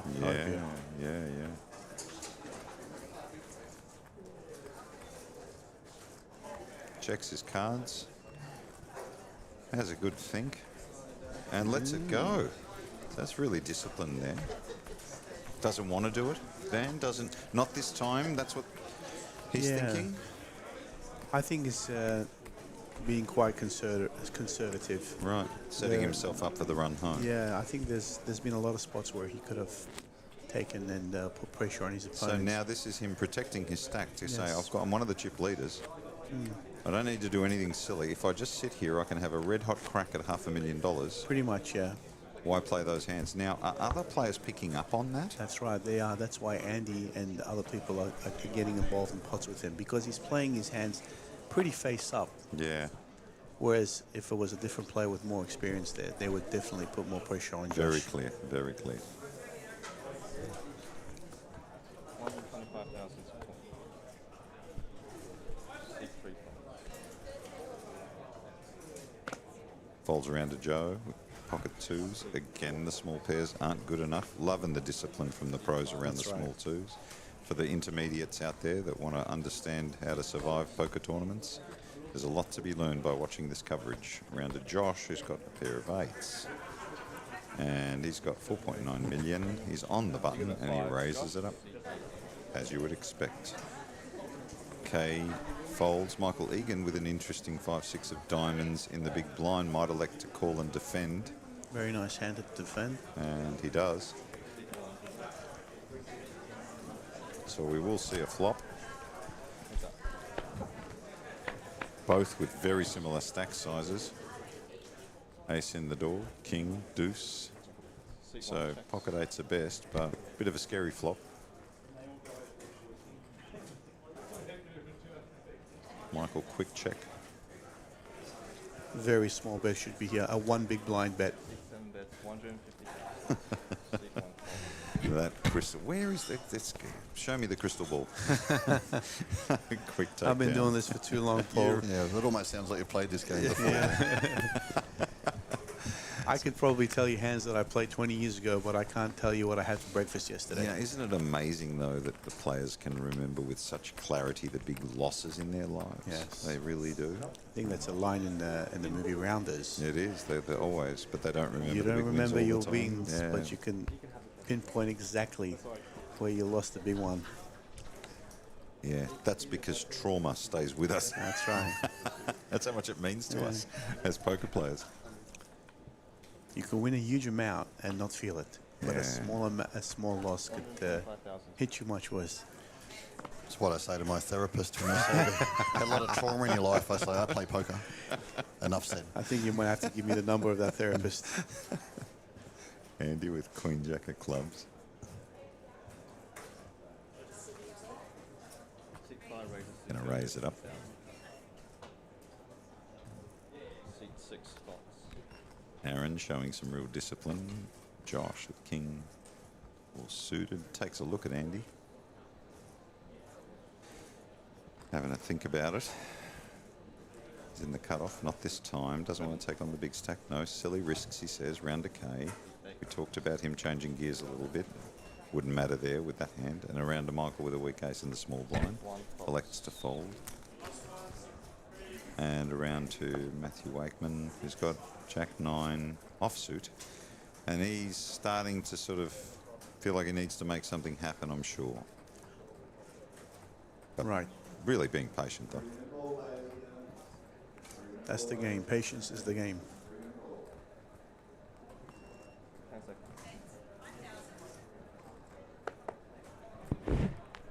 And folds. So we continue on, and Andy will take down the pot and stretch his lead even further, pushing up to nearly 8 million in chips. Kay Tanaka 6.2, Josh Hutchins at 5.3, and Joe Sandev and Matthew Wakeman are our short stacks. Matthew could have defended there and taken the flop, but what he's really looking at is Joe's stack. Yeah, right. which he's going to have the big line next. And as you can see from the stack sizes, they're very similar. But if Matthew loses that extra big line now, he's on the back pedal. And every pay jump matters. Van, if you're Kei Tanaka and you've had a bit of a rough run the past half hour or so, obviously Andy Lee certainly getting involved in pots, and of course he's not as experienced as his table mates. What can he do? How can he adjust to try and just limit that experience difference? I mean, it's not wrong just to take it easy and wait for really strong hands. You have a 50 big line stack. You have still a lot of play. There are a lot of short stacks left. You can sit back and let them knock each other out. And then when you get to the last three positions, put some aggression on. Is he cheating? And the good thing, as a poker player, you should be aware of your image. And right now, his image is of a conservative player. So if he puts in a few bluffs out there, they're going to give him a lot of respect for that. Yeah, right. Use your image. That's right. To your advantage. Michael Egan with 10-7 of diamonds on the button.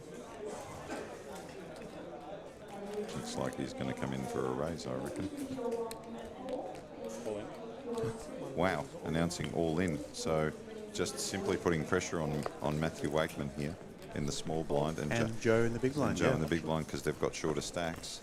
Joe with a king 10 looks at his hand a little disappointed there because he might have wanted to have played that hand, but Michael's very aggressive play takes it away. So now you're seeing that big stack really starting to impose themselves on the shorter stacks.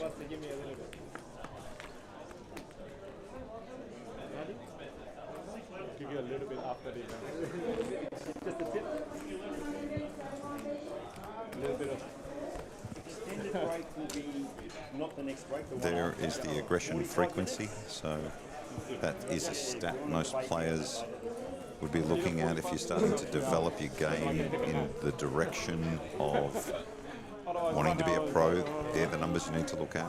Really understand your opponents and how to sit at a table and quickly put people in those buckets is really important because you don't often sit with the people you know, so you've got to be able to categorise them very quickly. That's right. Gee, I sound like I know what I'm talking about. You know I'd what make you're a great talking. crusher if I really could win at a table. Aaron Lee with Jack 4 of spades, under the gun, folds. I like the way you're telling the story about how you're not a crusher, Paul. You're just setting up everyone. For the one-time pay, right? Something to crush with. It's like old school, pure hustler.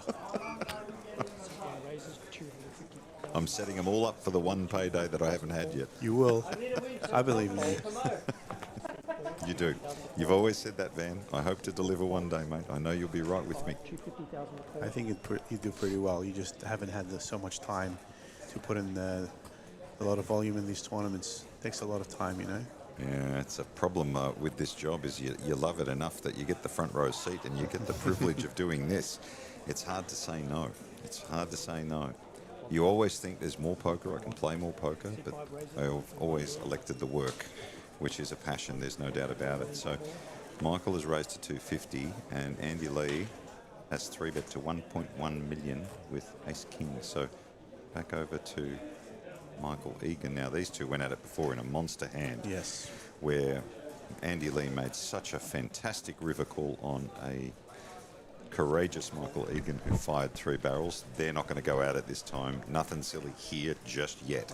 We're going to wait, he says. Andy Lee stretches the lead even further to 8.2. K still above 6.2. Michael Egan around 4.9.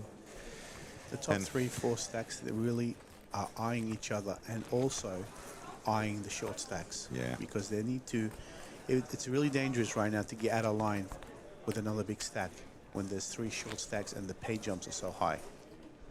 Yeah, the 7th place finisher will get 111, our 6th 132, and our 5th 162, so 30k every time.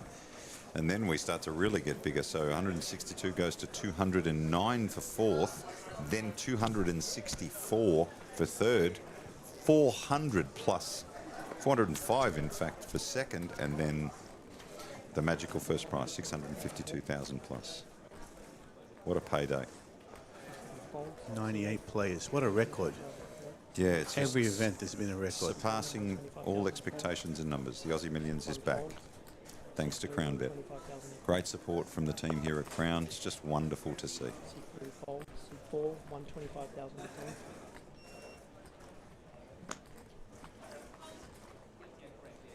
C4 fold. Pull my card down off the table.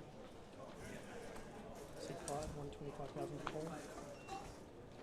So action around to Andy Lee with the monster 7 deuce. I think he might rate this. My raises, small blind versus big blind. Put a little pressure on Aaron. Just put him in. Oh, no. Possibly, yeah. Possibly put him in. No, I think he's going to go 2.5 times bet. Yeah, 300,000. And Aaron really shouldn't get involved too much because there's some short stats, but he might take a stand with ace-8. Yeah, he's got a decision to make here for sure. And he's goes with it. In, and Andy's got no choice but to let go of the worst hand in poker. Fearless. Aaron's been fearless in these spots. Yes, there's some short stacks behind him. But Well, I guess there are some spots like there where you really have no choice but to, you can't be folding in that particular situation. Yeah. I mean, you could do that, really. There are some, a 10 big blind and 13 big blind stack, but you also know that Andy's going to be opening very wide there, and then ace is pretty strong.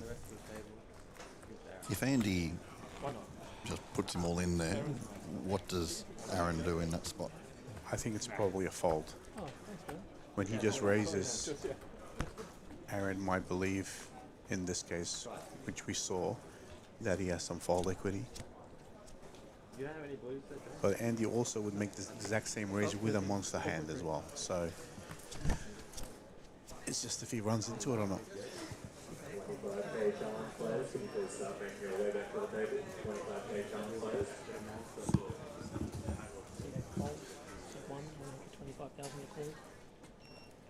C1 fold, C3, 125,000 to call. Play folding around. Matthew, one of the short stacks. Joe will also get rid of the queen 6. Back around to Andy.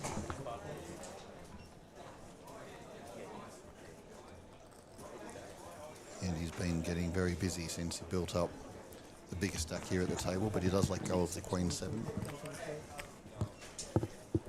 And Aaron lets it go, and Josh gets a walk.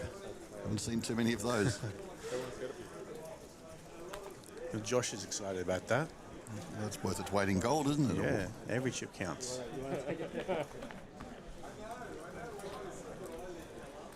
Andy Lee has moved himself up to the top of the chip counts at this final table. You see Joe as a short stack with 10 big blinds. He's looking to pick up something to get his chips in. No more frustrating feeling than being in that spot and not being able to find a hand or a spot to do something.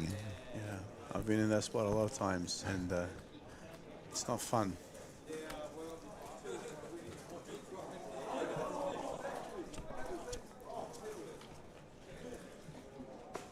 You play much poker these days, Ben? I very rarely get time to play these days. I don't think haven't touched a card for over a year, I don't think. Yet you're part of the poker world every single day. Yeah, well, many days, yeah. It's just one of those time management things. Yeah.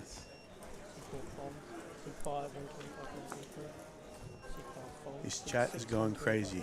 I really wish we had some sort of translation going on. Yes. So we can answer some of these guys next time for sure.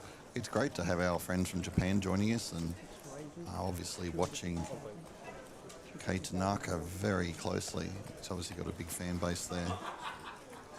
And great to see Kei out here at Crown for the Aussie Millions taking part. Only a bit more star power.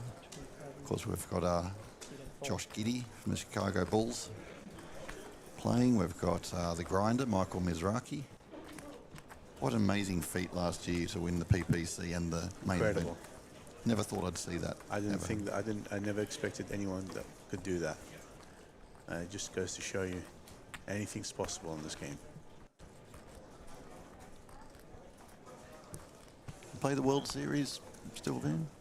I haven't been there for almost 10 years since I had young daughters. But before that, I was there every single year. And I've had some deep runs and bracelet events. Came third a few times, a 5th place finish. Haven't yet picked up a bracelet, but it's definitely in the books. Planning to start heading back once the kids are a bit older? Yes, I think within a year or two, I'm gonna start doing the Vegas tours. 125,000 to call. We need to win a bracelet. Yeah, I've got to tick that one off the list.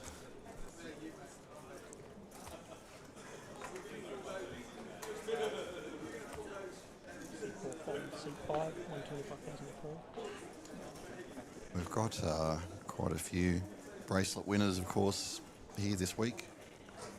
It's a little easier to win a bracelet with 100 odd events than it used to be, but still, it's quite still an amazing achievement to win one. Malcolm Trainer flew the flag for the Aussies last year. Very first event, I believe, he played. The Millie Maker, was that the one? What a great feeling that would be. Here we have Aaron picking up a hand with the Pocket Queens. 3-betting Andy Lee. And Josh picking up a hand as well.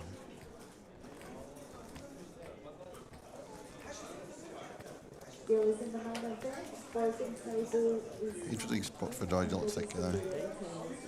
With a raise and a 3-bet, I think standard fold unless he's got a strong read on.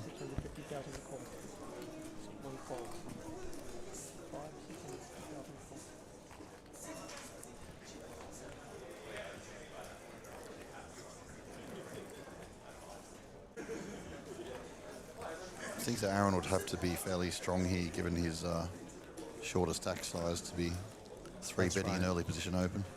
Especially 3-betting the chip leader. Yeah. And he recognises that. Throws the cards away.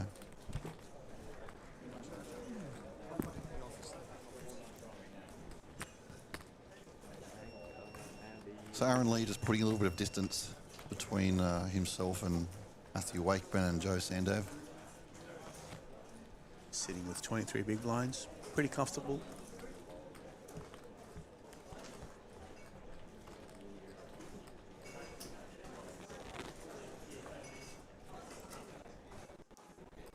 At what point, Van? I mean, obviously the pay jumps get more significant, but is there a point after a certain number of eliminations where the players will start to feel a bit more comfortable to open up? I think when we get down to 4 players, things will change a little bit. People will be more aggressive. The blinds will be coming around faster, so you'll need to get involved more.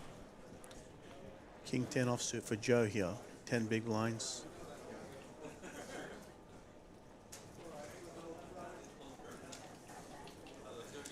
He's under the gun though. Yeah. A little bit of an uncomfortable Discipline fold there. Discipline fold. C5 folds.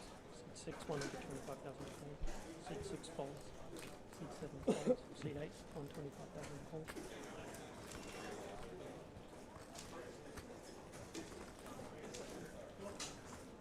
Tanaka folds a small blind. 125,000 to call. The button. Michael on the 9-3 offsuit in the small blind. He might put in a small raise here. As a bluff versus Matthew. Raises 325,000. 325,000 to call. C3. C3 folds. And takes it down. There's not a lot Matthew could do there. No, that's the power of chips, Ben. That's all yours. Yeah. No, just Put a lot of pressure on the short stacks that are looking to ladder up. I wouldn't know about the power of chips, man. I've never seen them.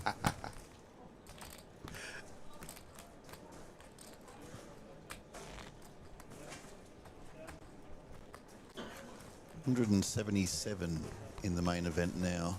152 remaining. But we've still got almost 5 hours of registration remaining for the day in the main event. Players currently in level 4. About 30 minutes to their dinner break.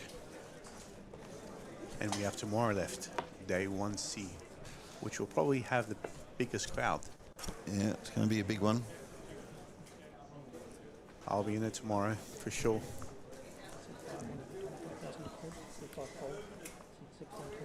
What's your strategy coming into a day one of an event like this? I'm going to be jumping in early. And as you know, the structure is fantastic. You have 90-minute levels, deep stack play. So really it plays more like a cash game at the beginning. You can be very patient, take your time, pick the right spots, and just slowly build up and accumulate. Raises all in. C3 option. Michael, again, putting Matthew and Joe to the test. I think Joe might have to take a stand in this spot. He knows that Michael will be shoving pretty much any 2 cards. 8 big blinds with a king 10, shorter stack on the table. You had 1.35. Well, I have 1.4.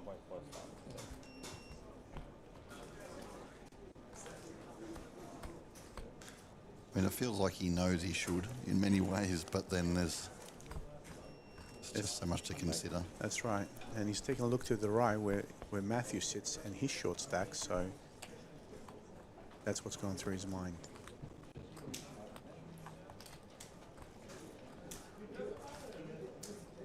I wouldn't blame him either way, whether he calls or folds.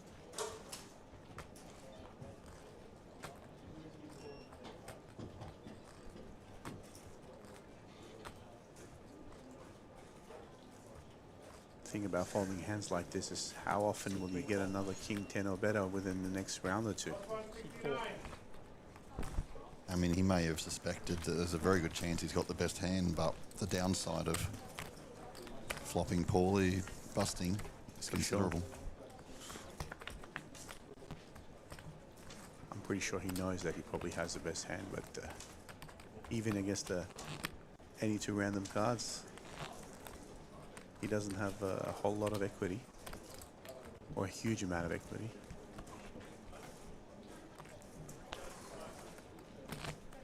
It's almost like a game of chicken right now, isn't That's it, right, between exactly, those players remaining? Yeah. It's what makes tournaments even more fun than cash games. It's these spots that come up.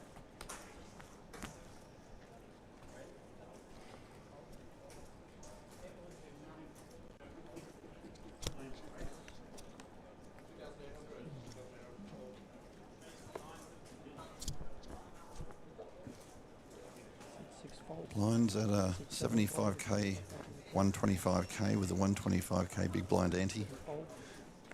And we're just joined here by Harold and Daniel. Yeah, it's Crown Royalty. Crown they're known Royalty. as. Without these 2 gentlemen, this Aussie Millions would not be here. And we owe all the thanks to them for bringing it back and making it bigger than ever. C4, 125,000 fold.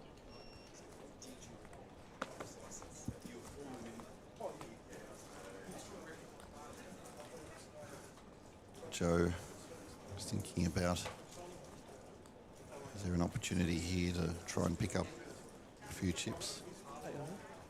And he is all in. Small blind all in versus Andy in the big line.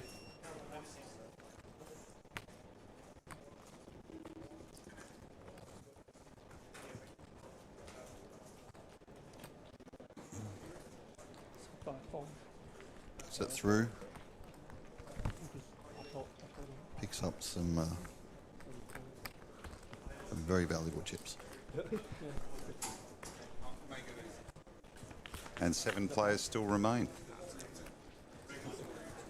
When does it start to get a little bit, you know, this can't go on all night, That's right? right. So, and that's what the people at home are going, okay, so when do these players go from calm to sort of... We spoke a little bit about this, Ben and I, earlier. As the blinds keep going higher, Yeah, that's what forces the action, That's right? right. And when you get to around 4 players, the blinds are coming in fast. You really need to take a stand. You can't just wait for good cards. And this is when, is it a matter of who blinks first? Pretty much. It's going to show. The experience is going to show who's going to be more fearless, attacking. And we've got great mixture, right? You never know where that's going to come from because some of these players have already been elected to go. They had to, you know, be aggressive. 7 folds. Seat 8, 125,000 a call. Seat 8 folds. Seat 1, 125,000 a call. Seat 8 folds. Seat 3, 125,000 a call. Matthew Wakeman with Jack 10 offsuit, raising it up. 4, 125,000 a call. Earlier, Paul, we spoke about Harold and Oh yeah, Daniel, and they just walked in. Well, you know, the masterminds are here. It's hard to get them in the booth, though. I'll say that. As soon as you say we might get Harold and Dan for an interview, they disappear into the shadows. Yeah, and I think he said the same, Harold. We might get Dan in here. I will take either of you.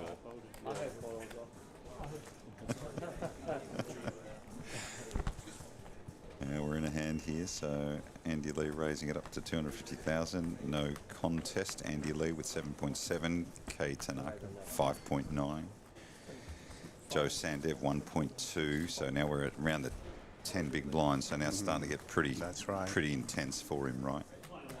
I know earlier I said to you, Paul, that I was going to take a break today, but I've just been informed that I'm going to have to go and play a Teams event. Come on. Yes. Come on. There are no breaks for me. Oh my goodness. Always one foot in the aisle, haven't you? Right? Always one foot. So I'll be leaving you very soon, my friend. You can go, and listen. I'm a fan. I just switched from co-commentator to fan again.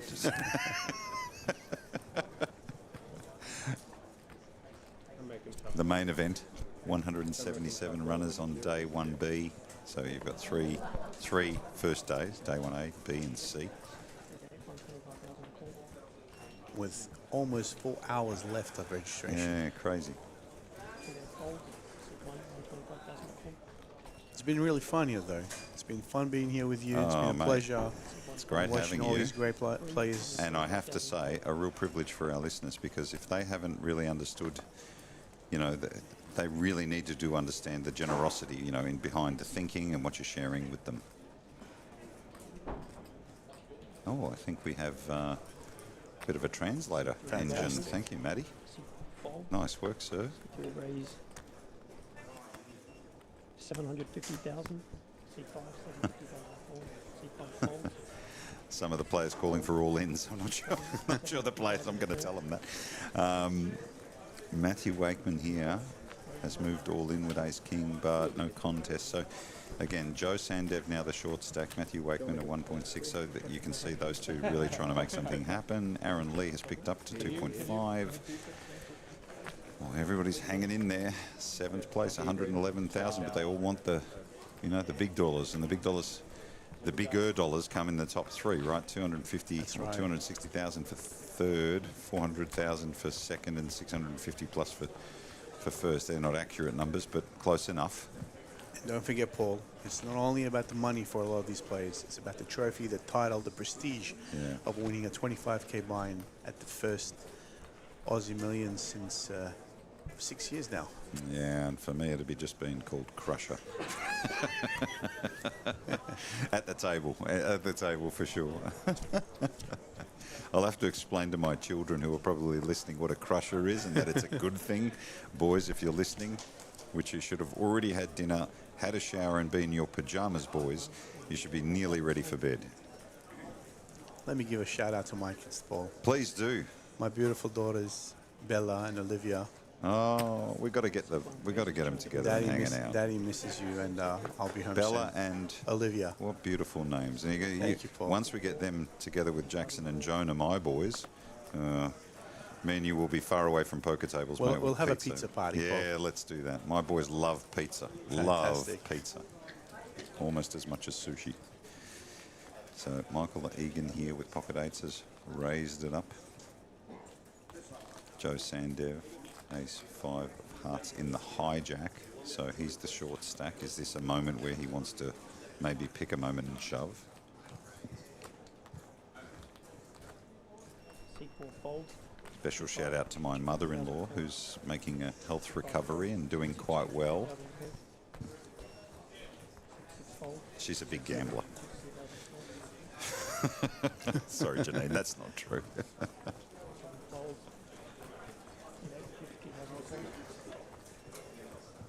Paul, oh, as always, it's been an absolute pleasure. Much love, Mr. Brother. Van Marcus. Best of luck in the main event. We're going to see you in the next week in the Thank coverage, you. so drop Thank you by so much. anytime. Like I said the last time, you have a VIP pass. You can walk in and out of my life. I appreciate it. Thank you very much, and I'll be seeing you real soon. Good luck in the teams. Appreciate it.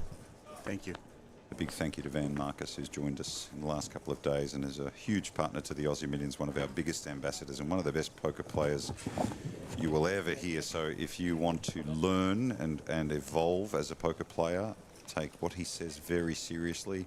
That crystal ball stuff is very rare. It comes off the back of working very, very hard for many years. I've seen that. Van is as passionate about poker today as he ever has been, and that's a true love for the game. He's not a bad fellow either.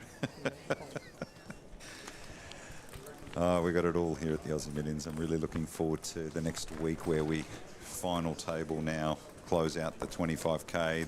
The main event starts to take over later in the week, which is just huge. You can start to see the nervousness in the field as things run deeper every day. Very, very cool. So a quick recap of the chip count. Andy Lee sits atop. Then you've got Michael Egan and Kay Tanaka, who are performing really well. Josh Hutchins. Then you start to look down. You've got Aaron Lee. And then our short stacks. Joe Sandev. Matthew Wakeman. Lots of pressure on them now, but they've still got 10 to 13 big blinds. So there is still some time, but as blinds go up, that time shrinks, doesn't it?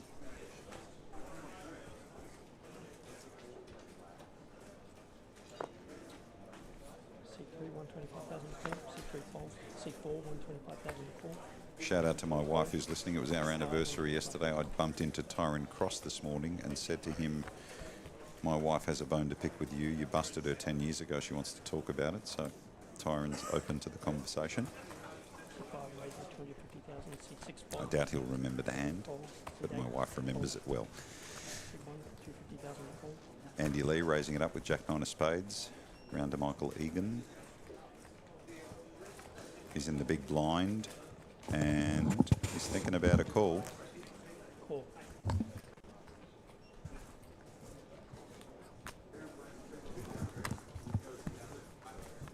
And he calls. He's going to defend his big blind.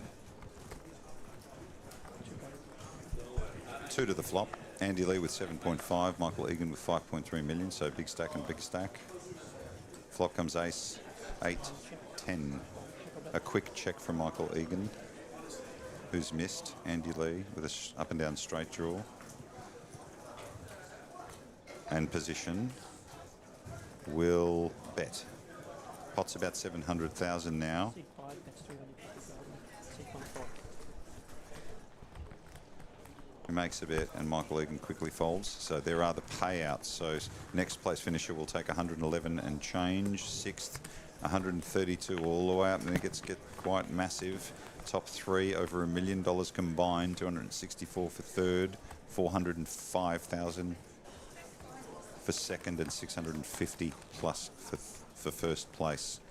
That's why you're seeing almost the calm before the storm, really. Every time it's who wants to blink first. And whilst those players look quite relaxed, there is an enormous amount of tension bubbling under the surface as they ponder the difference between a 111,000 payday and $500,000 more.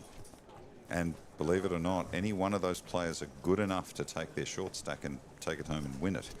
The question is, how do the cards fall? Can they get it out of the big stacks? And the subplots continue and continue. It's the thing we love most about the game. C4 fold. C5, 125,000 call. Andy Lee, our big stack, has ace, king of hearts. Beautiful looking hand. Raises it up.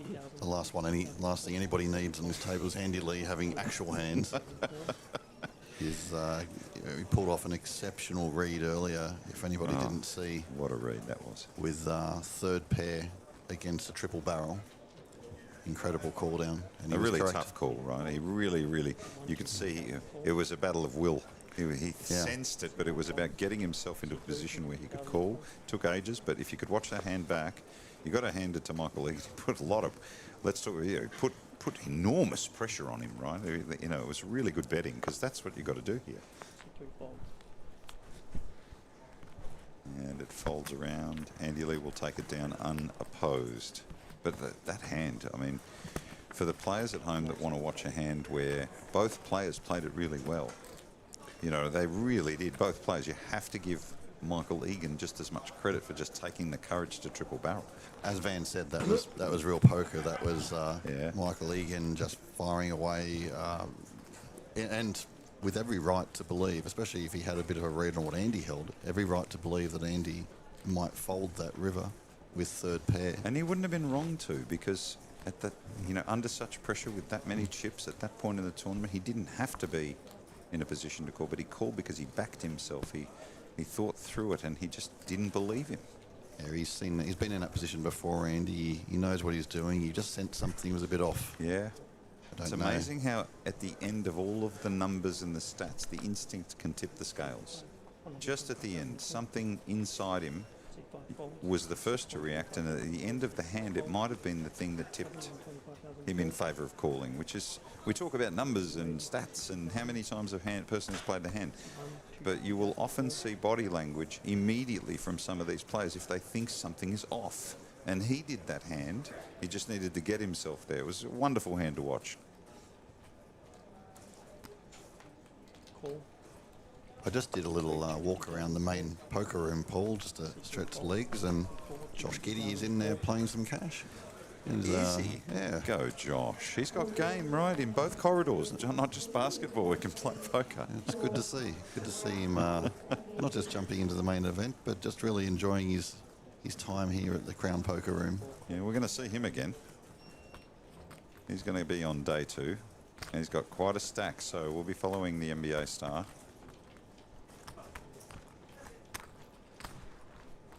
Three players. 3 ways to the flop.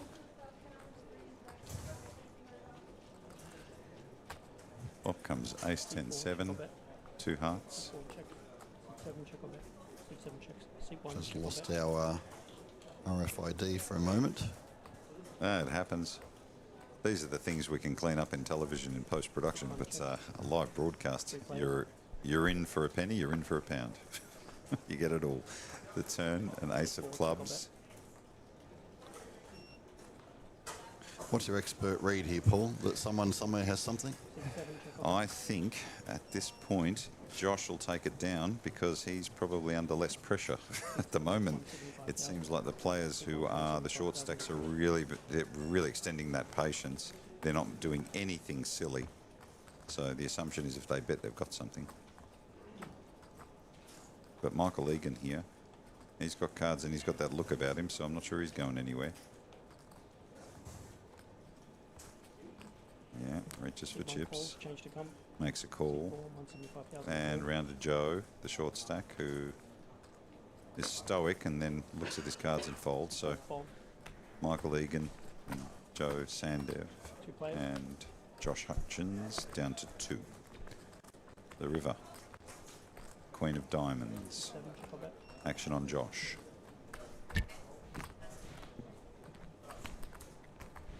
Seven remained. 98 began. It goes check, check. So they will reveal their cards. And a little despondent throw of the cards. We'll see which way the dealer pushes the cards because we haven't got the RFID. And he pushes them to Josh. So Josh takes it down. Hand between Michael Egan. We've just lost our feed to the cards, but that's okay. Luckily, me and Ben Blaschke can add up to sort of an intermediate player between us. It's a shame we don't have Van Marcus anymore. He would have told us with razor-sharp accuracy what they had.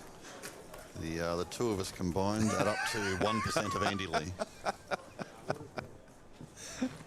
It was good to hear from Nelson as well. I think he's a smashing fellow, really good guy. Yeah, I hope to get Nelson back on a little later if he's still around. He said he'd be around tonight. What a poker brain. And what a way, he's got this very, very fluent way of explaining things that are very complicated, but he doesn't sound complicated when he says it, which is that's a difficult thing to do.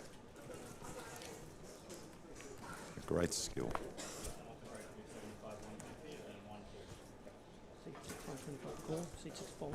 Seeing a bit of camera flashing and a bit of correction in our broadcast. That's very normal in a live broadcast. You have to fix these things on the go as we roll. We hope to have the RFID back up and running shortly. Here we go. Oh, here we go. C3, 250,000 to call. So Kay Tanaka with pocket sevens. Been quiet of late, as Van said, changing gears, protecting that big stack. Raises it up.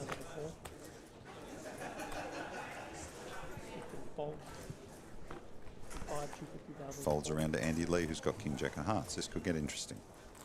Two big stacks. Andy will definitely be interested in this spot. I'm sure he's noticed that Tanaka has been a little quieter recently. Yeah, so Van talked a lot about that. He'll be wary that he's come back in. Tanaka showed some interest in his hand. He'll be aware of that.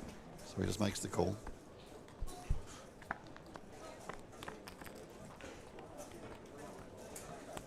Flop comes 4, Jack 4. Sevens ahead. Andy checks. And a quick check from Kay. The turn, a king of clubs. So now Andy just taking the lead. The life of Andy Lee. Playing well, running well, betting well, calling exceptionally well. So far, so good. He's got a stranglehold on this hand, and he's going to reach for chips. 700 in the middle. Makes a small bet of 400. Oh, I beg your pardon. Wasn't a small bet. 425,000, and a quick call from Kay there. The river, a queen of hearts now. So a very interesting quick call on the turn there. Last hand before the break.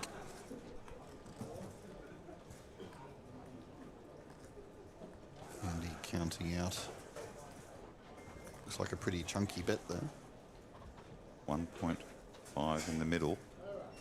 Many players base their bet sizing on the pot. Counting out a bet. Wait for the dealer. It's 1,150,000. There you go. Big bet. It's a big bet. 1.15 million. Look at this. Kay reached for chips. Is he convinced his sevens are good? He's really convinced. He hasn't played many hands recently. He's been protecting that stack. And here, it's almost like he immediately wanted to call. Now he's just paused himself.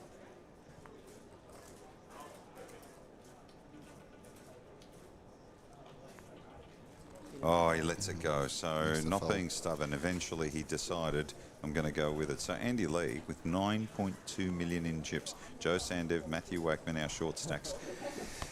What can I say? What a session of poker. They are at a break now as Andy Lee continues to stack those chips because he's got so many of them. But we are still, there's a lot of poker left to be played here before we crown a 25k champion here at the 2026 Aussie Millions, thanks to CrownBet. My name is Paul Curry. I'm with Ben Blaschke. Enjoy the break, and we'll be back soon with more coverage from the Aussie Millions at Crown Melbourne.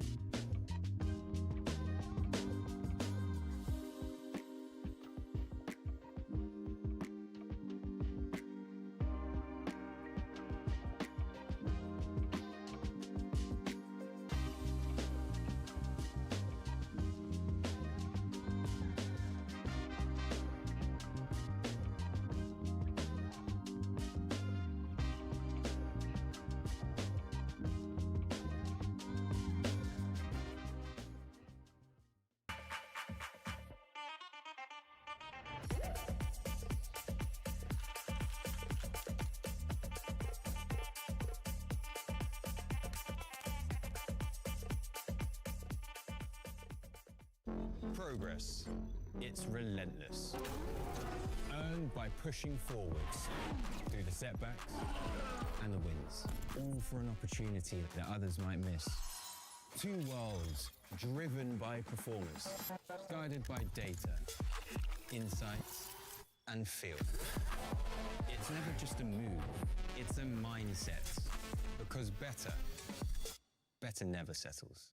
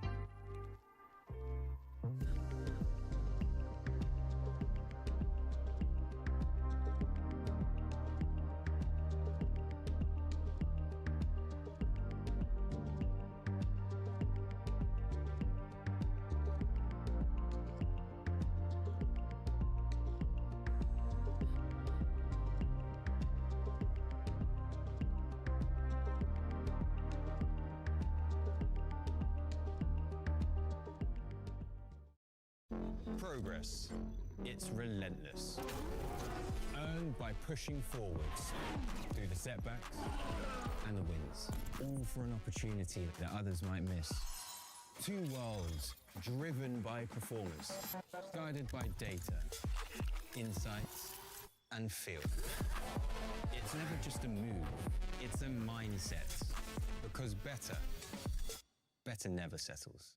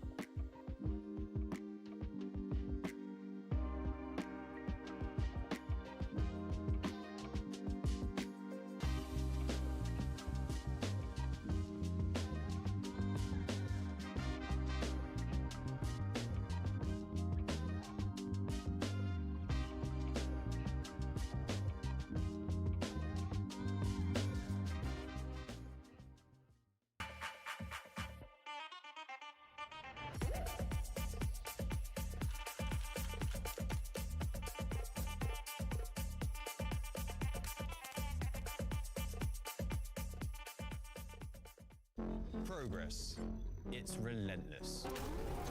Earned by pushing forwards through the setbacks and the wins, all for an opportunity that others might miss. Two worlds driven by performance, guided by data, insights, and feel. It's never just a move, it's a mindset. Because better never settles.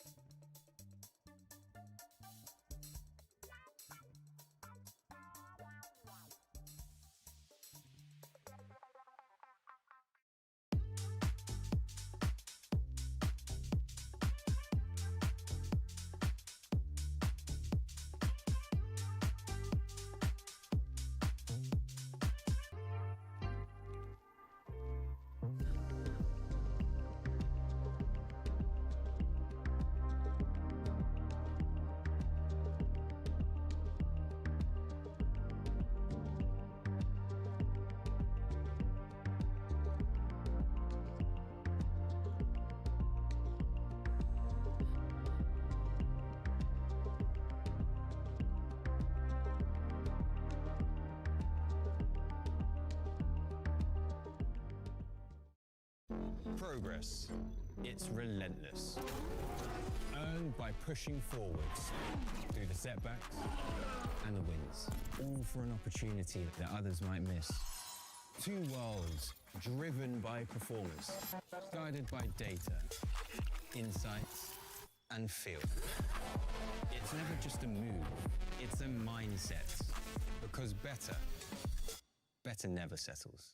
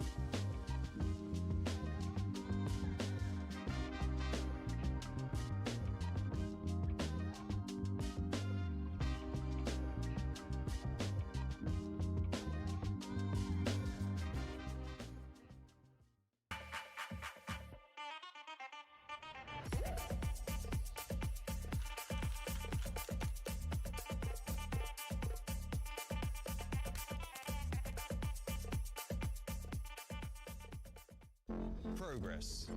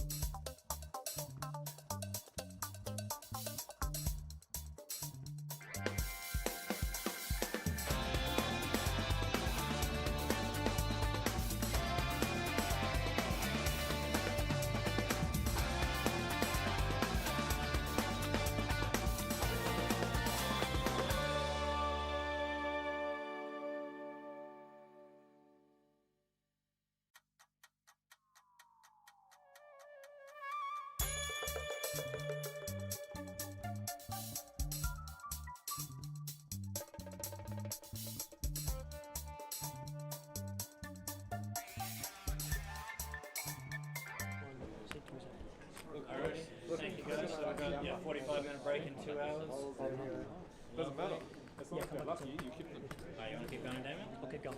All right, beautiful. Thank you, everybody. Your blinds are going to be 75, 150, 150. You may shuffle up and deal.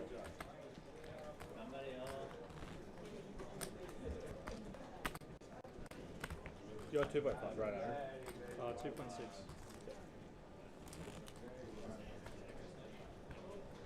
Aces. Anyone had aces yet? No. Anything pairs? Kings. I had kings. Kings. Queens. I had kings. I got one bet out of it. I had aces like 6 times. You had folded what? all of them.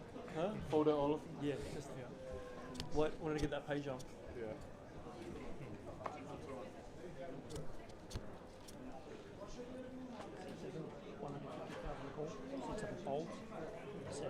Maybe we need to change the deck.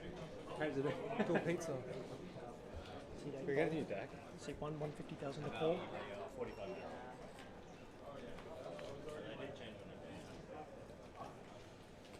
Seat 1 folds. Seat 3, 150,000. 150,000 to call. Seat 3. Sorry. No, you're fine. Came out quick. Seat 4, 150,000 to call. Seat 4 folds. You take 10, 5, 150,000 to call. It always comes on the bottom, so. Seat 5, all in. We're not asking for much. 6, option. Seat 6, fold.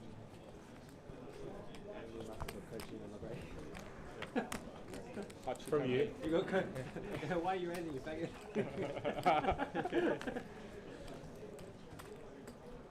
I almost punted 5 million to you, Andy. When you threw out Ace King, I didn't believe you at all. Yeah. Fuck, everyone's been watching the stream. I didn't watch it. Watching the stream. Was that part of Big Line? Nah, cut off. Big Line? Oh, you were thinking about gaming. Ace deuce. Yeah. We don't watch it, but we're in like a Think about group chat. sending You got people telling you what happened. Probably setting it's probably better than going small. Knit it out. Yeah. Maybe fold Ace King. What? No, mate. Andy Lee's little fold race king lucky. Did you see Paul with Queens? Yeah, that's S&C. Huh? That's S&C. I actually did not see it. Back for tree bet.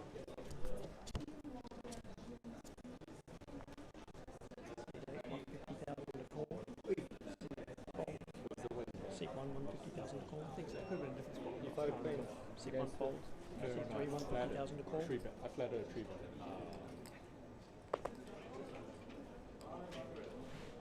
Seat 3 fold. Seat 4, 150,000 to call. Back with the action here in the 25k challenge. All in. Seat 4, all in. We still have 7 players remaining. This, of course, is the Aussie Millions Poker Championship presented by CrownBet. Natural. So players have returned from a 15-minute break. Maybe it's going to start going around that side. It's really been the feature of the final table so far, of particularly since we got down to 7 players, of very cautious play. Those 3 short stacks are really determining the nature of this final table. They're very wary not to bust, everybody else wary not to tangle with each other. And so as a result, we haven't seen too much big action really. But of course Andy Lee has really been the highlight of this final table so far. Some exceptional reads, one hand in particular. Absolutely brilliant read playing against Michael Egan. But generally we've just seen, we're just keeping it small ball.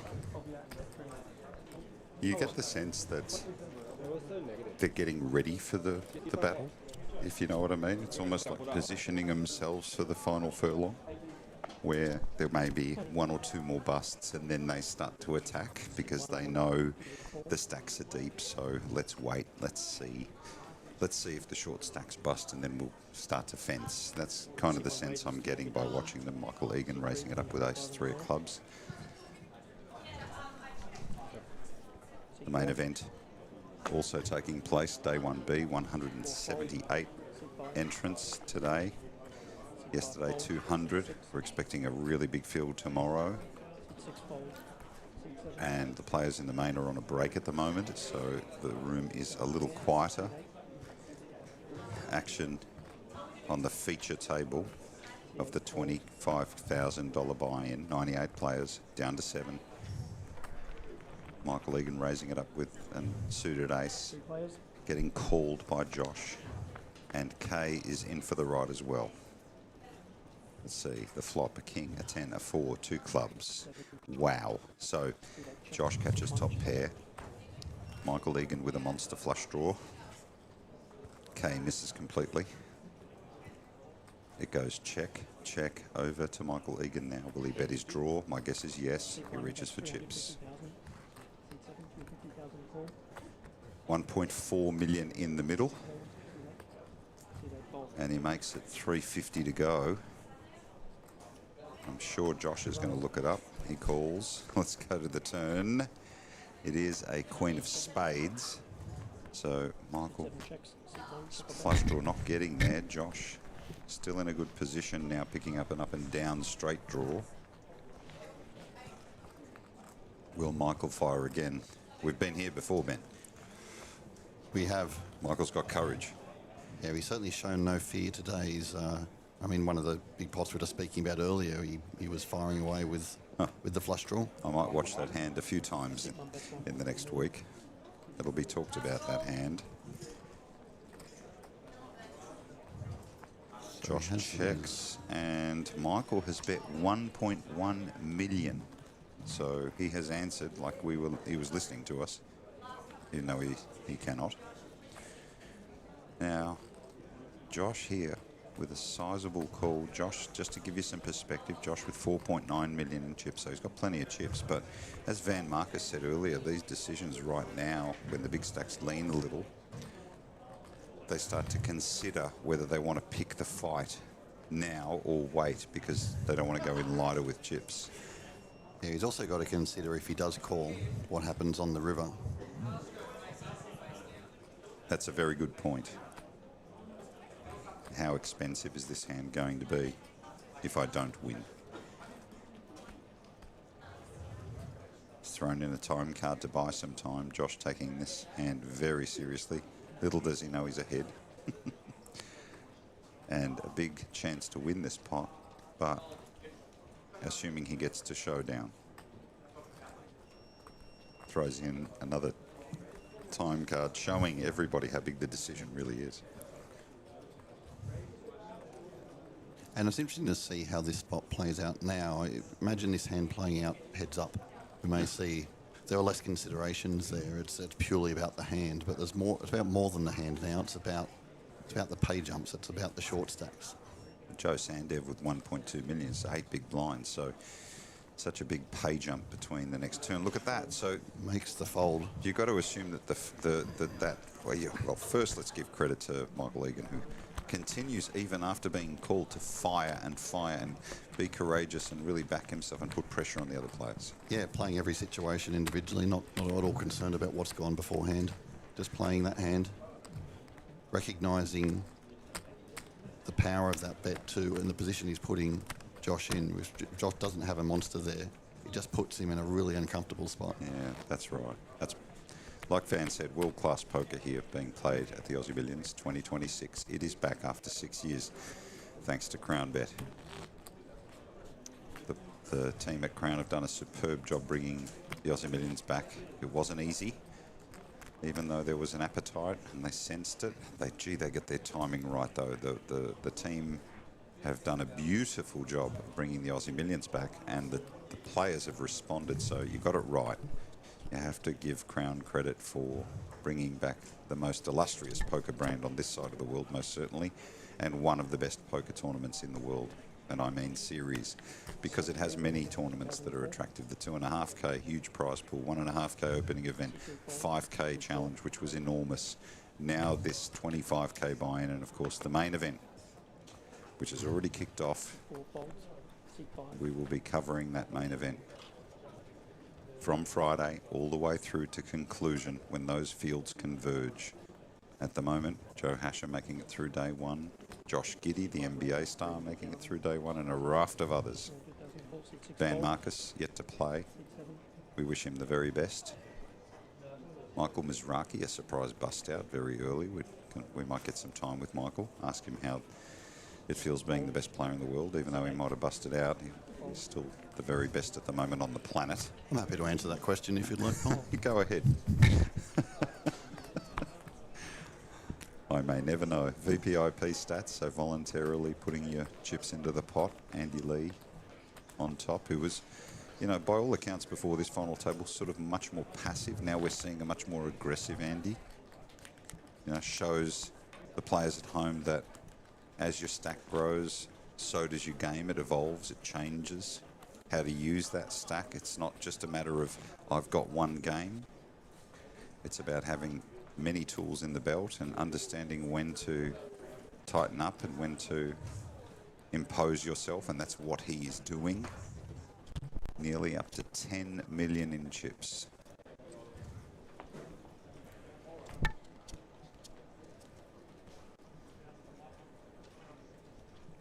This game has been fantastic to watch. Now, the short stack with just over 8 big blinds. Joe Sandev played a sensational tournament, not had a lot of cards on this final table. He's been very patient. He's under the gun. He's got a premium hand, 7-handed. He's got to be thinking this is the time. Is there a raise in his stack, Ben? Can he get away from it if he gets re-raised by one of the big stacks? Because that's what they might do. And to my point, is it an all-in? I think the question. Ace Jack certainly is within the all-in range there for Joe. Too strong, that hand. I mean, it's quite hard to get a hand that strong. You may not get another one for a couple of orbits potentially. So he's got to take that opportunity. And it folds around, so he will take down the pot unopposed. There is no showdown, so Joe Sandev getting a little bit more into his stack. 1.6 million. Matthew Wakeman, the short stack, 7 big blinds now, only 1 million in chips. So he's got to really make something happen. He's been very patient, as has Joe, and not a lot of luck so far with cards, but you never know. If the tide turns, we've seen that in this tournament at several final tables. The table captains early haven't won the tournaments, although Joe did in the 5K. Joe did. He was the table captain for some time, then sort of bled down a little bit and then came back and won the tournament. Yeah, Joe was very measured all day, played extremely... he was very aggressive, very active, and yeah, very well deserved to win the 5K challenge. He went heads up with Jennifer. Yeah, That was a good heads up. Jennifer's a very accomplished player. But yeah, Joe was just on a mission on that final table. He really was, wasn't he? Sensational play from both those players. And both of those players, well, Jennifer in particular was really sort of short and tight at the first half of that table. She really played that final table well. Joe had the stack for most of the final table, so he played in a different style with a different approach. Andy Lee raising it up, and now Michael Egan with Ace-King. Got him dominated. He's on the button. And he's just going to make the call, Ben. So Michael choosing this time to call Joe Sandev in the big blind. Thought about it for a second. Doesn't have enough chips really to play, so he gets out of the way. So this is interesting. Michael Egan electing to just call on the button.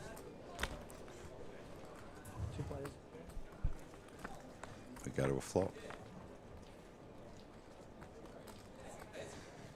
And the flop is a king 9 deuce, so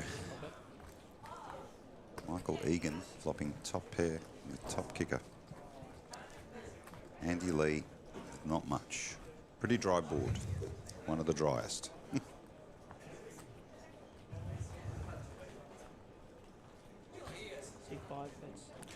Good board for the C-bet there from Andy. The question is, does Michael just call? Which I expect he probably will.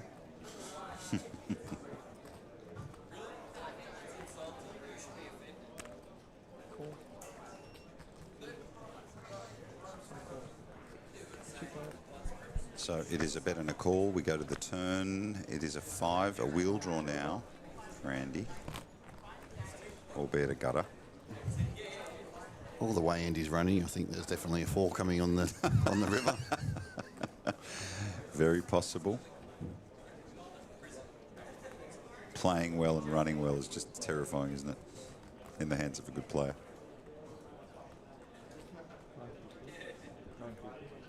C5 bets 950,000. Look at this. He's betting out 950,000. So almost a reversal of roles here, where it is Andy now firing in and putting pressure. All of a sudden, putting in a monstrous amount of pressure on him. Now you've got to ask yourself, what does Michael Egan do? Does he release the hounds? Does he go for it right now? I suspect that knowing a player as aggressive as Andy, that Michael can happily just call here and let Andy continue firing. And it is just called. So we will go to the river. Big pot brewing here. The river, a repeat 5, so no wheel. C5. Michael Egan with the best hand. Now, roll reversal. Can Andy triple barrel and make Michael fold his hand? It would have to be some bet. 3.5 million in the middle. Big stack versus big stack.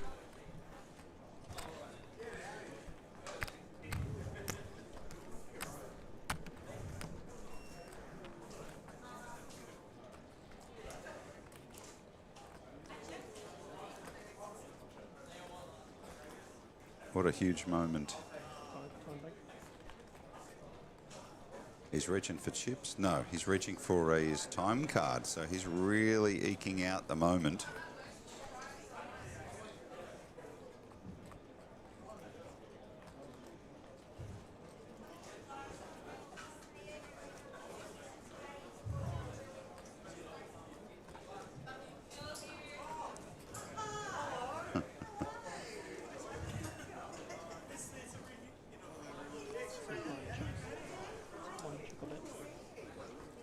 Andy checks.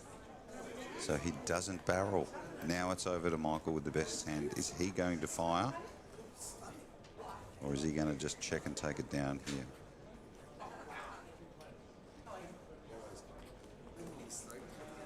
Does he open the door to a re-raise?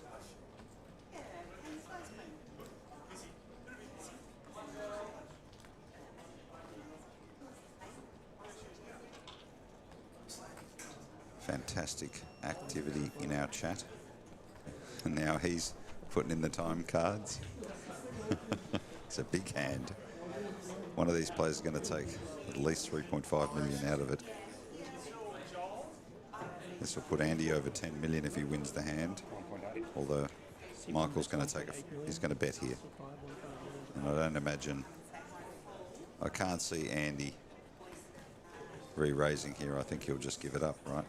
Yeah, nowhere for Andy to go here. Yeah, he does. So great play between these two players. No third barrel from Andy Lee, and Michael Egan takes a nice big chunk out of him. But Andy Lee still sits atop with 8.2, and Michael Egan now going into second with 7.5. Matthew Wakeman really needing to make something happen now.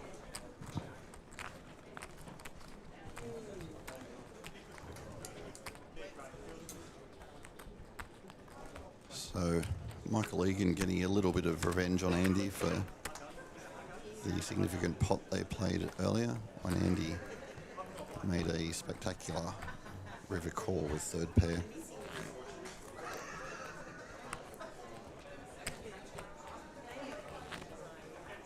There's still 7 players remaining. We've been this way for a few hours now.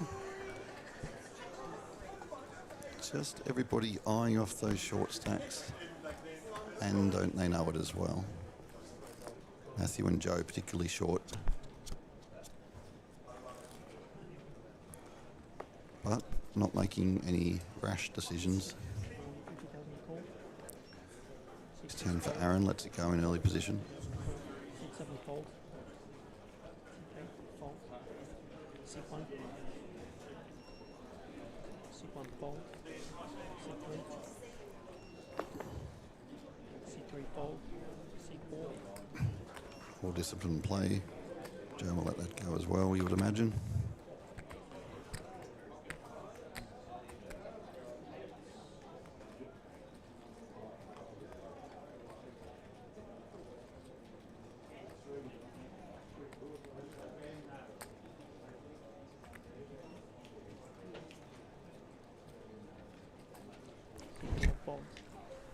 He does, and he gets the walk with the Jack 7.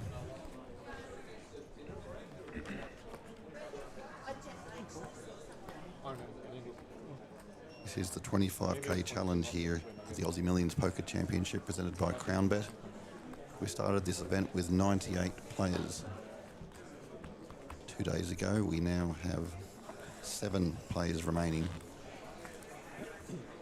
And at the moment, those players are all eyeing 6th place money, $132,890. That's the next milestone.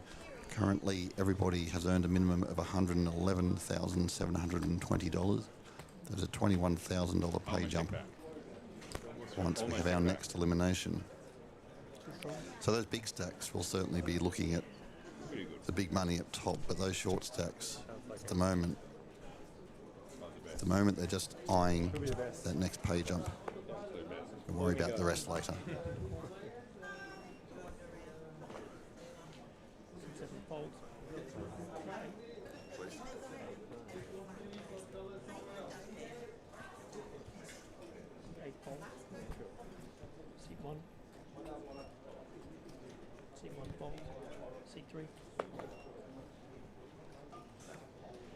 Matthew Wakeman cannot find a hand at the moment, but Joe has a decision.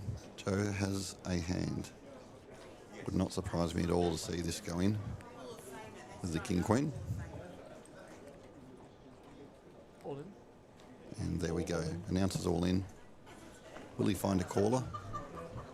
I didn't say that. Aaron Lee.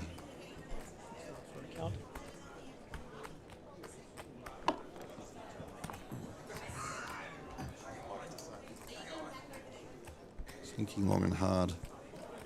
Of course, if Aaron calls and he's wrong, Paul loses the hand. Hey, Ben, I just saw Frankie B, the famous Frankie B. Well, I'd heard rumours that he was in the building. I wasn't sure if his existence was confirmed. I heard he was going to work on this broadcast, but he's been too popular. Sorry to interrupt. Joe Sandev, all in. And Aaron Lee with ace-5 of clubs and having a good think about it.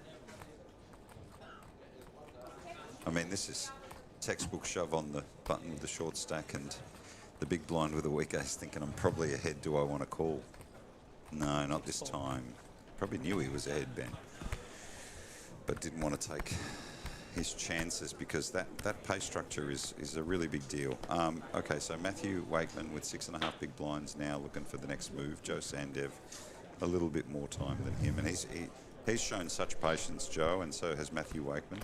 Sometimes you really hope that play like that gets paid off because the discipline, the frustration that goes with not getting any cards and sitting at a table watching all of the chips fly around you and you just sort of sitting there, almost going unnoticed.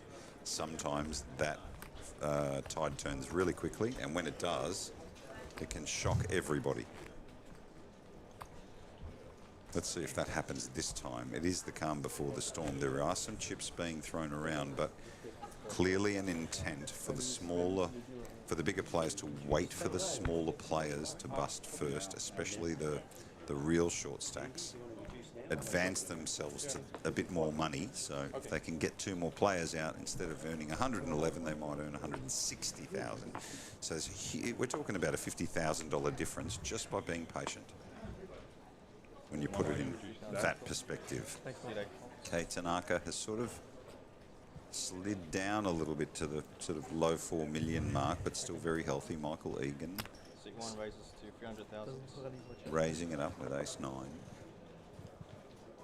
Oh, Matthew Wakeman, what did I just say? Patience, and he moves in.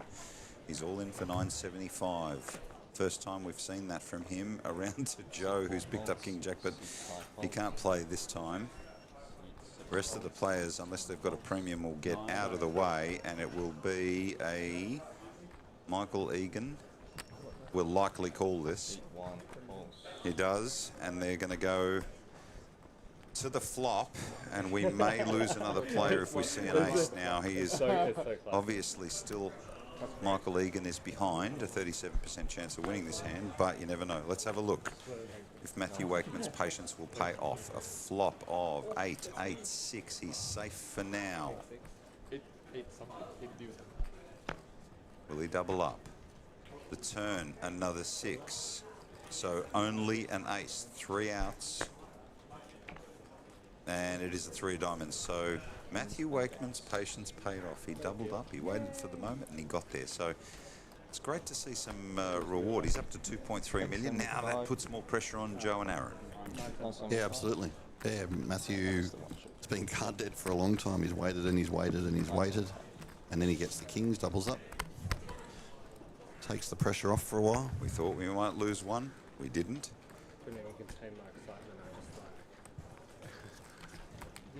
Very obviously, just like Players showing great patience, waiting for their moment. And they know immediately when they have to make their move. Almost a universal understanding between the players. Everybody else steps back and sees if they make 20 grand with an elimination.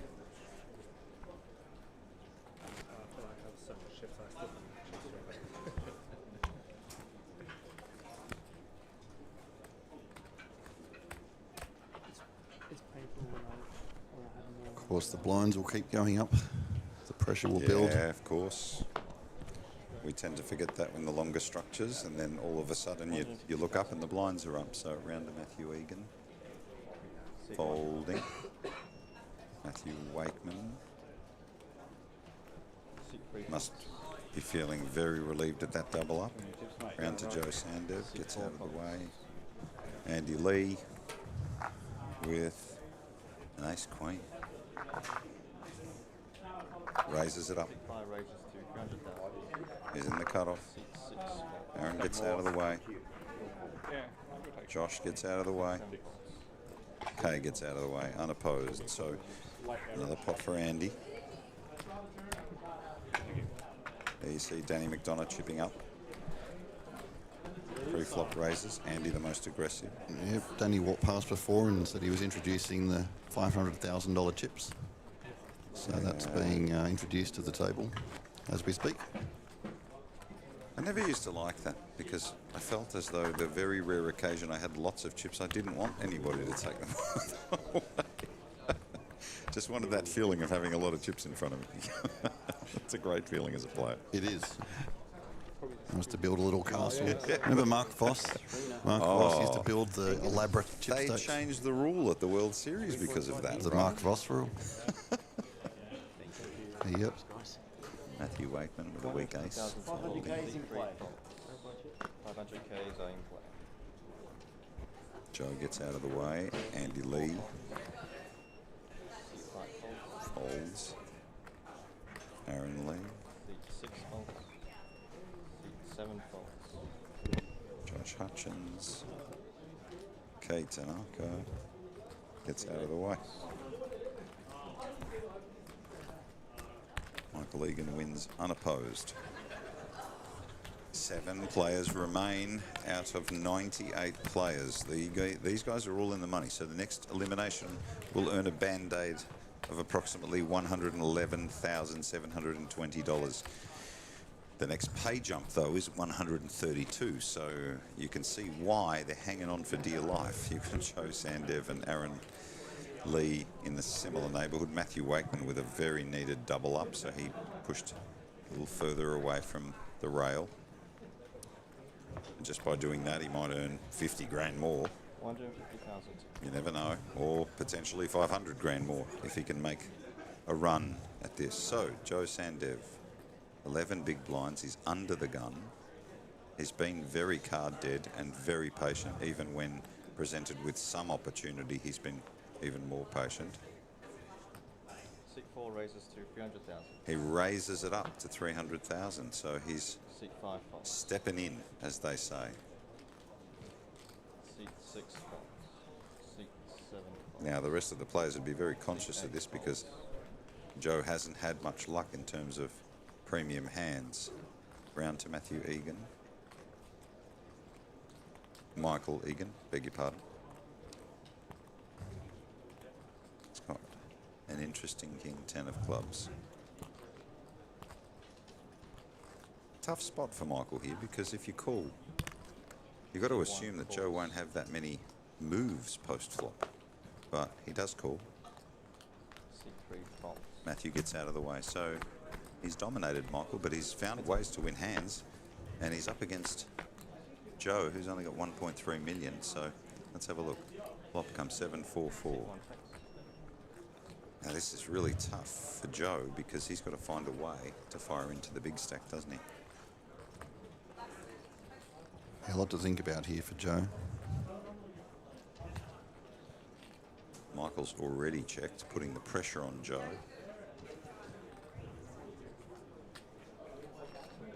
And he's going to bet. 4 bets, 175,000. You heard the dealer. Pot 900. He bets 175,000. A very light bet. And it works. Works very well. So Joe Sandev playing that hand really well. Lots of courage. Picking up the much needed chips up to 2.2. Aaron Lee now is down to the short stack. He's still got 12 big blinds. These players are doing their very, very best to hang in there and give themselves a chance at winning $652,000 at that first prize. Main event, day 1B at the Aussie Millions, 178 runners. Yesterday, 200 runners. The expectation to climb above 700 is getting more and more real. You are with the 2026 Aussie Millions, thanks to CrownBet. After 6 long years, it is back with a vengeance. Actions on Andy Lee at the final table. In first position, first to act under the gun, raises it up with ace-10. Folding all the way around to Michael Egan. These guys have been going back and forth all day, and he's picked up ace-queen on the button. Some of the best hands that we've seen so far in this series are between these two guys. He makes the call again. He did the same with ace-king earlier in identical position. Obviously not wanting to inflate a pot, playing against Andy, even with a premium holding.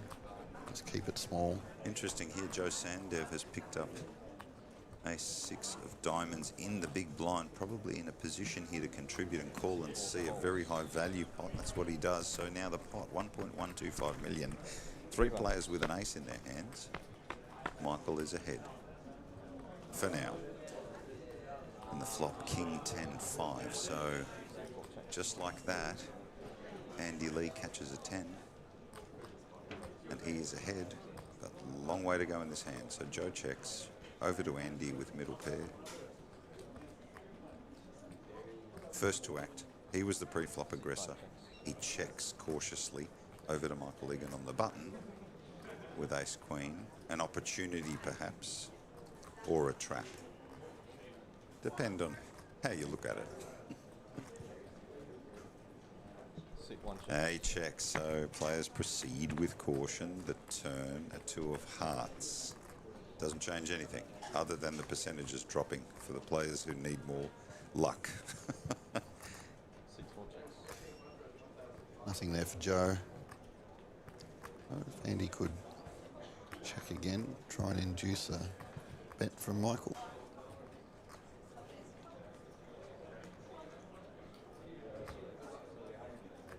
Andy with 8.3 million, not being shy to barrel.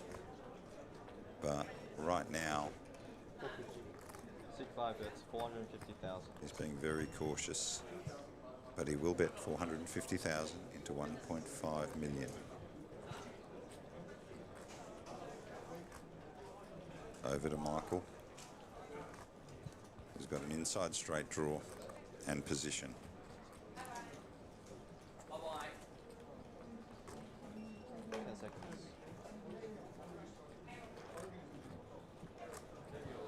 He folds, and Joe will follow him in. So Andy Lee will take this pot Seat 4 folds. and pull in that chip. those chips, I should say, beg your pardon. 9.425 million. Standout chip leader Michael Egan just behind him at 6. Short stack Joe Sandev 1.75 million, but just enough with 12 big blinds to make some more folds and wait for the right moment. We saw that with Matthew Wakeman, who waited a very long time, picked up kings and doubled up, putting more pressure on the other short stacks. Andy getting up there, not far off the 10 million chip mark now. So another milestone in his view. Just continuing that aggression, Andy. Just constantly applying that. It's like water torture. It's this constant drip. What an interesting analogy. Josh Hutchins folds a weak ace. K folds. Round to Michael Egan with 8-6 of hearts. And he's in the cutoff. He's going to raise it up. Seat 1 raises to 300,000. Matthew Wakeman will fold. Seat 3 folds. Opportunity for Joe Sandev. Not much there. Gets out of the way. Andy Lee with a pair. I think these two are going to go at it again.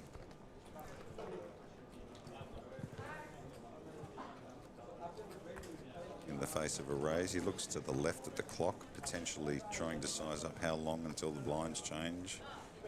So many considerations, but essentially it's 9 million versus nearly 6. So there's plenty of chips in play, plenty of time. Andy Lee has been very cautious. He will make the call, and we will see a flop. 8-6 of hearts versus pocket sevens. The flop, 5-5-9. So, well, sevens are good at the moment. Michael with a straight draw. 7 would make it interesting on the 10, wouldn't Yes, it certainly would. Took the words out of my mouth. Will we get there? Andy checks, pocket sevens, over to Michael. Will he bet? Seat 1 check. No, he checks. It turns an 8, so that changes things slightly. Michael now catching the lead on the turn. Andy's sevens now behind.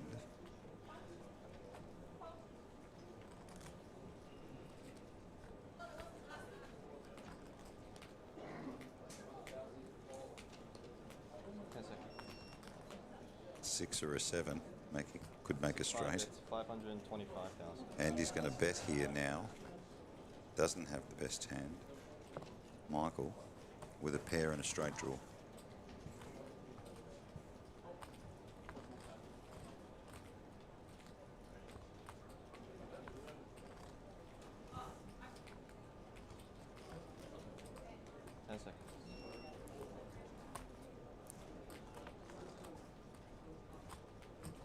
He's going to make the call.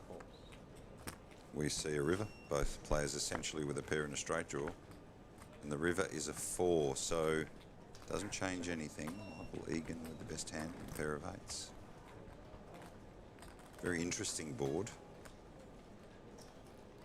Yeah, would not surprise me to see Andy check this one. It's a very connected board. Got showdown value. 10 seconds. Seat 5. He does. Seat 1 You're checks. right, Ben. Be right occasionally. Seat 5 And a 17 check from folds. Michael as well. So Seat 1 shows 8s and 5s. they show the cards, and Michael will take down the pot. I've seen some great battles between these two today. Yeah, definitely a subplot to the potentially what could be final 2 or 3 if they get there. It's great to watch, actually. Very entertaining poker. Andy Lee sits atop 8.4. Michael Egan just behind at 7. So the big stacks going at it. The short stacks love watching that, but you've got everybody under Matthew Wakeman under 13 big blinds, all waiting and biding their time in this structure until the blinds go up and start to put them under real pressure. Right now they're okay. They can't do anything silly, but they are one poor move away from putting themselves under pressure. 150,000. 6, 7 funds. 375 in the pot. 300,000. Round to Kay, who hasn't been active at all of recent times, and he's raised it up with Ace King, as you would. Round to Michael Egan, who's in the hijack. He must be considering that Kay hasn't raised a lot, making that Ace 8 shrink a little, but it's not going to stop him. C1 raises. That's a 3-bet. To 800,000. Might be the wrong time to do that. Little does he know. Oof, Joe Sandev. Is this the moment? Joe with 11 big blinds. If he figures that Kay is raising light, even though he isn't, then Michael with a mid-range is re-raising him. His 10s might be good. They are good, pre-flop. But I could see him and Joe getting it in here. Yep. Whoa, he's putting the time cards out. So is this theatre? Or is it for real? I think it's for real. I can never tell. It's an uncomfortable position getting in with 10s here. He's just contemplating all of those factors. But Or it's a bit of theatre for the squeeze play. Good on you, Joe. Yeah, there he goes, all in. Yeah, Such a strong holding. it was theatre. Good on you, Joe. C5. Good luck, mate. He's played a beautiful tournament so far. Like to see him continue. Now, round to Kay, who doesn't really like this, even though he's got Ace King. And he moved all in, so he's going to isolate. And look at this, that surprises Michael Egan. He folds, but he'll get to see what's going on. It's a classic coin flip. Do you have any of those? Well, 10's ahead, but still a coin flip because they're not suited. Let's see. The all-in player is Joe Sandev with pocket 10s. An ace and a king would eliminate him. Wow, A 10 in the door. So a 3-4 of diamonds, looking very likely that Joe Sandev will double through. The turn, a jack, giving him outs. Only a queen could eliminate him. What will the river do? A queen would eliminate Joe Sandev, and it is a deuce of clubs. Little bit of, you know, the factor of just panic, and all of a sudden, Joe Sandev now moving up to 4.5 million. We talked about the possibility of this, of these players being patient, waiting for their moments. And Kay Tanaka drops down to 15 big blinds. Unbelievable, unbelievable. Coming in as the big stack today, and he's suddenly one of the short stacks. And you can see all of the chat support for Kay and Joe all coming in. Lots and lots of activity from people listening from around the world, supporting all of our players. So Kay Tanaka has played a huge tournament, hasn't he? Absolutely, and massive support for him from Japan in the chat today. I'm sure there's a lot of disappointment in that hand, but Kay's still in. Yeah, well, Joe was really on the rail, like really close, and he was for a long time. So he's shown great patience. Now Kay has to play the same game that Joe did, which is hang in there, wait for the right spot, take your chance. Joe with a very big hand. That must feel good, getting all those chips, finally. Yeah, exactly, and the script changes, and you know, Matthew Wakeman, who doubled up earlier, is just starting to get a little bit short again. Aaron Lee is now the short stack, but Kay Tanaka is sort of in that zone, in that danger zone now too. So now it's up to Kay to show that same patience that everybody else has on this table. Like A6 or something. Thank you to all our listeners for joining us at the 2026 Aussie Millions 25k event. That's right. We are 7 players away from crowning a 25k champion, and the main event has begun, well and truly.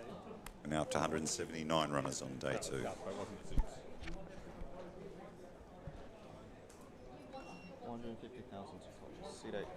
Very unusual to see Kay without chips because he's had them for most of the tournament, but I'm sure he can get them back. Michael Egan with pocket 3s is going to raise it up. He's got 6.3. Round to now Matthew Wakeman, who's picked up King Queen. And like you said, Ben, he's sort of slid down. So is this the time? He's got options now. That's the thing about having more chips, is you've got options. When you're short stacked, it does keep the game rather simple. Not this time. He's not ready. He just got him. Joe gets out of the way. Andy. Out of the way, Aaron. Out of the way, Josh. With ace jack. He's going to make the call, and we're going to see a flop. Michael Egan versus Josh Hutchins. 4.1 million versus 6. The flop, ace, 10-8. So Josh catching the lead. Well ahead of Michael's pocket threes.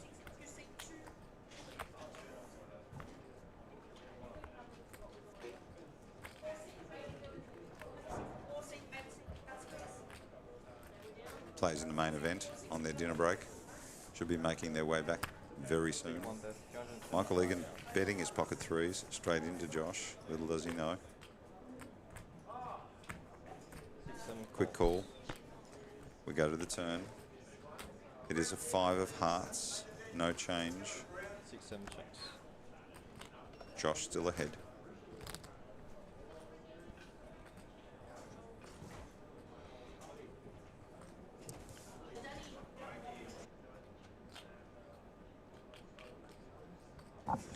I think we just caught a glimpse of Josh Giddey.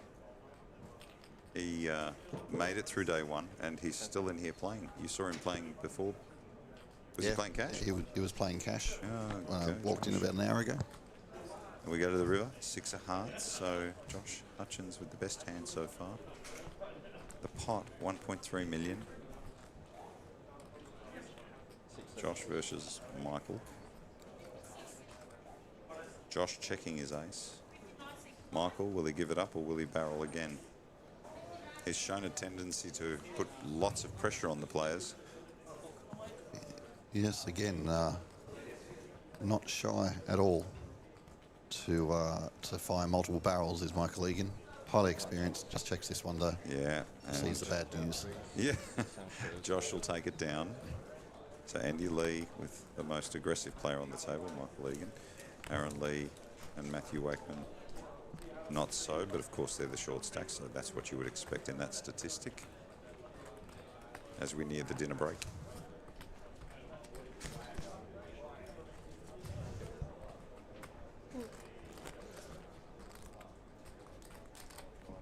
Still 7 players here. We've been a bit of a status quo for, must be about 3 hours now, Paul.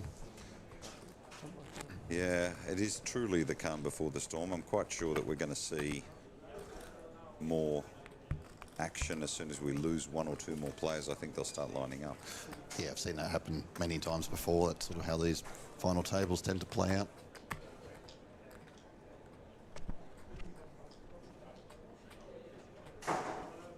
Lots of experience at the table too, so not a lot of panic. Players that are able to take the high pressure situations. Round to Joe Sandev, who's now moved up to 4.5 million.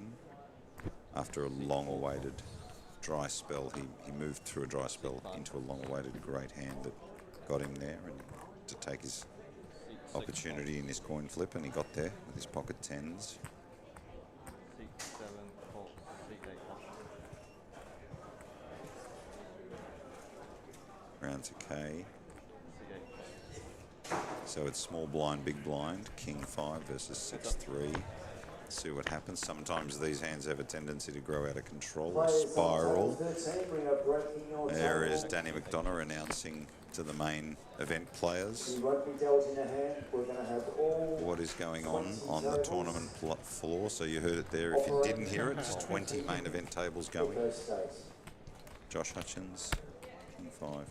Kate Tanaka, 6-3, will not contest. Aaron Lee, the short stack at 9.8 big blinds. Kate Tanaka, also one of the short stacks now, but with 13 big blinds.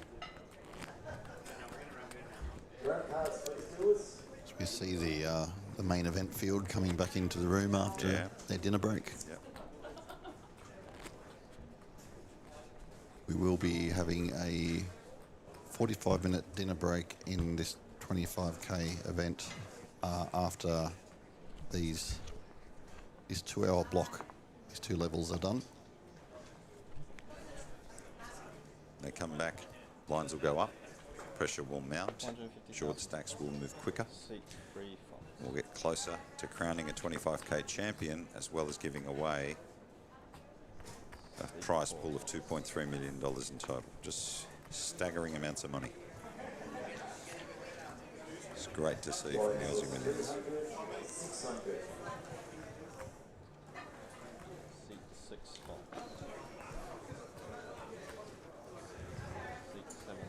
So much activity on the floor. It's just great to be in the middle of the vibe, Ben, watching all the players. Just happy to be back and playing high-stakes poker. Poker in general, right? No matter where you're going, the teams event, the cash games, the satellites. Then you've got the main, and then this one. Everyone's got vibe. Yeah, that's the enjoyable thing about walking around the room, is just seeing all the different events going on, the cash games being played. There's a big cash game being played out on the main floor there. You know, Najima Jez and the crew are playing. Yeah, what a table. Saw Will Davies, of course, Poker Palace in Sydney. Very popular guy, very nice guy. He's done a lot for the poker scene up in Sydney. Speaking of popular, Frankie B. Yeah. It's like, you know, I wouldn't mind measuring his steps, actually. I reckon him and Danny, he'd give Danny a run the way he's been going in this tournament. I believe Danny's steps and a number of photos that Frankie's been in are a very similar number.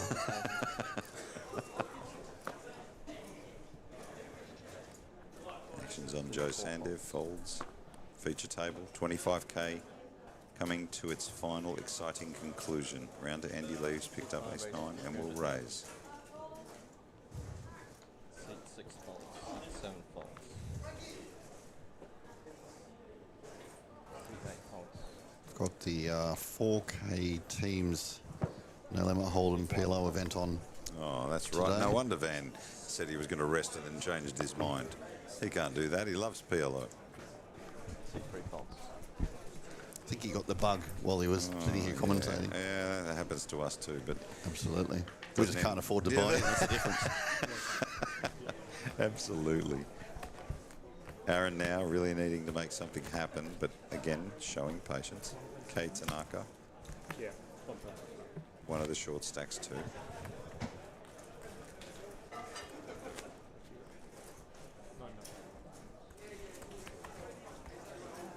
One minute call, players. 1 minute.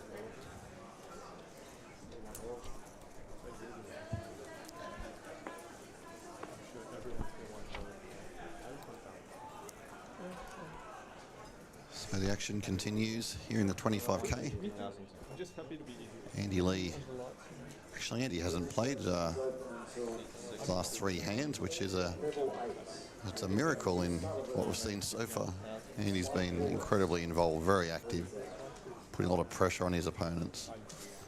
Josh Hutchins opens it up with the ace-3 suited.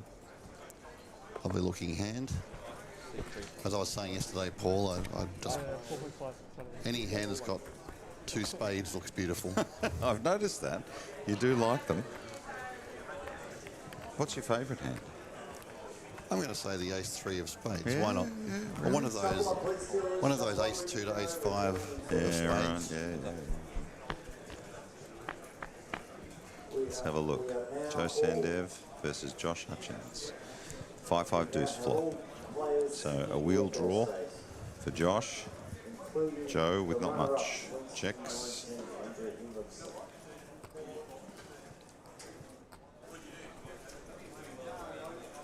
And we're dealing in the main event. Level 4. Over to Josh. Might elect to fire here with a straight draw. We are dealing. He bets 200,000. Back over to Joe. We've simply got 2 overs. Spent a lot of time getting those chips. Waiting and waiting and waiting. And look at this. It's going to float. The turn at 10 of hearts. So action will be on Joe once more. Will Josh back down? Joe, I'm pretty sure, is about to reach out and check. Come on, Joe. Show that we are aligned. Makes me feel better. One day I'll be a crusher. Over to Josh. Now, Josh started this day kind of aggressive, betting a lot of pots, then he sort of changed gears, so he's got multiple muscles. He checks, and the river is a 9 of clubs. So in the end, Joe got a couple of free cards there, and maybe an opportunity to fire here, because Josh ain't got much. So really good opportunity if Joe can take a stab. Oh, alignment. Ben, it's going to happen for me one day. He fires. Can't believe you're not at this final table, Paul. Look at this. Over to Josh now. Just shows opportunity opens the door.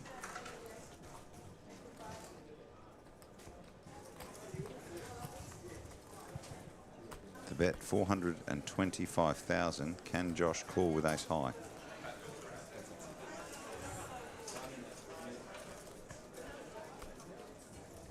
Nope, he folds. So nice play there from Joe. The opportunity created by floating, and he took it away. So Aaron with 1.475 and Matthew Wakeman with 1.575 million in chips. Kei Tanaka just in front of them. 7 players remain out of 98 in our $25,000 challenge here at the 2026 Aussie Millions, thanks to CrownBet.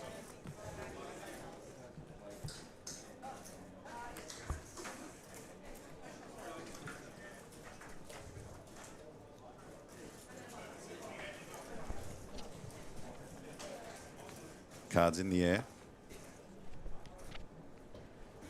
150,000. And number 89.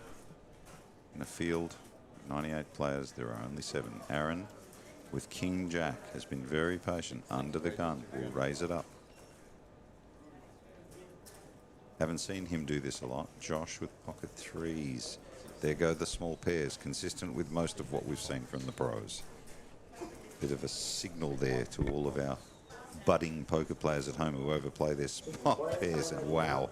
Matthew Wakeman, who waited a long time and got kings, and now he's waited a long time. He's got aces. How's he going to play him? He's on the button. He looks across.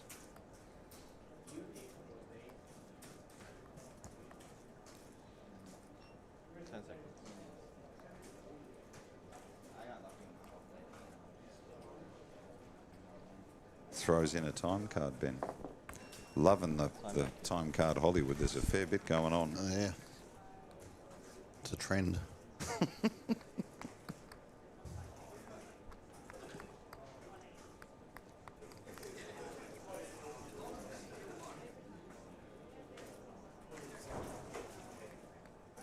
Just waiting to release or call. What's it going to be? 675 in the middle. He's got 1.2 behind. He re-raises. C3 raises to 700,000. 700,000. That's a real commitment. Right. Folds back round to Aaron. He quickly gets out of the way. So Aaron now, with just under 8 big blinds, really needs to make something happen, as does Kei Tanaka. Matthew Wakeman's patience seeming to pay off, Ben. Kings and aces. So it's not that hard a game. It looked incredibly strong for him to just re-raise and not shove there. Not that Aaron really calls could have either called way, off anyway. right? Yeah, right. Wouldn't have changed the outcome, but it is interesting how a bet there looks much stronger than a shove. Take caution, players at home. They'll all start bluffing by re-raising.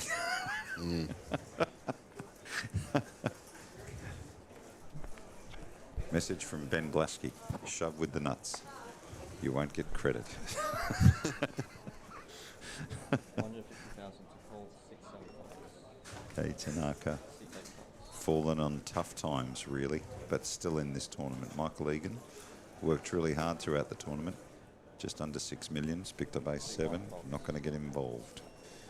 Matthew Wakeman with a little bit of momentum. Folds. Joe Sandev. Most certainly building his stack back up again.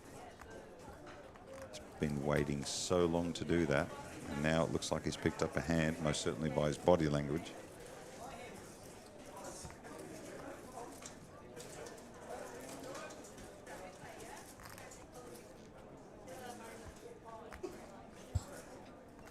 going to raise it up. Raises 450,000. 450,000. You'll notice the bet's getting bigger because the blinds are getting bigger. So blind 75, 150. Over to Andy with a weak ace. But a big stack.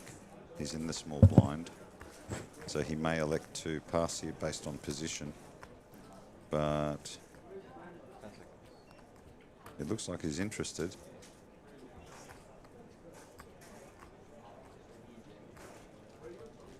Look at this. Oh, thank you. 6-5 Raise. So it's a 3-bet. 1,350,000. You heard it from the dealer. Now we're going to find out whether Joe's hands are real.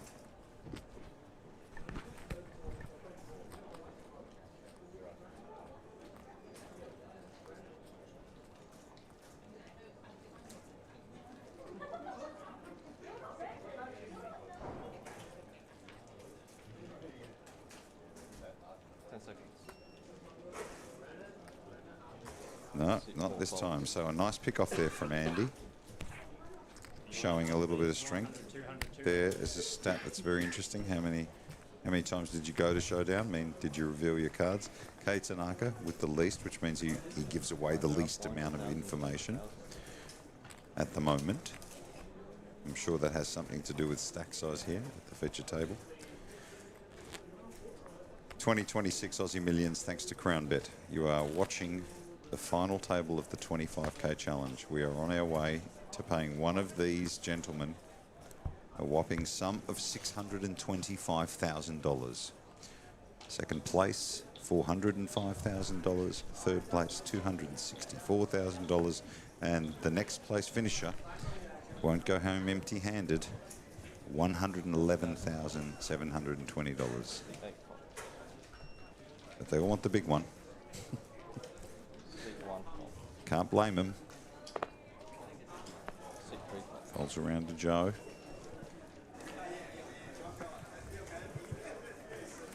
Has a think. Joe's got ace-7 offsuit. He's coming in for a raise. Let's see what Andy's got now, whether it's round 2. Ace-5 of clubs, could be. Blinds have also gone up recently to 200, 100, 200 with a 200 big blind ante, so... Yeah, getting more expensive. Yep. This time he just calls, so Andy not electing to 3-bet. Aaron with Raggy King. And Josh with 8-5 of spades. Now there's a little bit of value here. Oh, yeah, he calls. 3 players to the flop. So Josh in here with a interesting 8-5 of spades, maybe trying to take it away. Little does he know Andy's got him dominated, but anything can happen. Flop comes Queen 6-6. Nothing for anyone. Well, Andy's got the nut flush draw. Yes, a big draw. And to be fair, that's probably all that's out there at the moment. But let's see. Josh checks. Round to Joe. Someone will try and represent something. No doubt. Joe, the initial raiser. Will check. Over to Andy. Will he bet his draw?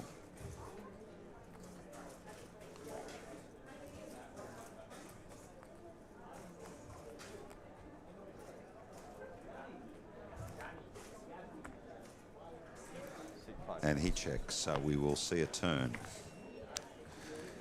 It is 7 of diamonds, so Joe striking on the turn catches the lead. Also, 2 diamonds, 2 clubs on the flop. Andy with the flush draw, Joe with a pair of 7s, and Josh with a straight draw, up and down. And he bets. The bet is 600,000. 600k, so trying to take it away here. Round 2, Joe, who's picked up a pair of 7s. Pot's 2.1 million. Takes a look. Curious look.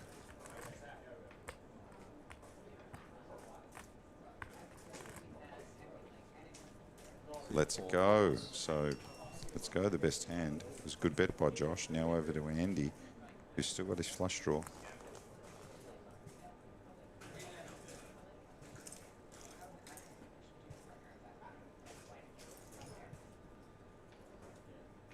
He makes the call.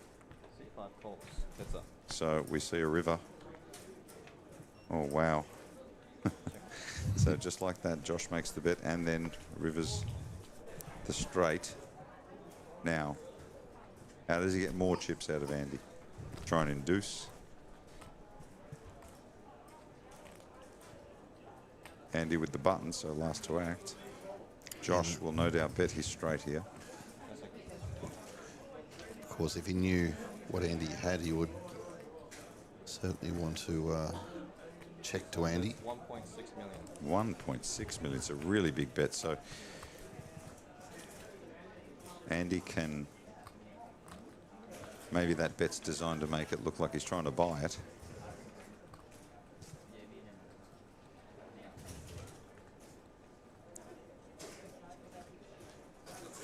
He's made some big calls, and look at this. He's not convinced.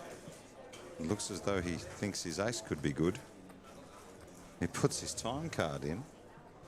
He certainly made a big call earlier. Yeah. He had a little bit more than he has here. He's got the ace high. Of course, he is blocking the 8-5. So we may not give him too much credit for that hand. We talked about blockers earlier. We did. Look at this. He really thinks his ace might be good. Wants to put the chips in. It's a big bet. He's going to do it. He's going to do it. He's going to call with ace high. He's wrong this time. He was right the last time, and maybe that gave him the confidence, but he was wrong this time. Josh takes a huge spot here. Yeah, great value there for Josh. Said it was a very polarising bet. Yeah. You either had it or he didn't. Aaron now down to very little, 3.9 big blind, 775k. Tanaka also down to 1.8 million.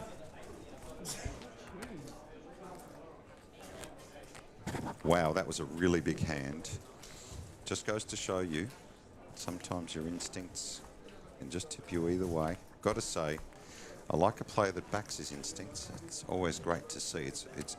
We talked about Michael Egan's courage to bet and Andy's courage to call, but you've got to take risks. Sometimes calls aren't going to work out, and in this case, it's hard to see the straight draw. Whatever story he had in his head that he thought Josh had didn't add up, so he makes the call. Action on Michael Egan. Folds around to Matthew Wakeman. Gets out of the way with 9-7 off suit. Over to Joe. And now to Andy, who slipped a little to 6.6 million, but still very healthy. King 6 clubs. Looks over at Josh. Raises to 400,000. Raises it up. 6 folds. Aaron folds. Josh folds. Round to K. Folds. So Andy takes it down. Players will be on a dinner break pretty soon. Refresh and come back, and we then take a run at giving away the rest of that money all the way from 111,000, climb all the way to first place, $652,000 and change, and a trophy and a title. What would you prefer, Paul, the trophy or the $652,000? That's no question. Yeah, absolutely. No question. Give me a life supply of Melbourne coffee. A lot of sushi for definitely a trip to Japan. Absolutely. Yeah, you take all of us. Come with you. Visit all the players in the chat that are following us. G'day to all the players in Japan and fans of Japan and all the rest of our international audience that are dialed into this webcast. Pleasure to have you. We had Van Marcus earlier. We've had Michael Mizraki in the field. We're trying to get him on the mic. Joe Hasham will join us later this week. He's still in the main event. Josh Giddy's here from the NBA, homegrown hero. He's got some chips and he's going into day 2 of the main event, which is a great accomplishment.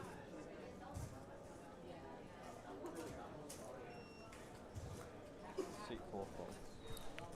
Joe Sander folding Queen Jack offsuit. Round to Andy with Ace Deuce of Spades, which I already know Ben likes because it's a pretty hand and he loves his spades. That's right in my ballpark, that hand. Oh, Aaron with pocket kings and the short stack. Talk about timing. Really needs to make something happen.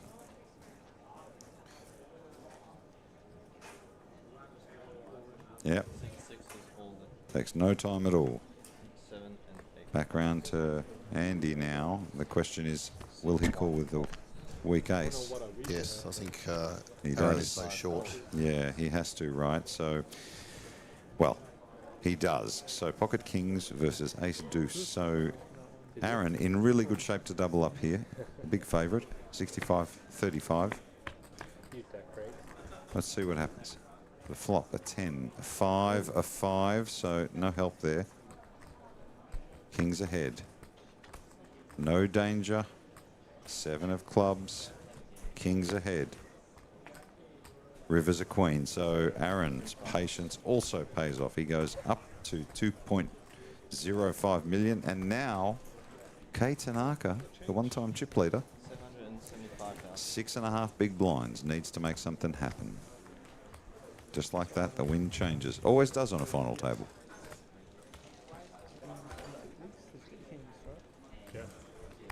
Well, hopefully Kei can double through so we can keep our audience from Japan.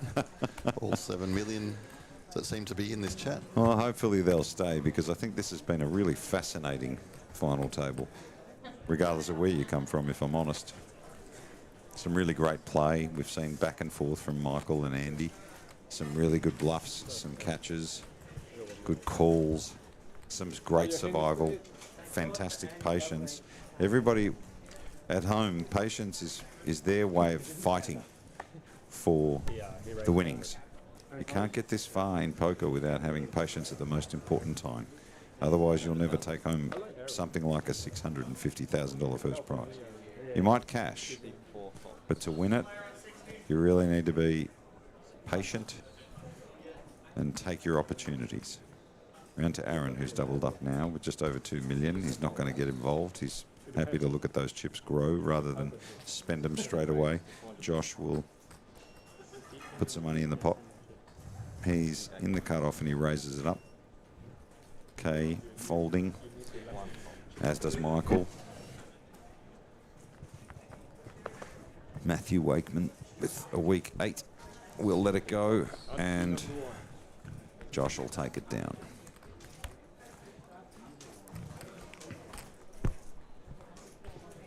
Get the impression that something's going to give soon, Paul. Yeah, absolutely it will.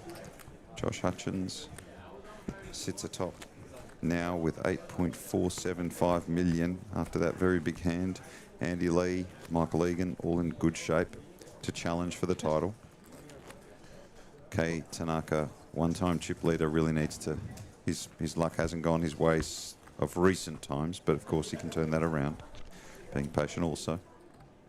As we saw, Kei Tanaka came into this final table as the chip leader. Yeah. Since then, we've seen Andy Lee take over the chip lead. We've seen Michael Egan hold the chip lead briefly, and now Josh Hutchins. So it can change. Andy Lee with pocket threes, and look at that. True to their word, the small pocket pairs aren't faring with the pros. Not spending any money on them.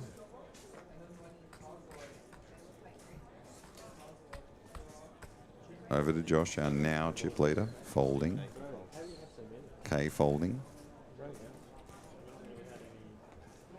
Michael folds. Matthew Wakeman.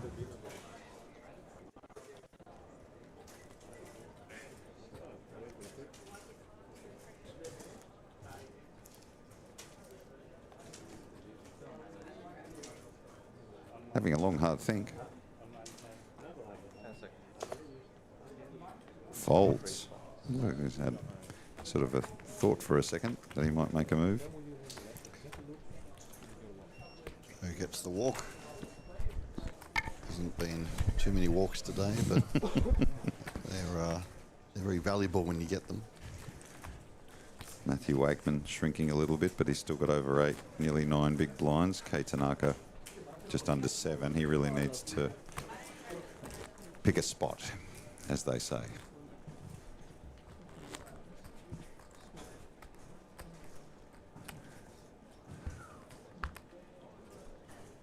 Cards are in the air.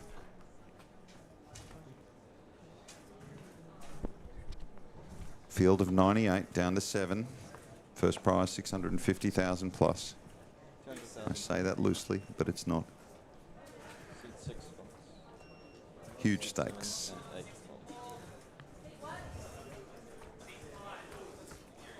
Folds all the way around to Michael Egan, who's been a bit dormant in the last hour of play. Still sitting on just above 5 million. We'll raise it up with 9-10 off suit. Round to Matthew. Folds. Joe. Oh, he's picked up ace jack. And he's in the small blind.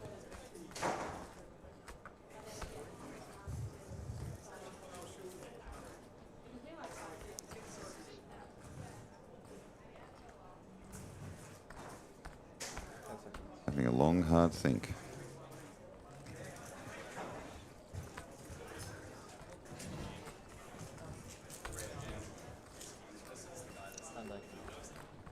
So his time bank. Yeah. Do we know how many cards each player gets? Let's find that out at some point.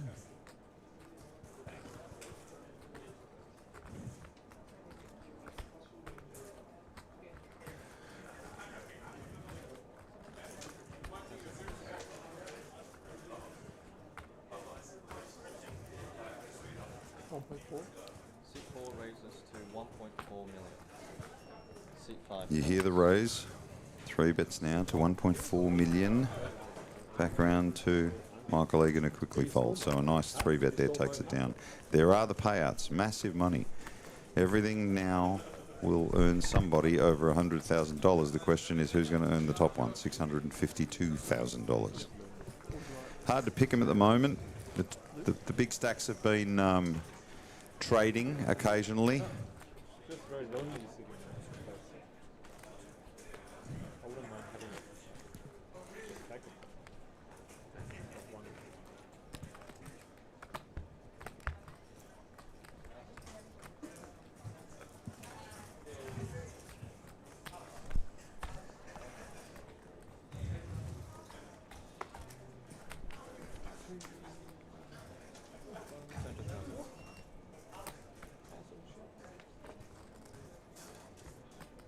So Josh with the ace-9. With the gun. 6, 7. Lets it go. Seat 8 folds. Okay, he folds around to Michael Egan with the weak ace. He lets it go as well. Seat 3 folds.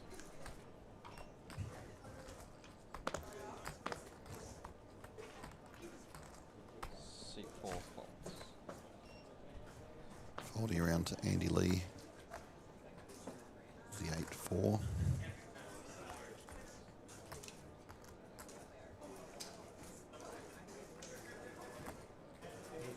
Seat 5 is all in. Andy goes all in. Seat 6 folds. And Aaron has to fold. That's just big stack poker, right? Yeah, just putting the pressure on. Putting into a decision for his tournament life. Okay, with 6.5 big blinds. Aaron with 8.3 big blinds. Matthew Wakeman with 8.8 big blinds. So essentially a good indicator of whether you need to make a move or not.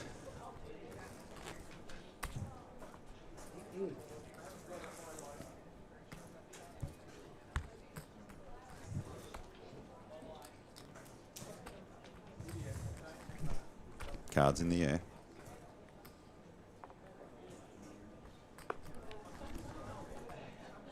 And the action is on Kei Tanaka, who's fallen on tougher times. Not used to seeing him without chips, if I'm honest. He's played a beautiful tournament, I must say. Round to Matthew Wakeman, who's got a weak ace. He's got about 1.8 million in chips. He's in the hijack. Thinks about it. Lets it go. Round to Joe. Up to 5 million. Picked up pocket twos. Will he be true to the let the small pair go?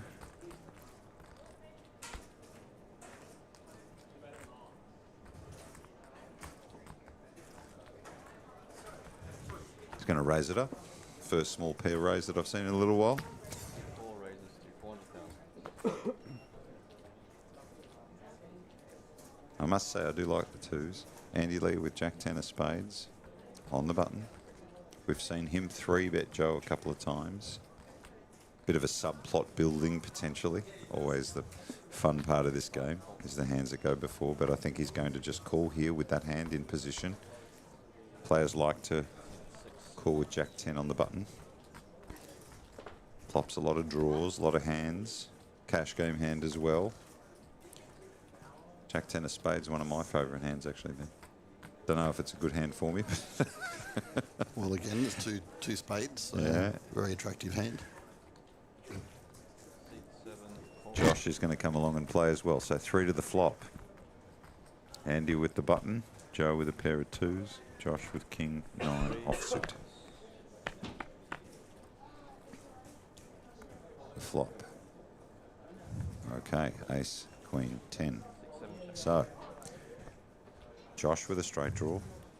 Joe with a pair of twos. It's not looking really strong on that board. No, that's a horrible flop for Joe. And Andy with a pair and a straight draw. Even though Josh is ahead here, I would think Andy doesn't feel too bad about his hand. It goes check, check, check. Well, the turn is a repeat queen. This is always interesting. It's a bit of a who's going to blink next.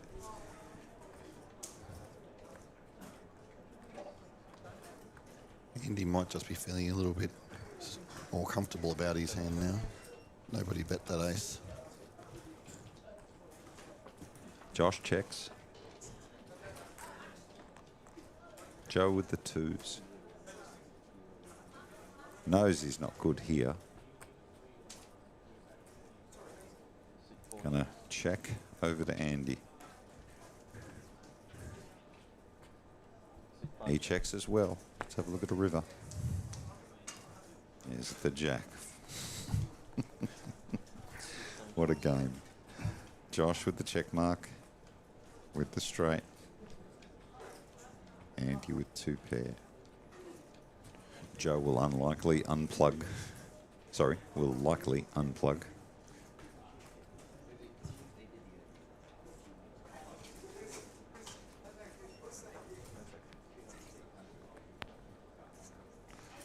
Look at this. Josh checks and Joe bet 750,000 in there with a pair of twos. He's going to get looked up though. He's certainly going to get looked up by Josh. But he certainly knew he wasn't going to win it at showdown. Well, I've got to say the check from Josh. Seat 5 calls. Seat 7 calls. That calls, so just a call with a straight. So even Josh there being cautious on the river, check calling rather than betting out. He will take it down. He was still a little bit worried about the flush. Yeah, very cautious. Still waiting for those short stacks to bust because then they know that they can start to swing at each other.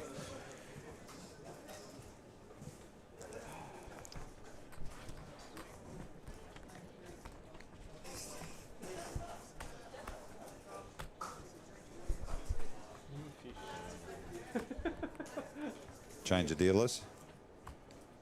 Keep the dealers fresh. Don't worry about the commentators. No, we're in for the long haul, Paul.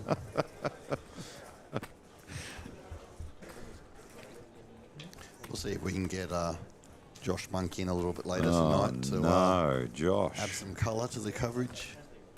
We're bringing the Monk back. All right. Okay. We can have some fun with him. He's a good sport. We've had Van Marcus. We've had Nelson as well. Fantastic. Really good insight. We'll get Billy the Croc on at some point. Joe Hashem on at some point. We're hoping to get Michael Mizraki. And a few other guests, I'm sure. Big main event brewing. We're now up to 183 in the main. That's still climbing. Michael Egan. Been quiet of late, under the gun. Not going to get involved. Also probably waiting for his run. Matthew Wakeman with pocket fours. Small pairs. No good. No good.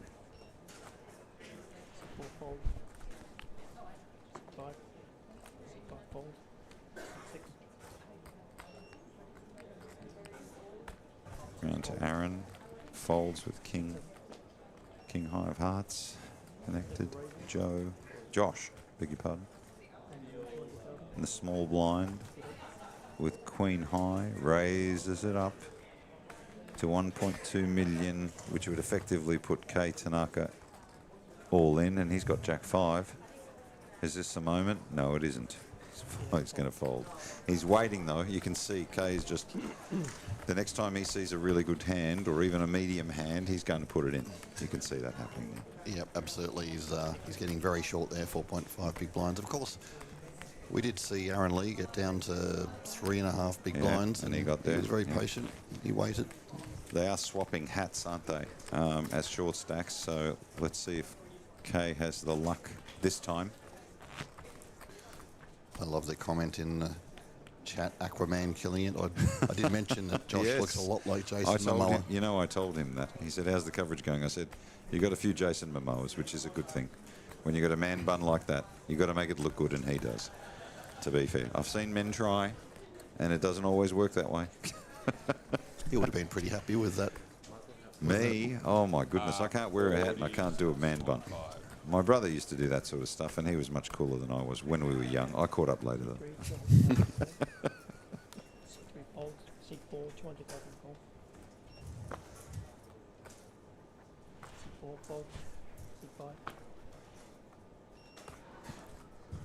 There were a few comments earlier in the chat referencing Minamino, mentioning Aaron Lee looked like Minamino, the Japanese footballer.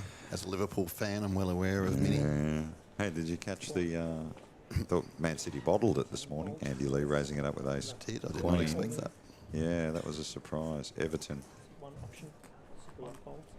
Look at this. Here it is. Kei Tanaka is finally all in, and he's dominated. He's waited for a good hand, and he's in an unfortunate spot. A very big underdog, and could be eliminated in 7th place. Our one-time chip leader, arguably our better player yesterday on day 2, could be eliminated from the tournament in 7th place. Our Japanese fans are going crazy in the chat with hope. We wish him well.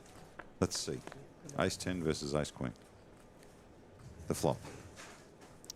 An ace, a 4, a 3, so no help so far. In fact, Andy stretches his lead. The turn is a Jack of clubs, so just missing him, unfortunately, and now only a 10 can save him. And the river is another ace, and that will do it for the one-time chip leader, Kei Tanaka. We will lose him in 7th place, and congratulations to him as he takes home over $111,720. Handshakes from the team on the table. A big congratulations to him and his fan base in the chat box. Thank you so much for supporting Kei. He's been a gentleman at this final table. Yeah, absolutely, Paul, and just things didn't really go his way. Of course, he's facing a very high-class final table, showing their experience, but really cards didn't really fall his way at all either, Kai. So, look, I think he was a little bit unlucky at this final table. Couldn't really get any momentum going at all today. Yeah, he was really unlucky towards the end when he went card dead. He played beautifully through this tournament, though. I must say, Kei Tanaka, you have earned the respect of the poker community here, and we've certainly enjoyed watching you play here. And we hope to see, and I'm sure we'll see much more of him as the tournament goes on.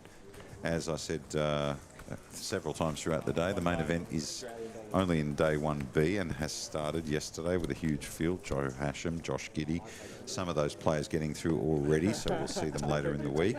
This is day 1B on the tournament floor now. Another 183 runners, and that's climbing. We're looking for a massive day 3 tomorrow to take us into a huge end to the week. But right now, 6 players remain. The next payout, $132,000 and change. 6 players remain. It's taken a lot of work to get us here. Andy Lee's picked up pocket kings. Raises it up to 400,000. Around to Josh, who's the big stack at 11. He gets out of the way, as does Michael Egan. And Matthew Wakeman with an interesting Queen Jack offsuit. He's only got 6.8 big blinds here.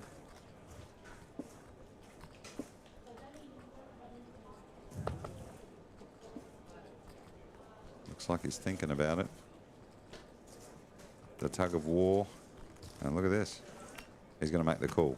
He wants to see a flop. Little does he know that Andy's got a monster. But you never know. Trying to make it happen. 6 remain. 132 grand up next. Let's have a look at the flop. A 10 in the door. A 9, so up and down straight draw. Always makes a hand feel stronger even though it isn't. Yep, that's could spell trouble for Matt here, especially because Andy has 2 of his outs. Blockers, right? Blockers, they are. Andy's going to bet. Only 200,000 in 1.1 million. That's very tempting. Value bet there. Matthew could shove here, being so short. That surprised me.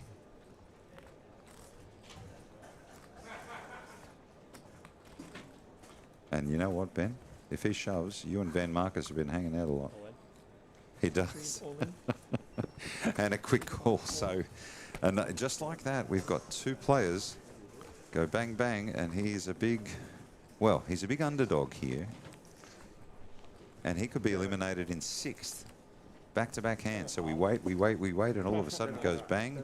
Is this the second bullet? Is this the next player eliminated? He's going to need help. An 8 or a king is what he's looking for. And as you can see, there's only two more kings in the deck, so there's 5 outs. What's it going to be? The turn. It's going to need some help on the turn. It's an ace. That's no help. Now, 5 outs. Only a 14% chance of spiking the river. It is a 6 of hearts, and just like that, 2 hands. And we lose our next place finisher in 6th, Matthew Wakeman, who I must say did very well to even extend that far, given that he was a short stack for so long. He will take home $132,890 in 6th place, and suddenly we have 5. And look, the story here is Aaron Lee, who less than 3 months ago had 3.5 big blinds.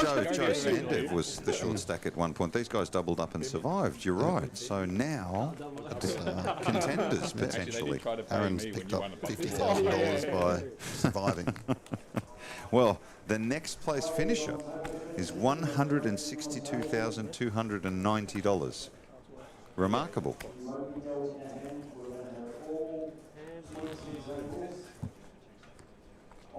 This is the stage where you want to run good. Dead small. Wow. We waited, we said the calm before the storm, and lightning struck twice, and we lost 2 players very, very quickly. So now we're at the business end. When I say the business end, 162,000 for next place finisher, 209 for the next place finisher, then we're 3rd, 2nd and 1st. How is this story going to play out? Josh with over 10 million in chips. Andy Lee now with 9 million in chips. Got King Jack. Another thing we need to talk about is it gets shorter and shorter in terms of short-handed. So the aggression goes up because the hands ranges are wider. Here we've got Andy raising it up to 400,000, and Josh, the other big stack, or the big stack, picking up a nice Queen 10 of spades, which I already know you like. I already know you like him. I do. I do. Oh, look, he must have heard us because he got rid of him. Always the way. Way too pretty to fold, in my opinion. Yeah, I agree. I agree. Joe Sandev with Queen 7. He's got 18 big blinds, 3.5 million. And he folds. And he takes it down. So a little bit of spirit, a little bit of laughter because they've lost 2 players now. The most aggressive, or voluntarily putting his chips in the pot, Andy, followed by Michael Egan. Players starting to feel pretty good now because they know they're up for a much bigger payday. Yeah, they've a bit of celebration in that laughter there, especially like you say by Aaron, who has, you know, he's been incredible with his patience. Really, you know, taking his time. Yeah, he was on the verge of busting in 7th for 111,000. Now he's locked up 162,000 minimum. And who knows? Yeah. And who knows?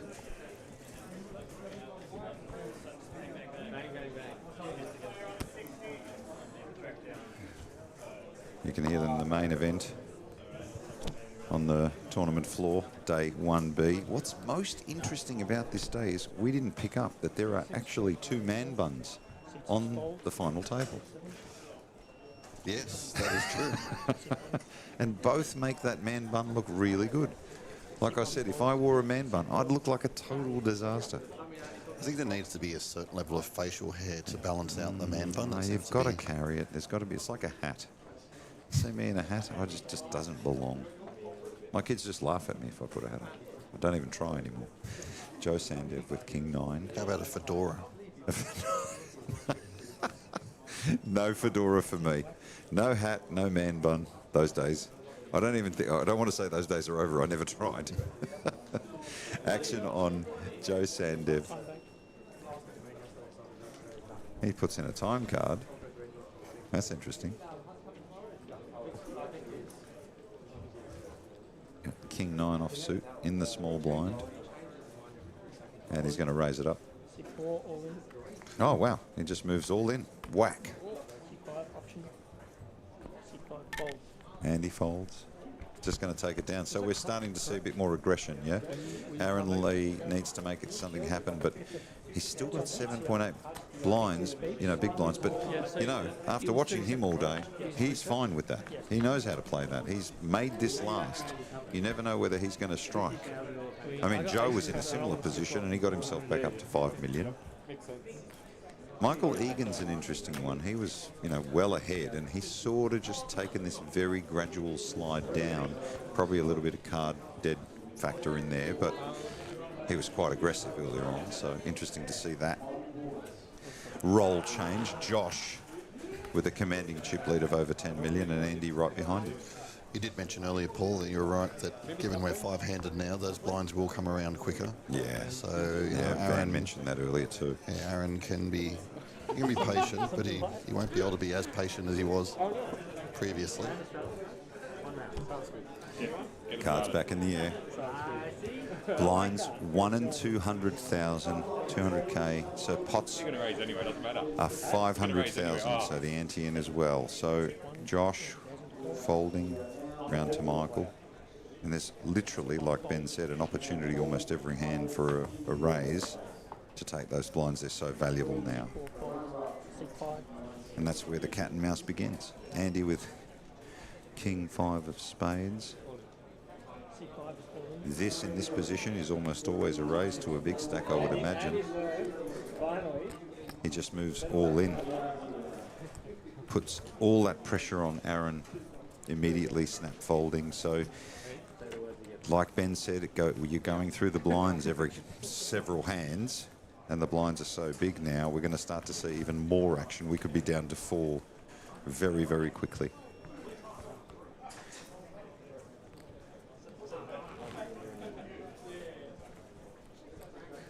Hard to believe that above 4 players in elimination, you're earning over 200 grand. 98 players started and only 5 remain. We're at the business end. Big money.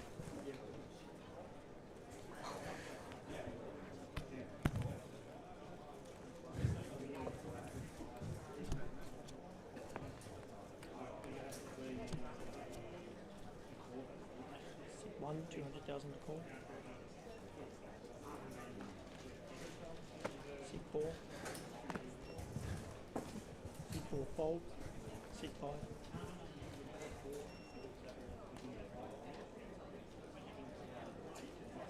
Andy Lee. 9.5 million in chips and having a think. C5 folds. C6. There's a hand that I think Aaron will be shipping in. With the 5.3 big blinds, that's more than enough.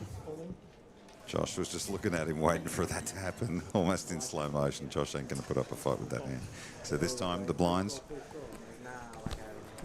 being very valuable. Aaron hanging in, making it last. Players having a laugh in between hands.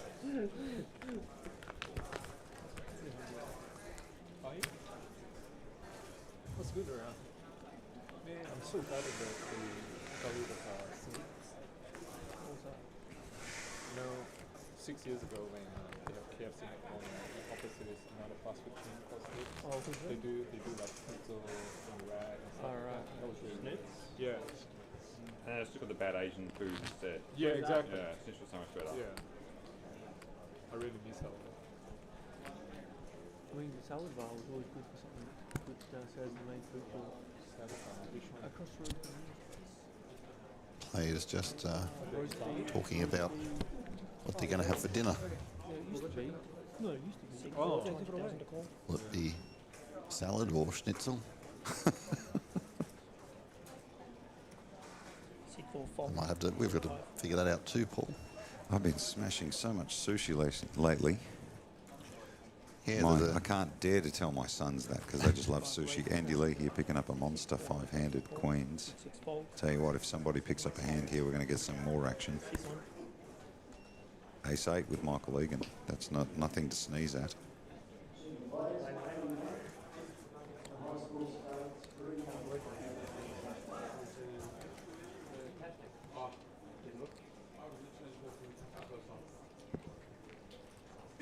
Raise. That's the call. Call. Change to come. No, So Michael in the big blind. 2 players. 2 players remain in this hand, I beg your pardon. 5 left in the tournament. Big hand brewing. Andy Lee with the big stack. The flop comes King, Jack, Deuce. Andy's still ahead with the queens. Anything can happen. First prize, $652,000. We are at the business end. The next 5 players will earn over 162. First prize, enormous. International audience listening in from all around the world, watching to see how this concludes. C5, that's 450,000. Meanwhile, the main event is right in front of us taking place. Michael checks over to Andy now, who bets, and Michael folds. So there is our leaderboard chip count, 10 million now to Andy. Josh just neck and neck with him, and Aaron still hanging in, but Aaron knows how to make that work. Now we've got an international audience. I'd like to shout out to my sister who is living the life in Egypt. Every 3 days we get a video of her eating food and living this life in the Egyptian beautiful culture and all the food and all the... we talked about the Japanese culture. The Egyptians are very generous and pretty good architects too. Some of their stuff really lasts. Shout out to my relatives that I may never have met that are over there. Don't want to send them a video of me and you, do we? I don't think they'd see that as... No, that would be insulting. But I tell you what, my sister knows, she won't mind me saying this, but she likes a flutter. You know what I mean? Right. You just never want to play the $1, $2 Manila game with her because you need to do a tutorial at the table. She'll teach you, even if you've played for 50 years. That's my dad's fault.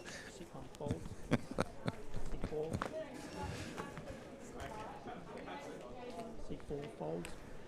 5 players remain in the $25,000 challenge. 98 players began. This is such a conclusion. Later in the week, the main event will start to converge those fields. Day 1A, B and C will come together and we'll pick up coverage on Friday. Compulsory. Compulsory. Players in good spirits now. Why not? They're all earning so much money, Ben. Exactly. It's been a good few days for them. No reason not to be pretty happy with their work. You are at the 2026 Aussie Millions, thanks to CrownBet. You are watching the final table of the 25k challenge come to a conclusion. We're going to crown a champion today. Now when I pull that, you're like, oh, does he have it? Oh, did he do that? All deserving, I've got to say. They've all been very impressive in their own way. This is world-class poker here at Crown. Aussie Millions back after 6 years, and record numbers are walking through the door every day. The entire poker world has woken up and said, welcome back, thank you. It's just so good to see. And we've still got it all ahead of us.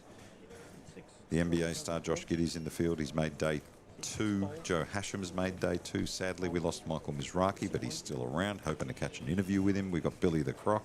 We had Van Marcus today. We've had Nelson. But most importantly, we may have Josh Monk. I mean, that's why I flew down to Melbourne for that opportunity. I hope Josh is listening. Well, I got a text from the famous Josh saying he had an emergency, but he'll be here as soon as he can. I'm sure it's really important.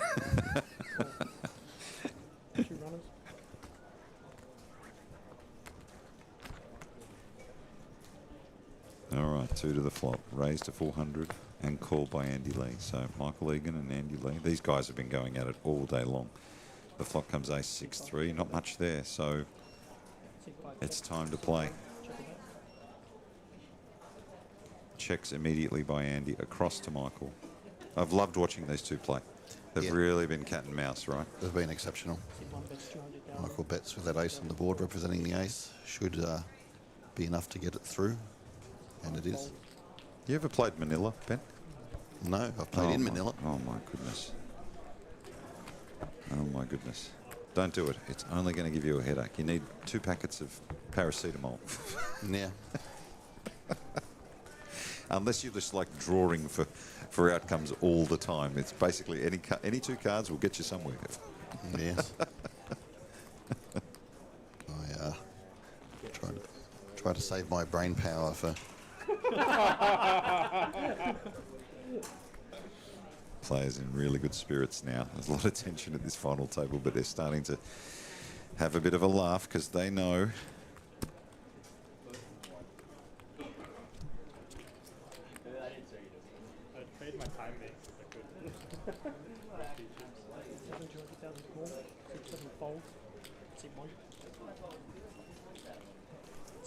Went up to 183 in the main event, day 1B. Josh Sandev has picked up 8-6 offsuit. Many of you at home would be looking at the hand ranges. Maybe you're not used to it and seeing, why are they playing all these cards? They don't look very good. And Ben talked about it earlier, and Van did too, as we get short-handed, meaning we go from 9 players to 5 players. You can't wait for the big hands all the time. So you've got to start playing wider ranges, and that's when the real fascinating work begins. Because playing this game at these stakes with these cards is really, really challenging. Lots of pressure, and just one mistake and you're out. Aaron's still hanging in. He's shrinking though, 5.8 big blinds. Josh with the lead at over 10.9. Andy with 9.5. Michael Egan starting to slip, but still quite healthy. Of course, one of the things with as we get short-handed is that it's less likely that you're going to have an opponent with a strong hand at the table, and you've got to take that into account when you're evaluating the strength of your own hand. Absolutely. Which is why there's some creative play. It's anyone's game from here. Aaron has found a way to survive this final table with not much, and he's still in there, so credit to him. He will take home a minimum of 162, but who knows? Aaron could take the whole thing down. We will see. This is the top card. That's the top card. C1, 200,000 to call. The big question is, where's Frankie B? I mean, that's been the question all week, isn't it? Oh my goodness, we might need to get our poker news reporters onto that because we've lost control. I wanted to put a tracking beacon on him. Although I'd hate to see where that shows him up. Oh my goodness. Matt, where's Frankie B is the question all week on this webcast. We've completely, all we heard was he was going to be with us, but he's taking photos with people, he's drinking at the bar. How do you get that job? We should run a blog on that. Great to see all our international audience all over the world, from Japan to Egypt to Doncaster. we get them from everywhere. I'd like to start a debate in the chat between me and Ben. First of all, where's better, the coffee in Melbourne or Sydney? I wouldn't want to ask this room, Ben, so we won't say that out loud. And then I think, where is Frankie B? How many steps does Danny McDonough do in one day? That's a big one. They are the questions.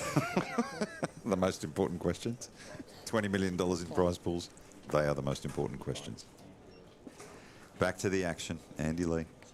King high, folding. Round to Aaron, who's picked up an ace. He's short stacked. Surely this is a moment. He's on the button. Can't see him folding here. Pots are now $500,000 and he's only got 1.1. It's a no-brainer. The question is, does Josh have enough to call?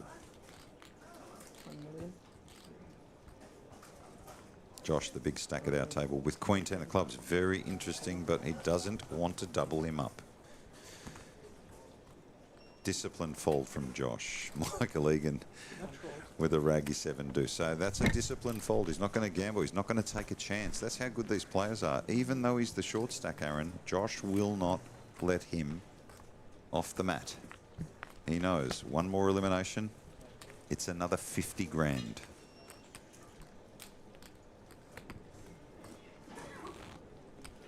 Yeah, and those pay jumps just get bigger.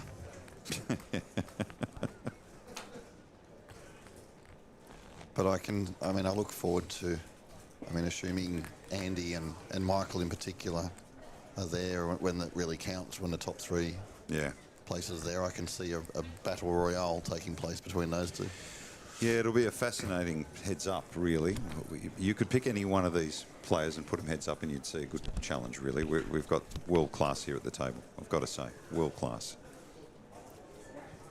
200,000 call. Action is on Andy. He folds. Round to Aaron. Folds. Josh, a.k.a. Jason Momoa's little brother. That's a compliment, Josh, when you listen to this back. Folds. Josh moves all in, I beg your pardon, putting lots of pressure on the short stacks. And look at this. He's moved in and Joe's picked up ace, king of diamonds. This is a spot, right? So can't see him folding. What a hand. He makes the call. So we're going to have an all-in. Joe Sandev with the premium hand of ace, king of diamonds. Josh, you playing big stack poker here, just moving in to take those blinds, put pressure on the short stacks. And here, people are wondering, why did he do that? Well, he's putting lots of pressure. He could still win his 75% chance. But to win is Joe Sandev. But don't forget, anything can happen. Let's have a look. Here's the flop. Jack 5-3 flop, so no change. Joe could double up. The turn is a 10. That's no change either. It actually just drawing to a 6. And a 9 on the river. So Joe Sandev will double. He's a dangerous player when he's got chips. Absolutely. We've seen that. So Josh will cough up some chips and hand them over to Joe. We're still 5-handed, but he doubles up. That's a really big double up. So Joe Sandev now will just wait for the chip count to come through. There it is. He's now at 6.75 million.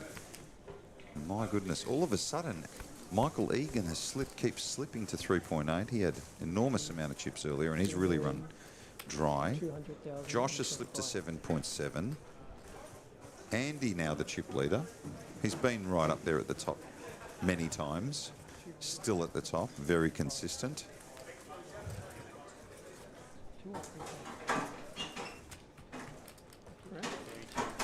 You'll have to forgive the sound in the background. There's a bit going on. We're at Crown and it's a live broadcast. You don't get post-editing to clean everything up and make me look younger. You get the bells and whistles in a live broadcast. You get it all.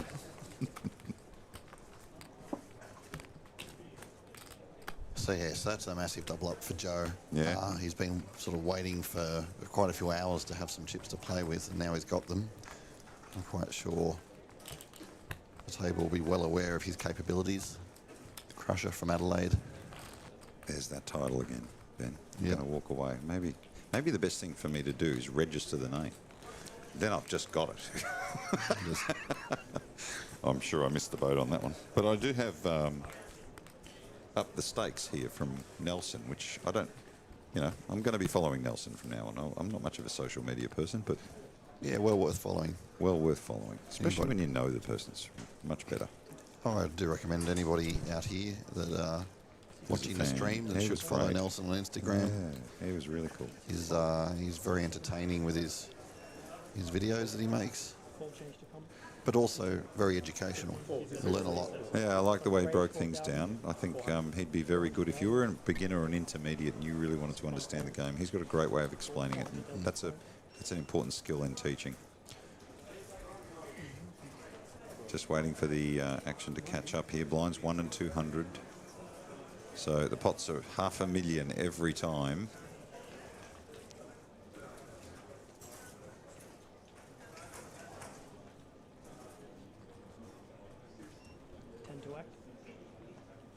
Action appears to be on Joe. Yes. C4 call. C5. Looks like just waiting for the graphics to pick up here. Might be a slight delay. Just bear with us at home. There is action here. So both Joe and Andy are in the pot. I think we're three to the flop here. We're going to have to call this commando style, Ben. Let's have a look. Usually the technology will catch up. The flop, a 10 Jack 4. Let's try and capture what's happening. It goes check, check, and it's over to Josh.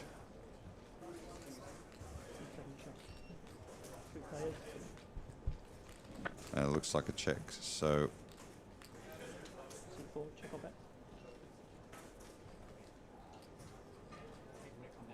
we're a bit glitchy here. We're trying to catch up with the action. We know there's 3 to the flop.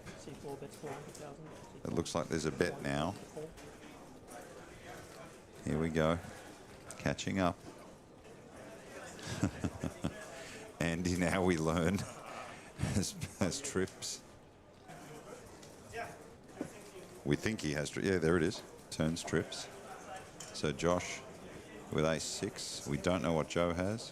They're all in the hand together. We're catching up now. No, return everybody.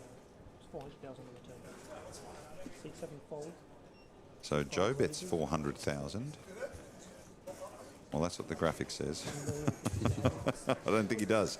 I think it's Andy. So Andy's bet here on the turn. The pot's 2.85 million. Josh folds. Now back to Joe. Okay, I think we're back on board now.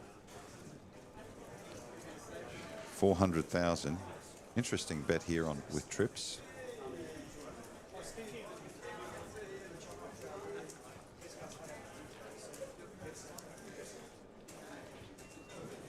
Looks like Joe bet out and Andy raised him up. So Joe lets it go. Yeah, so sorry about that. That was a bit confusing, but we got there. Aaron's still the short stack. Andy still on top. Josh just behind. Joe Sandev with just under 6 million, doing quite well, bringing that stack all the way back up. 5 players remain. Next player will win $162,000. And first place. Well, let's go through the pays. 6th place got $132,000, 890. 5th place will earn $162,290. 4th place, so this is for these guys on the table now. 4th place will earn $209,000. 3rd place will earn $264,000. second, $405,000, and first place, $652,000. Whew. We'll be very shortly going on our 45-minute dinner break. So we'll pick up the action once we return.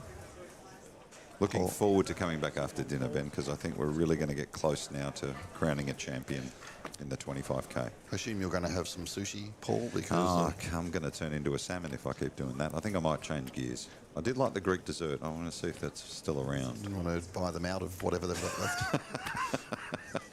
Just can't tell my wife. She loves that dessert, and if she finds out that yesterday on our anniversary I couldn't see her and I ate her favourite dessert, I am a dead man. Well, luckily there's no chance of her possibly finding out. It's not like you're on a public stream or anything.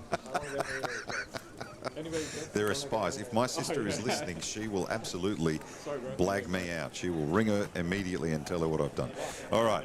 So you can see there the players are now on a break. We will be back pretty soon. So once the dinner break concludes, we're going to come back and then we're going to play down to a champion in the 25K challenge at the Aussie Millions, thanks to Crown Bet. Thanks for listening. We'll see you very soon at the conclusion of this event.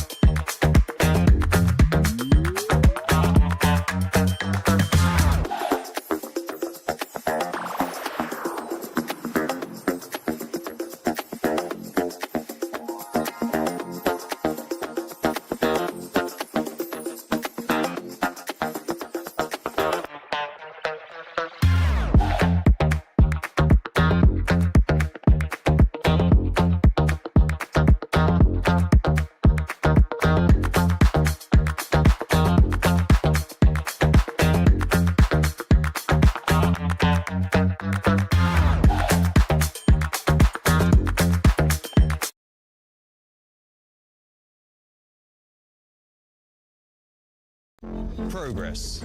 It's relentless. Earned by pushing forwards through the setbacks and the wins, all for an opportunity that others might miss.